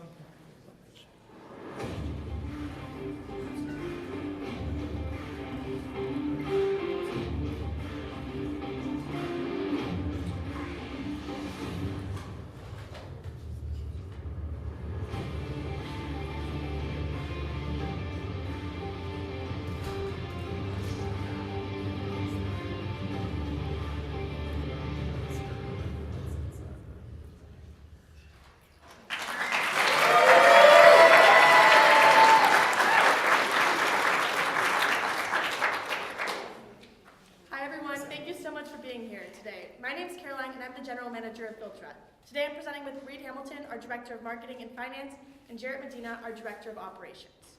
We're providing a solution to the 13.4 million Americans working within the construction and manufacturing industries who work in hazardously loud environments that can cause long-term hearing loss and conditions such as tinnitus, a ringing in the ears that burdens these people day in and day out. This ringing can sound similar to a noise like this. You can imagine what that sounds like going day in, day out, every day through those inconveniences in your life. We also learned that $242 million is spent annually on workers' comp cases, even though there are options available to prevent the hearing loss that's occurring. We learned that discomfort, inconvenience, and the fear of overprotection are the three leading causes individuals choose not to wear any protection at all. Overprotection occurs when you can't hear a warning or an announcement in your environment due to a noise-canceling headphone option. We've created a product that suits the needs of our customer by adding a high-fidelity filter that actually turns down all sounds in an environment to a safe level for a user's hearing. It's reduced by 26 decibels, and our product retails for $20 a pair. We position ourselves competitively against 3M, which offers the cheap foam earplugs like the ones you get on an airplane for about 25 cents a piece, and against Capcom and Miracle Ear, high-tech options with Bluetooth compatibility and the ability to work with your phone by dominating the middle market with our noise filter and taking over using a land grab strategy. So we've already actually begun on this land grab strategy by launching and making sales on our e-commerce website that's hosted by Squarespace. So we did this with the idea of increasing our brand awareness as well as expanding our audience. We want to increase our brand awareness and really build our name in this space. That's what we can do by creating an e-commerce website and start building our presence. Outside of that, we'll be expanding our audience to some people outside of our direct business-to-business customers. At the end of the day, the majority of our revenue is going to come from our direct business-to-business customers through our sales team. So we're going to be hiring 2 salespeople in the beginning of year 1 and then 3 per year after that. We're going to be paying them a $55,000 a year salary with a 5% annual raise, and they'll also be making a 10% commission on everything that they sell. They'll be responsible for returning 3 times their salary in sales revenue per year, as well as retaining 75% of their clients who will repurchase on a biannual basis. So the salespeople go through 2 months of training before they make any sales, and then it'll take them about 10 to 12 months to get up to the point where they're hitting that 3 times their salary and revenue. So we see in that first year, we do take a little bit of a hit as they are getting through their training and ramping up to the point where they build their book of business. From year 1 to year 2, from year 1 to year 2, we see that our units sold actually 5x. Then from there on out, we see a lot of exponential growth, which we can see in this graph on the next slide. Comparing our revenue and our net income, we see from years 2 onward, we really start to see a lot of exponential growth because our salespeople are starting to build that book of business. They're getting recurring sales and overall making new clients day in, day out. Another thing we'd like to point out is that in month 20, we will be breaking even. This might seem like it is a little bit of a way down the line, but at the end of the day, it does take those salespeople time to get through their training, get the industry experience, and start making those sales. In addition to those financials, as you can see on this chart, a way that we're pursuing economies of scale is that we order more size from our suppliers, our material cost and cost of goods sold decreases. Now, for example, on an order size of 90 units, our total cost materials is $8.17. Now, as we order an order of 2,000 units or more, our total cost is $6.07. Now, we are able to reduce our material cost on 40%, giving us a profit margin of 70% just on year 1. We ask of a $60,000 investment as we want to start doing our warehouse space, but also we want to capitalize on that land grab strategy and start recruiting that sales team to get this venture started, but also always be in product development to differentiate from other companies. Thank you so much. I appreciate your time here at Filtra. We're committed to prevent long-term hearing loss, and if you have any questions, feel free to ask.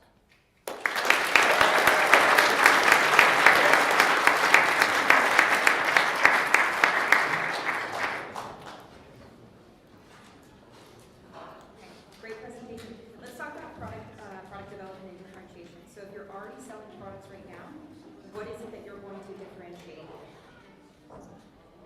I would say that down the line, a lot of it comes down to the idea of vertical integration, manufacturing in-house. Right now we're working with a manufacturer out in Southeast Asia, and while it's great, they have a really low material cost and it continues to get even better, kind of like how Jared was talking about. If we get to the point where we're making enough sales to where we can produce it in-house, we can cut down on a lot of costs, and I think that is kind of what the product development is.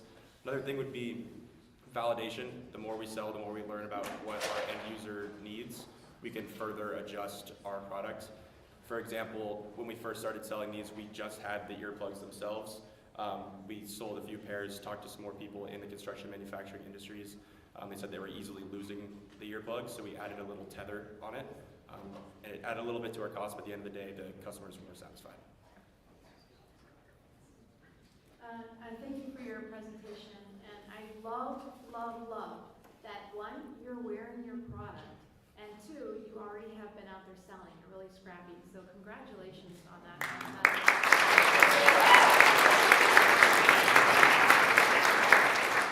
My question is kind of following up about the product. Do you have anything that is patentable or protectable from an IP perspective? Right now, we're not able to patent the technology as it does already exist and has been used successfully in the music space. So we're really focusing on our branding and our internal operations to make sure we can successfully deliver this product to a new market, take over that market space with what we have. So I'm an existing Filtra customer. I ordered some of them after we met at the expo a couple of months back. I use it doing yard work, so it helps to keep the noise down on the various machines. But when I first got it, which was amazingly fast, I think I ordered it one night and like 2 days later it showed up in the mail, so impressive. It was a little difficult to put together. I mean, I was worried that I was going to tear it, and I eventually figured it out. But so my question is, what does it do to your margins if you were to put the labor in to putting them together and shipping them to the customer already assembled, which I think would be a significant benefit to the customer, but I'm curious what it does to the numbers. That's actually something that we've gotten feedback on and have already started to look into doing, and we have done in the more recent orders, but we did realize that they aren't easy to put on, and you have to kind of have different tools and stuff to put them on. So from now on out, we have been doing that. It was just in the early stages, we kind of realized pretty quick and adapted to it. All right, so I also just would love to first, thank you for your presentation. Great that you're selling these. Totally agree with Joanne's comment. How much have you tested these on job sites? So I'm curious, do you have any kind of sampling of 100 different users on job sites? Really would love to kind of hear that tangible feedback that this really applies to this industry, this current design. While we haven't currently tracked exact metrics, we have worked specifically with individuals that we've connected with at iExpo, and they're willing to test our product for us. So right now we are going off what we've experienced. I know Rita's used them at a couple different music festivals, which is a different experience, but the same kind of effect that we're looking for. And that's something we're going to do in our next steps, is really connect and create those relationships to test it. Yeah, it seems like it's super important, especially given targeting this industry. And I also have a follow-on question is, given that this is reuse of existing tech design, which this is a great example of, it's in use somewhere else, we're going to use it for another industry, perfect that design, even tweak it over time, right? Have our own IP on add-on. That's all great. It's just a question of how useful is it in its existing industry of music? Like, how big is this market? How many people bought these things? Do you have any kind of ideas to what the comps are for the music market? So actually the inspiration to this whole project came from, I've worked in music for the last 2 years, speaker setup and live event planning and whatnot. And musicians, it's across the board, this technology is very used. You'd see it with any musician who's been in the space for a while, as well as people in the industries, people setting up speaker stacks and whatnot. So it is very much prevalent there, and the technology has been proven there. And now it's just more of the idea of pivoting that over to the people, construction, and manufacturing to kind of combat the idea of overprotection. Okay, so just to reinforce the kind of 2 comments that I made were all around stats showing that this is possible, usable, wanted. I think you can go deeper there. Yeah, got it. Awesome, thank you. Good work.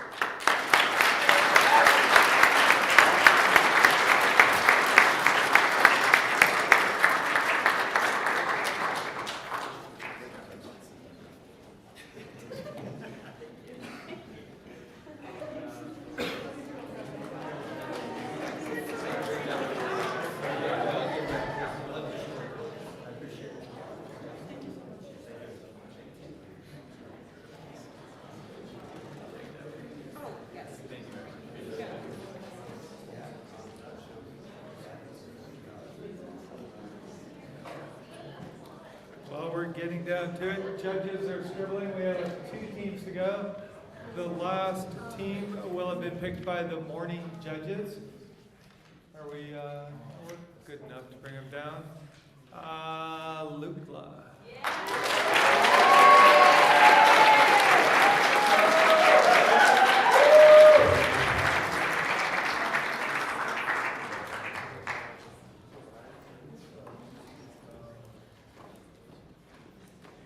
And the answer to the morning question was the 6th most dangerous airport in the world is in Loopla, Nepal.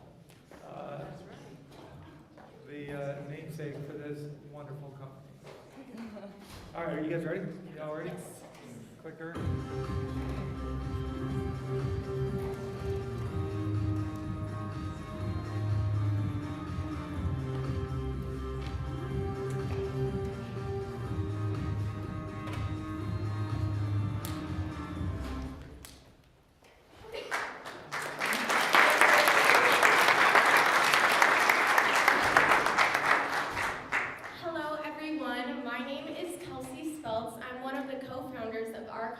Loopla devices. I was so excited to come to college 4 years ago because I was ready to start my college journey. But I was nervous to live alone for the first time in my life and have to walk home alone at night. I looked at buying a safety device, but I found that they were all very heavy, not fashionable, couldn't fit inside a purse, and I was most scared that they'd be used on me. But with Loopla devices, women don't have to choose between style and safety anymore. Loopla devices is a high-inch jewelry charm that has Bluetooth technology embedded in the center of the charm, so if I ever feel unsafe, I can easily double-click my charm in a location and will be sent to the police along with my SOS alert. Loopla devices will be high-quality, ethically sourced materials such as 14-karat gold, sterling silver, and rose gold. Our team has skills in marketing, operations, and finance. We'll be hiring an engineer to fill our skills gap. We were one of 3 teams asked to talk at Admitted Students Day, where we had the opportunity to talk to 1,000 people in our exact target demographic. 60% of those people said that they would invest in our company. And afterwards, we set up a tabling event just to get some feedback from them, and most of them said, I didn't even know I needed this product until now. It also showed us, after an increase of followers and MUVs on our website, how important brand awareness is. And we're gonna do that by posting on social media, such as Instagram, Facebook, and TikTok, as well as starting a campus ambassador program that's gonna start here at the University of Arizona. It's gonna take up 30% of our marketing budget, and we do plan to expand in year 2 to ASU, year 3 to Pac-12 schools, and by year 5, we hope to be in all SEC schools. So we do really want to have a diverse set of ambassadors at each school that are going to be able to be ready at the beginning of each semester. That way, they're able to come to orientation and move-in day. That way, they can talk to the parents and actually hear a one-on-one story from one of our ambassadors and really connect to them.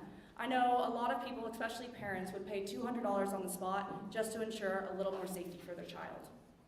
Yeah, so here's our 5-year financial forecast. In years 1 through 3 will be just a one-time purchase revenue model, but in years 4 through 5 we'll be switching to a subscription-based revenue model because we plan to launch our newest product in year 4. We are currently selling our product at $199.99, which is $50 more than our competitors, and that's because we are investing in higher quality products to make these devices. For the first half of this venture, we will be selling through e-commerce to enter the market share and build our brand. And then we'll be leveraging that to gain partnerships like with Nordstrom's, as well as expanding our campus ambassador program to different universities. So with this, we have a one-time startup cost of $35,000, $84 cost of goods sold per unit, and we'll be breaking even in month 5. So we'll be seeking $200,000. And as you can see, we have allocated to 6 different categories here, but something we really wanted to mention was that we will be allocating 90,000 of this 200 to our marketing and campus ambassador program. When you first receive our device in the mail, you're going to scan the QR code on the box and input a description of yourself, as well as set up a fake text message. When you send out that SOS alert, the first thing you'll receive is that fake text message, which gives the user an opportunity to let us know if they've accidentally clicked the charm. If there's no response, the authorities will assume this is a real emergency, and the police will have the victim's description because they previously inputted it.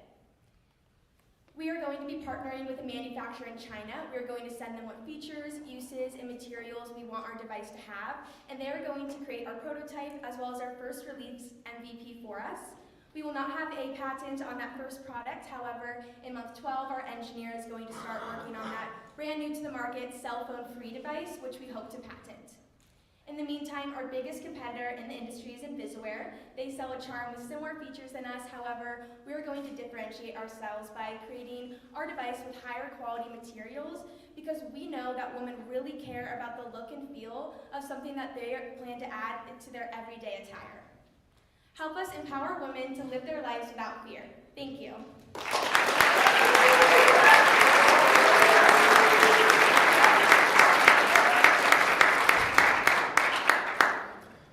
I can start. I think the biggest question I have, and talking to you also out of in the fair outside, was how close you are to the tech of this, right? And I understand there's already existing solutions on the market. So how much have you, spent time from any perspective, an engineering or tech perspective, evaluating, understanding, and filling, I guess, the skill gap that might exist on the existing team you have to actually produce the technology? So as of right now, we have no engineer, and we're not going to be hiring one until month 12. The reason for this is because our partner, our manufacturer that we're partnering with, is going to create our device for us. We're going to outsource legal services to make sure we're not infringing on Invisuare's patent. But once we can get through that, we're going to try and differentiate ourselves on the quality and then create that cell phone free device before they can catch up to us, essentially.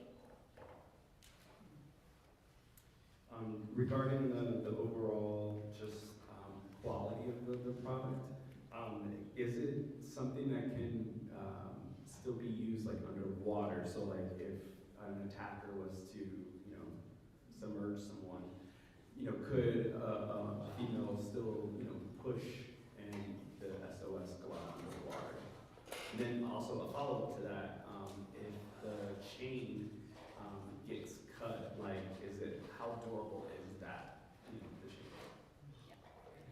So the chain itself, we're going to sell the actual charm by itself on our website, and you're going to be able to attach it to any piece of jewelry you want.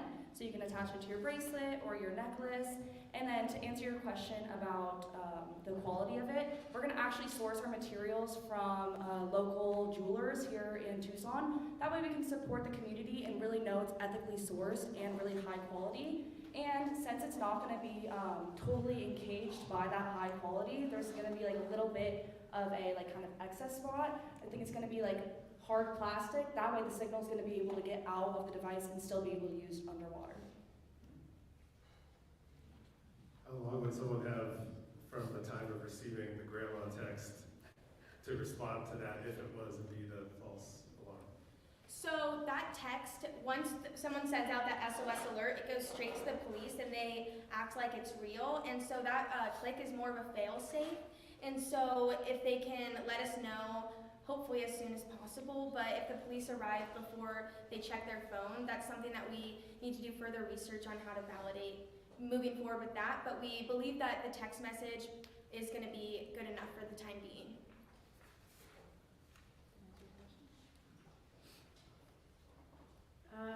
Yeah, I think I'd like to drill into that a little bit, but actually I'm going to shift gears and ask a different question. I heard you talk about a future subscription model. Can you kind of describe a little bit more about what that is?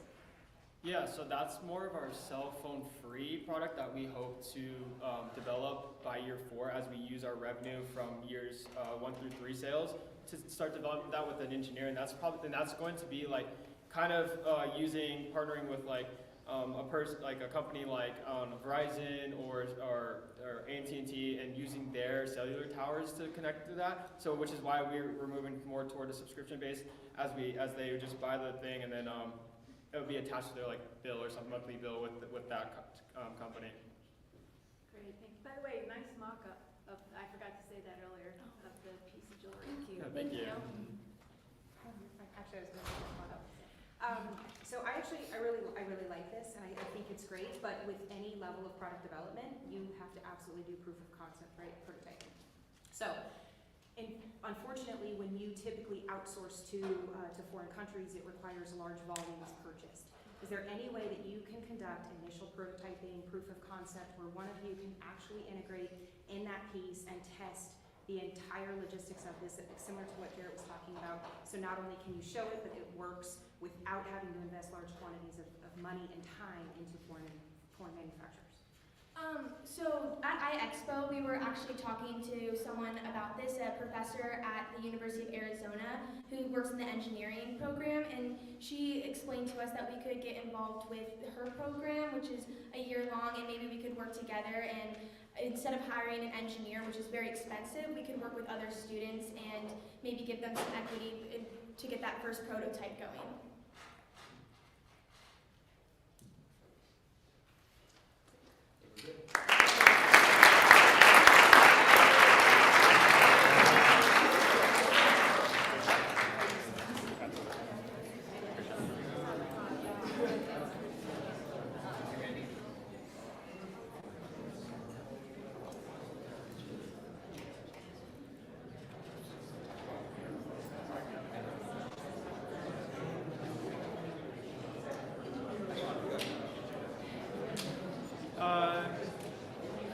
John Sharp a couple of years ago brought a friend, Cannon McCrae, to talk to our students. Cannon makes all sorts of devices at factories in China and puts things together.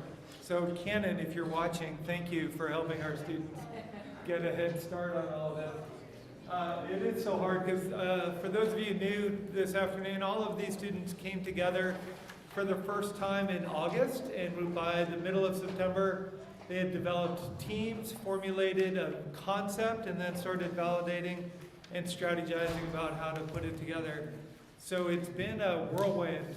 I don't even know how many months that is. 7? It's awesome.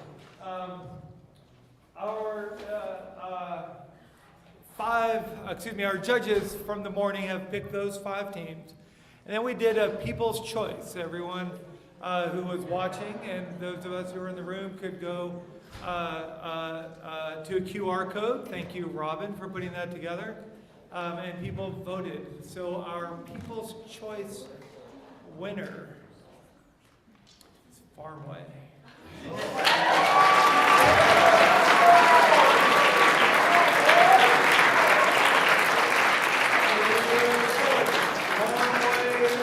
And their traveling potato. Those of you who are here in the morning might have noticed Farmway's 3-minute pitch was a disaster. The slides didn't work, it was missing things, something went wrong. So at the last minute we put together a 5-minute, we fixed their 5-minute, and I'm thinking to myself, they're not going to need it. And sure enough, Farmway is here. Farmway, are you ready? I've been stalling waiting for you to get up here. Farmway is otherwise known as our colleagues know as Team Benji because all 4 of them, 2 of them are named Benji. Benjamin, David, Dom, where does this go? Congratulations. Oh, yeah.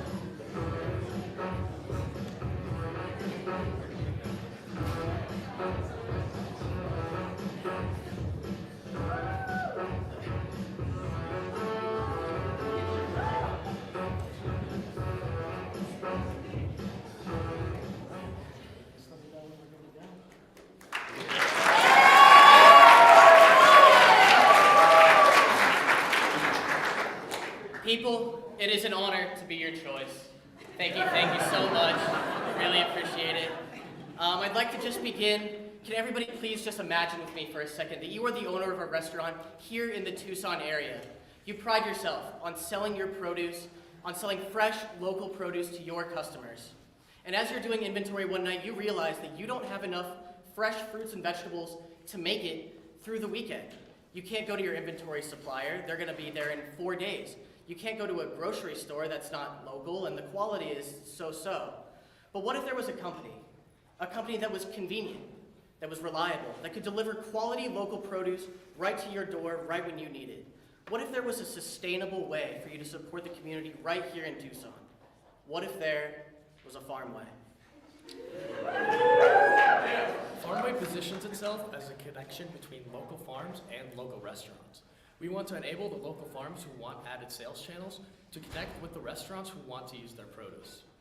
How this works more specifically is that we pick up the produce from farms and deliver it to our facility, where to be cleaned, packed, and listed on our website, ready for customers to make an order.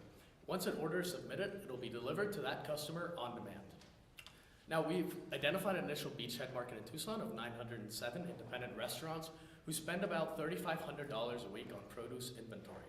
Now, as we launch, we're going to begin with the 20 restaurants that we've already validated with and expand to capture 90 accounts by the end of phase 2. Within our market, we've identified 3 specific segments who all have different priorities as well as varying order sizes. However, what unifies all 3 of these is their desire for a convenient, customizable solution that gives them access to local produce. In order to bring the solution to life and make sure that it's both feasible and viable, we're going to focus on maintaining strategic relationships as well as adhering to lean operations. And so in the same vein of our lean operations, we've focused primarily on just our core activities of delivery, listing, and processing. So we've broken down our financial projections into 3 years and 4 phases, starting with the pre-launch phase, which is where we're going to buy our initial PP&E and establish our infrastructure, namely the relationships that we're going to need. The founding team is going to be performing as many of the tasks as possible to keep costs low. For this reason, we're expecting a $50,000 upfront cost to cover that initial facility in Tucson, and we'll begin generating revenue as soon as we launch in month 6. Here you can see our financial projections for those 3 years and several milestones that are included in that. Namely, that we're going to be generating cash revenue in this industry in particular in month 6, but we'll be EBITDA positive by month 25 and we'll open a second location within Tucson to both expand our capacity and to serve a broader audience. And we will continue to expand, and our gross margin will grow from an initial 12.5% to about 22.5% in phase 3 and onwards. That was Well, who are us? We are a great team, a handsome team to say for us, with the necessary connections and experience, and no immediate skill gaps so that we could launch immediately in the next 6 months. We're all very dedicated to reducing food waste and reaching the community with its local produce. What's going to happen next in the immediate next 6 months is we're going to continue to work with our local farms and restaurants while also maintaining a consistent online social media presence and launch our website. And in month 6, we'll be able to begin our operation in Tucson, and in month 18, we're able to open a second facility with the same cost as our first one. And remember, quality, convenience, sustainability, that's the Farmway. Thank you for listening, and we'd like to open the floor to any questions.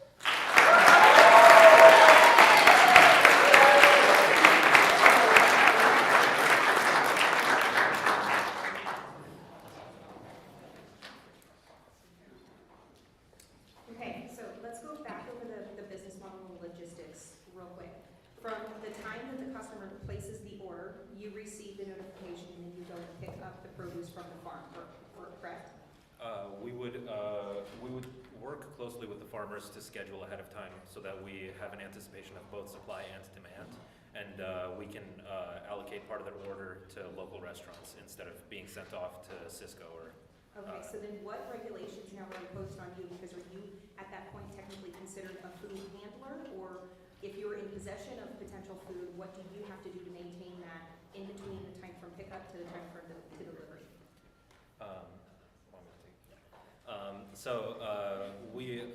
We're going to be regulated by the FDA and we'll have to follow obviously health guidelines, make sure that everything is kept at a certain temperature. So that's what we're going to be doing in our facility. We want to minimize the amount of inventory that's sitting around not being delivered and not being used. So we want to be very closely in touch with our customers and suppliers so that we can have that cold storage, but we don't have to have an entire Costco warehouse full of that cold storage. Thank you guys, that was a great presentation. And in particular, I want to call out, you did financial overview slides. You had phases on there, I love those. So you did really nice job, thank you. I'm thinking about kind of going back to the logistics question. What capacity do you have to move produce from one place to another? I mean, do you have to build out a whole fleet? Can you use existing transportation? Can you talk a little bit about that? Right, so essentially, if we wanted to, we could start right now by just using our own vehicles and delivering it to cold storage and then delivering it to the customer. We've actually already talked to restaurants and farms who would both be willing to do a trial run with us in the near future. Does that answer your question? Yeah, so you're using the vans that you've got on your... Right, so when we launch, we're planning to purchase those 2 vans in order to make deliveries. And as we scale and we get more demand, we're going to continue to purchase more vehicles. I'm just going to add a little bit on that, on the technical aspects for a bit. We've done both research on both the renting options and do sensitivity analysis between both the options of buying a vehicle. And we consider that both of them is giving us almost the same internal rate of revenue. So at the end of the day, I think that we could move both of the solutions and be able to solve their problems. If I understand it correctly, you are purchasing the food from the farmers and then selling it to the restaurants. And so you're at risk, if nobody purchases the food, you're at risk of losing money on the unpurchased food. You effectively become a broker of food, and you can get stuck with product that nobody wants to buy, and especially being perishable. Loss is loss once it goes bad. So have you given thought to being the platform that facilitates the orders and being the fulfillment, picking up, delivering it, storing it temporarily, and then delivering it when it's needed, but not taking ownership of the food and risking that loss? Right, Right, so we've considered just being a broker between the restaurant and the farmer. However, what we found in our validation is that restaurants want a solution that can provide comprehensive inventory. So if they were directly connected to a farmer, those farmers in Tucson specifically, like most farmers only sell one type of vegetable, like an onion. And a restaurant needs all their vegetables. So we need to be able to provide a solution where we can provide for all their needs, essentially. It was the full service solution was part of the thing that they were looking for from our validation. Of course, they want to sell the product that they're not selling. I understand. That's But to answer your question, if we have excess produce, we're also planning to implement a weekend farmers market where people who pay for our premium subscription would be able to come to our facility and reserve certain boxes of produce that they desire and kind of get first pick as well. Do you plan on eventually like moving past restaurants and maybe offering like residential? I can see this being really profitable for people that want, fresh produce as well. Yeah, that's actually something that we've been considering. Just to start, we want to start with the restaurant space. It's an industry that we're familiar with. I've personally worked in restaurants for the past 6 years of my life, so I've seen the necessity for this. But that's definitely something that we're considering, and especially if we have produce that is perishable, we want to get it moving to as many places as possible. We're considering community centers, churches, and then obviously if all else fails and there's nowhere to put it, we can always donate it, So just as little food going to waste as possible. Sell it to Nexoterra. Thank you guys.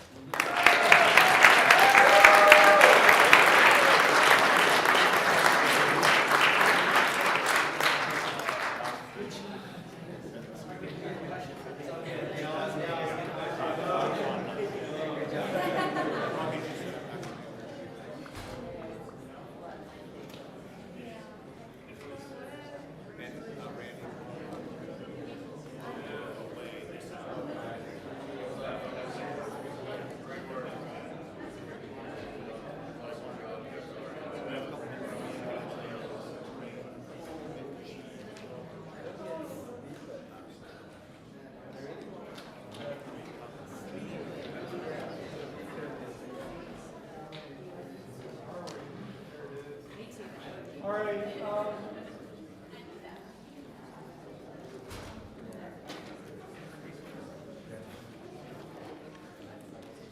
The agenda for the next 20 some odd minutes is for our judges to be whisked away. We have a chariot up there. Go someplace with Michael and Ton, who will help you. They will be your chaperone as you select. First place, $10,000. Second place, $5,000. Third place, $2,000. 3 runner-ups. Michael and Watson. I think Watson is helping us with the Sustainability Award.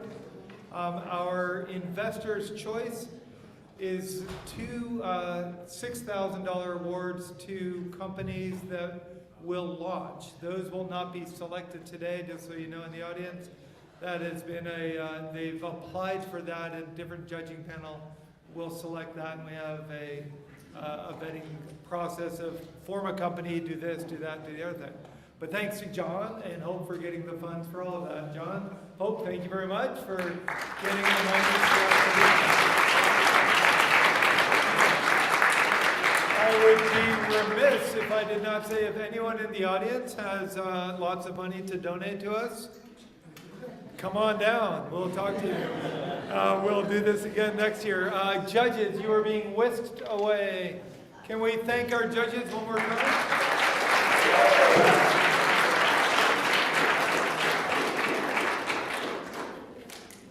Michael, and Ton, you have been given 37 seconds to make the decision. So that would be great. How long would you like?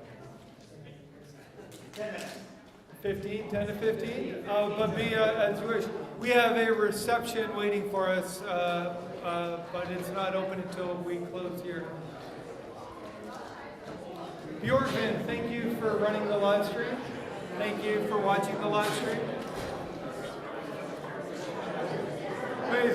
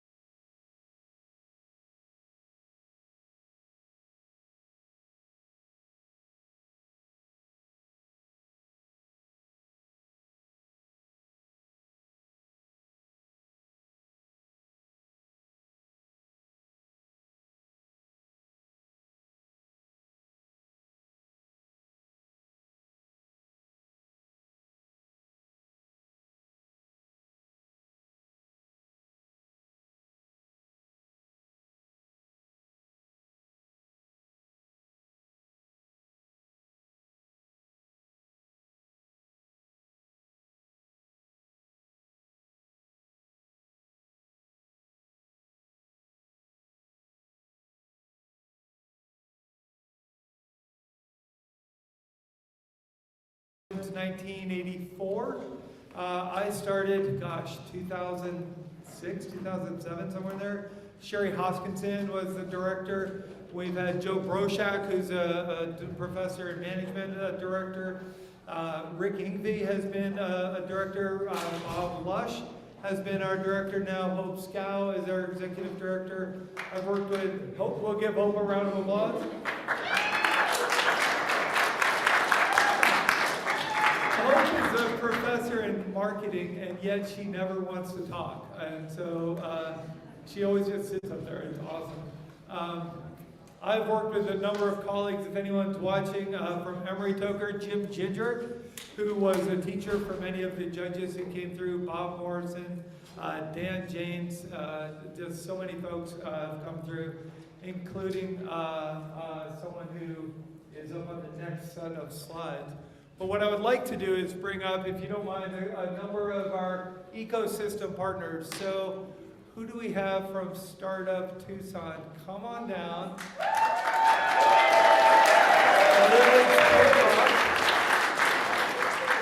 Liz, I don't know if this is the right question to ask you as you're walking up here, but if you could be married to anybody in the room, who would you be married to? Anybody in the room? Anybody at all? I don't know. Hard pick, but I'd probably pick this guy. It's a good thing I'm already married to him. You sure? Anybody? If anybody? I'm pretty sure. Liz Pocock is a great friend of the center. She's just a great friend. She's married to our own Bjorken. And Liz, can you tell us about Startup Tucson? Sure can, Randy. Yeah, we're celebrating 10 years this year. Did you know that? 10 years married for that guy. So hi guys, I know a lot of the students. Nice to see all you guys. You did an amazing job today. Congratulations on hitting this milestone. I know how much work you put into this. Bjorken and I were together when he was in this program. I've done this from the law school side, back when the law school used to partner. And so we pitched as lawyers, as your kind of companion during this showcase. And it's a lot of work, and you should be really proud of yourself for how hard you guys, everything that you went through to get to today.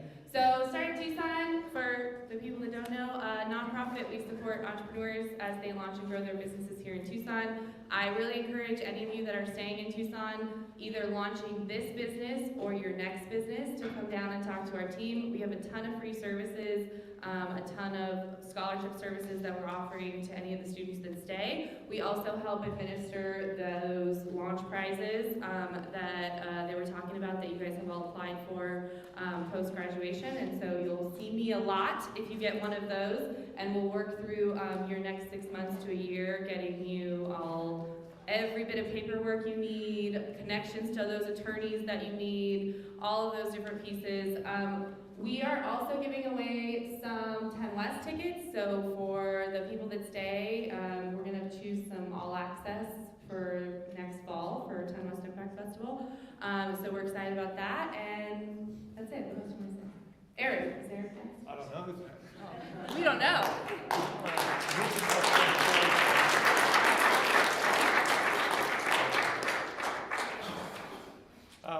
Students, where are we going Tuesday at 4 p.m.?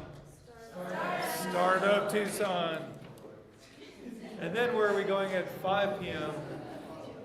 Someplace.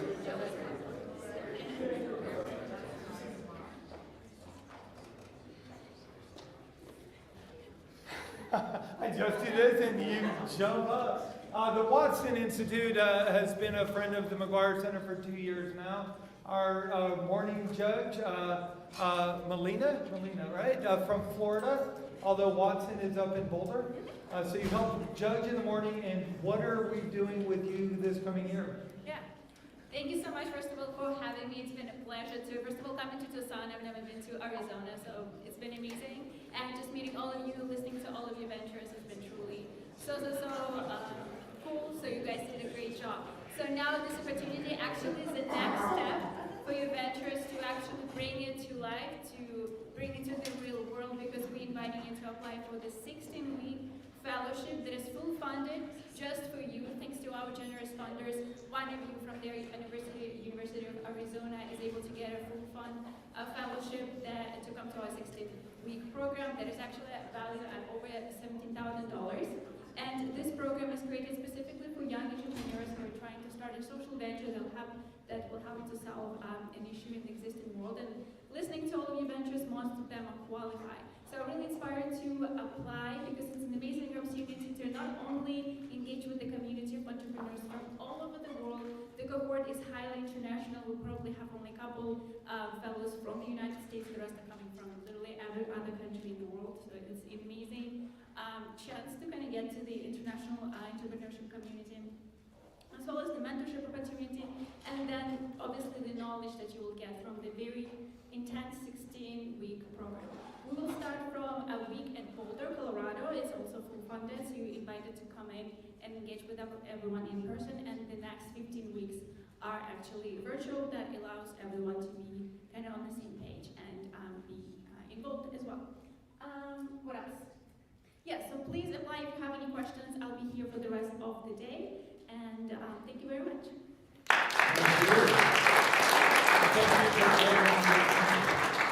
Kyra was up there. Kyra, what was her team? The film team? Flix Finder. Good. Good. Yorkman.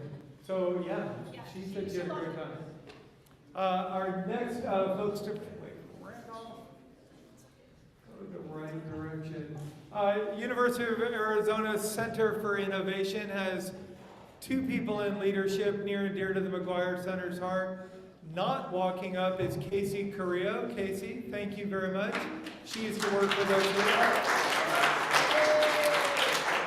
here. Walking up is a former student of ours, now a famous man around town, Eric Smith. Eric, thank you so much. Here, let me give you this microphone. Thank you so much for being part. Here, take this microphone. Thank you so much. Tell us about UICI. Yeah, stand right here because then you can talk to those people. Fantastic. All right. Hey, how's it going? Eric Smith, Executive Director of the University of Arizona Center for Innovation. And if I could be married to anybody in this room, it would probably also be Bjork.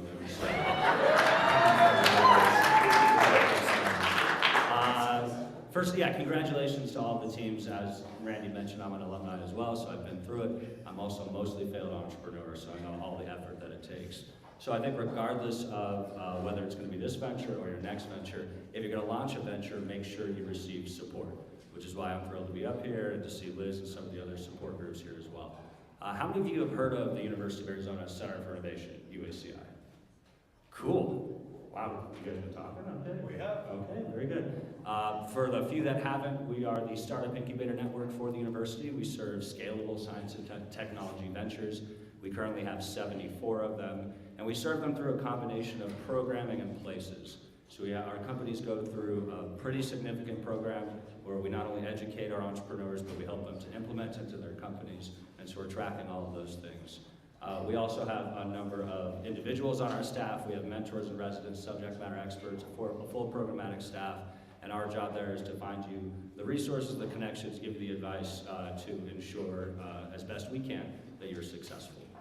We also have a number of places. We're part of the tech park, so we have 20,000 square feet out of the tech park, wet labs, dry labs, offices, conference rooms, things like that. We have a biotech incubator up in Oro Valley, a climate sustainability incubator at the Biosphere 2. And if any of you have seen the brand new shiny U of A building about 5 minutes south of campus on Keno, that is our second tech park, our first building there. We're putting an incubator in there as well. So a combination of programming spaces, but I think it is one of many options for you, and what we're giving away for a launching team, so this decision won't be made today, but we're giving away a year in our program and an office, which we typically will value at around $10,000. So that's all I got. Oh, wait, before, wow, that was really good. So y'all stop clapping, yes. We'll be here up in the atrium afterwards, so if you have additional questions, you want to learn more, you can come talk to me. Casey was mentioned earlier, and we also have Anita Bell from our team. If you guys will raise your hands, go bother them, and we'll see you up there. Thanks.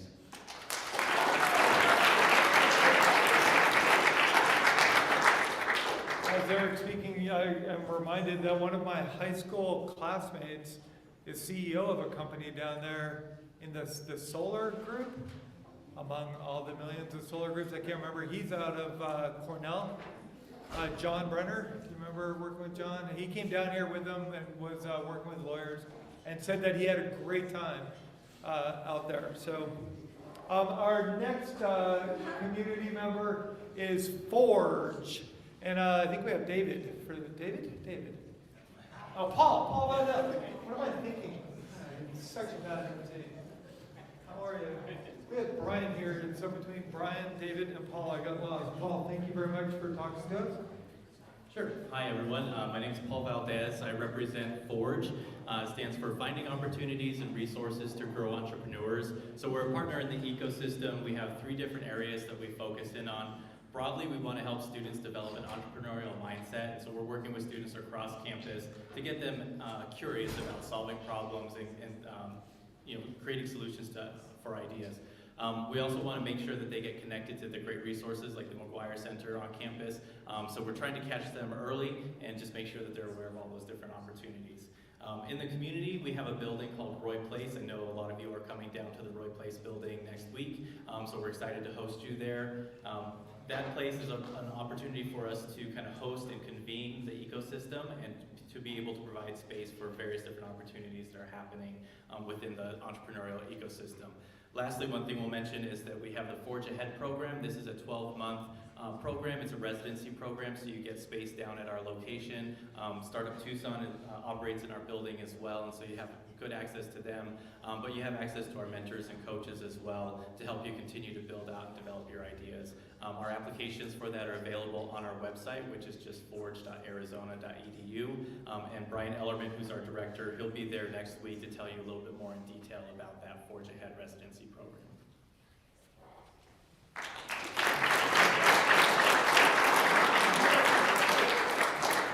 We have already thanked our team, and then some of them have left. Our student Ahmed, who's kept track of attendance and did timing.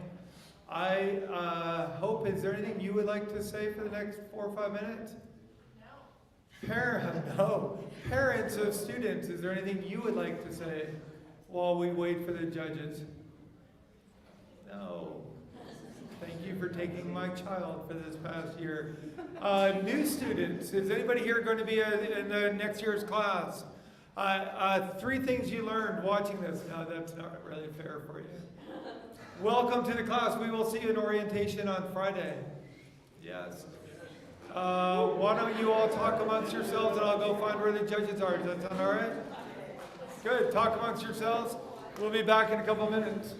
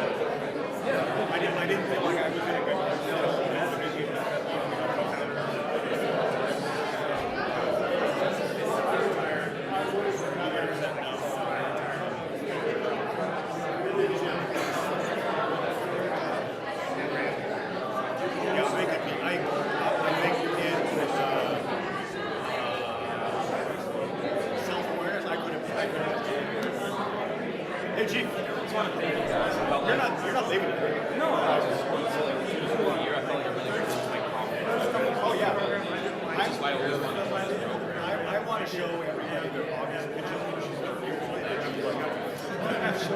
And you'll have like that.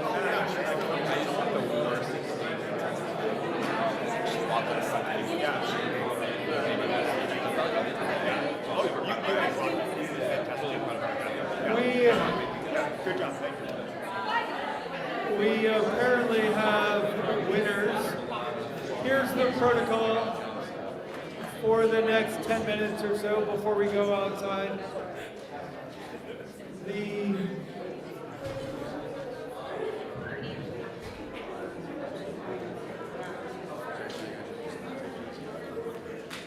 As we said earlier, the Investor's Choice Award will work with Startup Tucson over the next few weeks, and we'll have some other McGuire Center stakeholders to pick those winners out of an applicant pool. So students, thank you for applying. Startup, thank you for putting that together.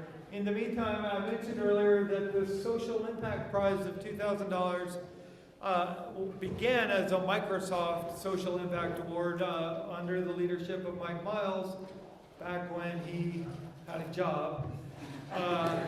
He retired from Microsoft and came down here to work with us.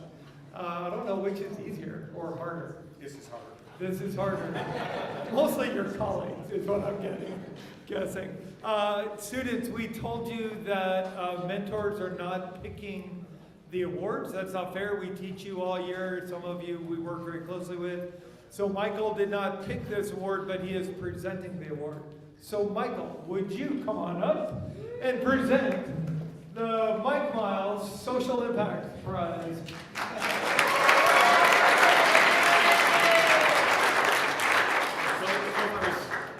And Michael.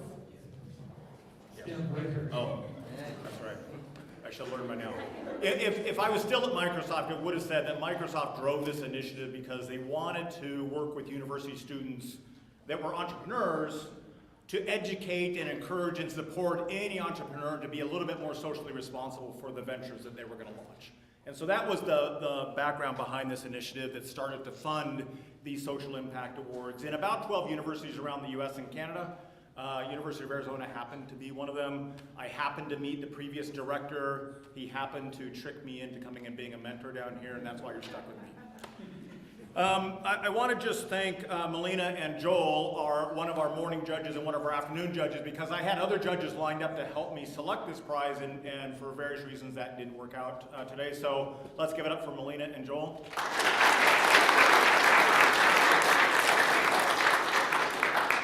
What we're trying to do with this prize is to encourage students to think responsibly about their venture, and that can happen in two dimensions. The first dimension is, as they think about their venture, and particularly their value chain, who their suppliers are, who their distributors are, maybe the customers they sell to, is there a way to think differently about their venture so their venture is more socially responsible? We call that corporate social responsibility.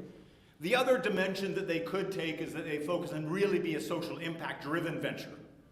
And they're really focusing their venture on solving a specific social problem.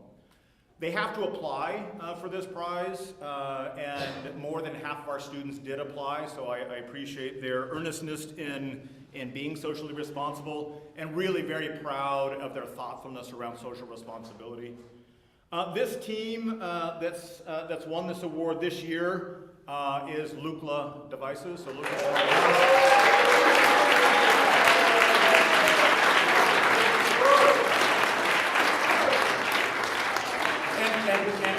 as they're coming on down, there's two reasons. The first is, from a supply chain, value chain perspective, they want to work with local artisans in order to manufacture the jewelry, which is fantastic.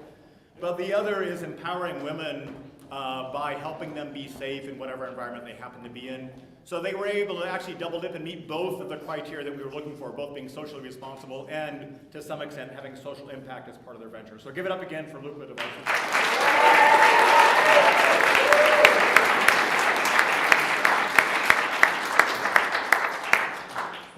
What if I joined you?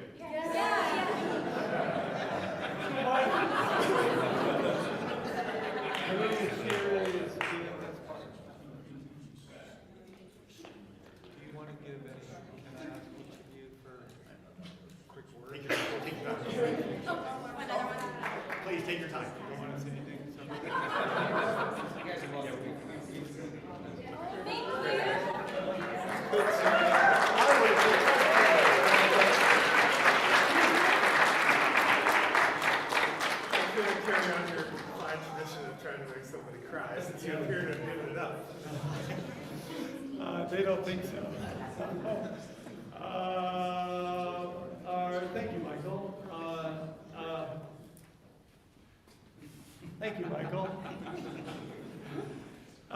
Judges, while you were gone, very quickly, it seems to be that 2 in the audience, if they were to pick anybody to be married to, it would be Bjorkman. So both Eric Smith and his wife said that they'd be married to Bjorkman. So, thank you, Eric.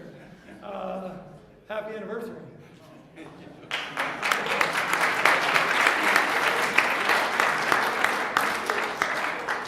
Note the brilliant segue. Matt Williams, what anniversary is this of you being part of the judging committee? I can't even count. 2,000 years and moving forward. Matt Williams, come on up. Thank you very much for being here, Matt. I think it might be nearing 20 years, which would be staggering in many ways. Matt is a very successful alumni of the program and has been a friend of the program in all the years that I've been here. On behalf, I know you'll speak on behalf of the judging panel, but very quickly, can we have another round of applause for the judging panel? Thank you. First off, I just want to congratulate all of the teams. I was very much sitting in your seat, boy, back in 1993. I know what it feels like. I then went on to have the start of my career in tech and then started a number of companies, one of which, I was lucky enough to sell to Amazon when I was in my 20s.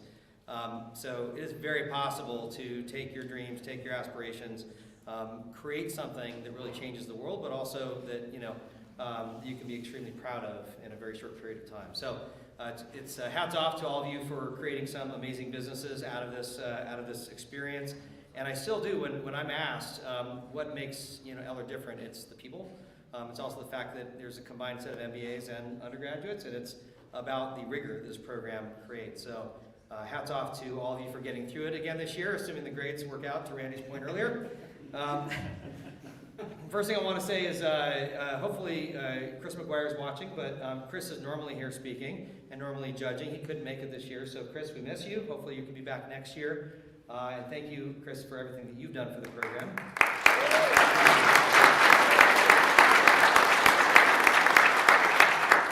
Before announcing the winners, and we'll go in reverse order starting from 3, 2, 1, and then everybody else will be runner-ups. I just wanted to share a couple of points of feedback from the judges and the judging panel from both morning and afternoon judges.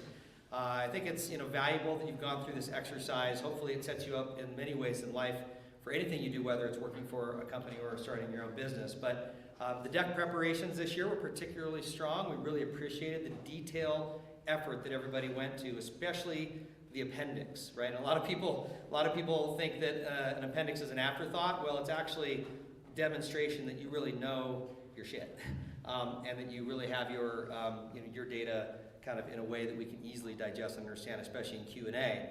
The commercials were a big hit. I'm so glad. We're all so glad that those were added to the program a number of years ago, and they just keep getting better every year. And some of them were just, it's great when you can add comedy. So hats off to those that were able to make them fun.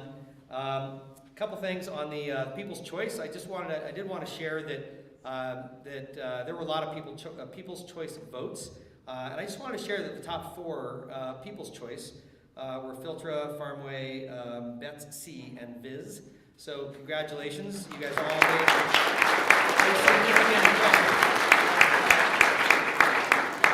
on the audience. And then the last thing I just wanted to share, and this is a little bit of my feedback and a couple of the other judges' feedback, is whenever you can remove investor risk from the business that you're building, it makes a huge difference. And so having prototypes, having existing sales, having anything that can demonstrate that you have some level of interest in the product, interest in the market, it makes a big difference in your presentations, and I think you'll see that in ultimately the results of any of these business plan competitions. So, all right, without further ado, I'm going to announce the winners. We're going to start with the 3rd place winner. Third place winner is Nexoterra.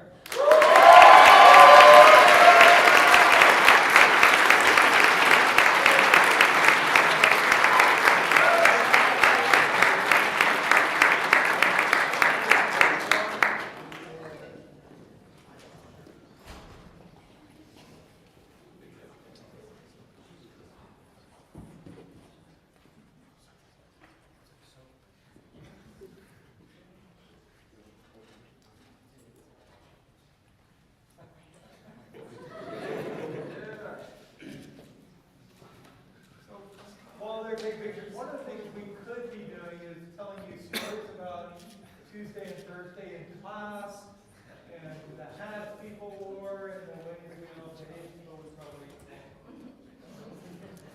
And while we have Nexoterra up here, I will share a comment from my 12-year-old daughter who so diligently watched all the presentations today. Nexoterra, if you could please address other markets as well with your recycling, that would be great.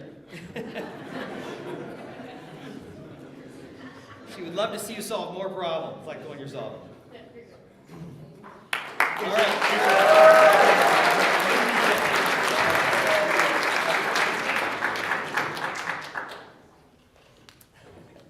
All right, congratulations, Nexoterra. All right, the number 2 place finisher today was Rebelens.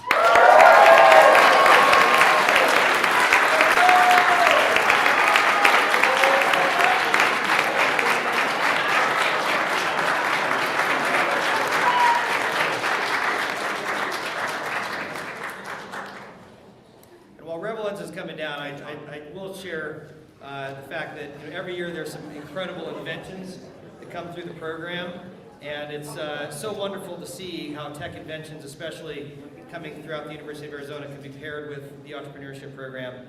Every year we see some really amazing things in the future of a given industry, this being one of them. So congratulations, Rebel.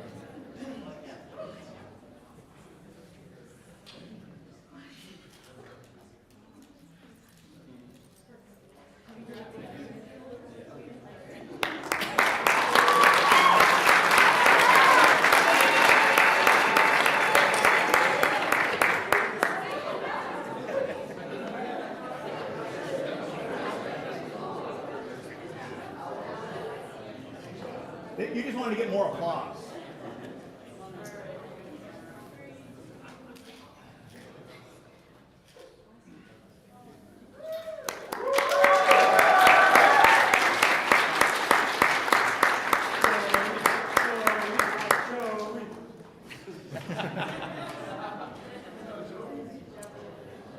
All right, and lastly, we're going to announce the winner of the NVD competition for this year, which means that the other 3 teams are the runner-ups. And we don't have an order of the runner-ups, if I believe. They just are all runner-ups. So congratulations to all the teams that participated this year. And again, hats off to all the hard work. The winner of the NVD competition for 2023 is Filtra.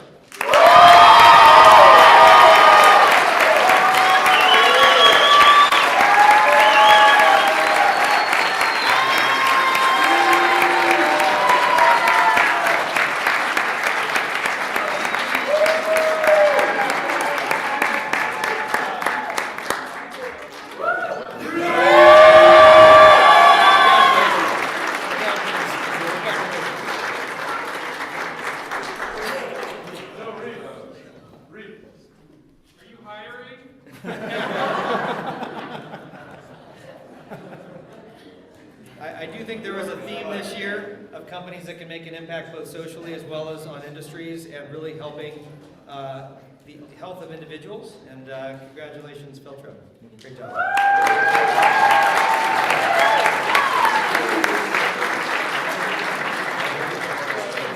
And so not to take away, but the runner-ups, congratulations, Farmway, Loopla, and Taste Buds.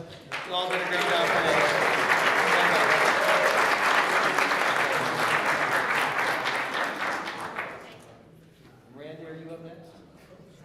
We're almost done.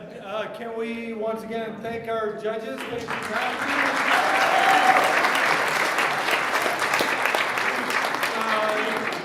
as an order of protocol, runners up, please come on up and we'll get your photos as well. Just so you know, the sort of tradition here is that the winning team takes everyone out. So tonight we will be roaming the halls of students. Congratulations, we have a reception. We need to see Loopla. Taste buds. Loopla? Well, we can do it as we, after everyone leaves. Oh, yeah, we can. Loopla, Farmway, and Taste Buds. Come on down and get your picture taken. Everybody else, can we please What? No, that is done separately and afterwards. We are done. We have a reception outside. Please go chat with the judges. Thank you, chat with family. Thank you very much. Love you. Thanks all. Goodbye, live stream people. Thanks for being here.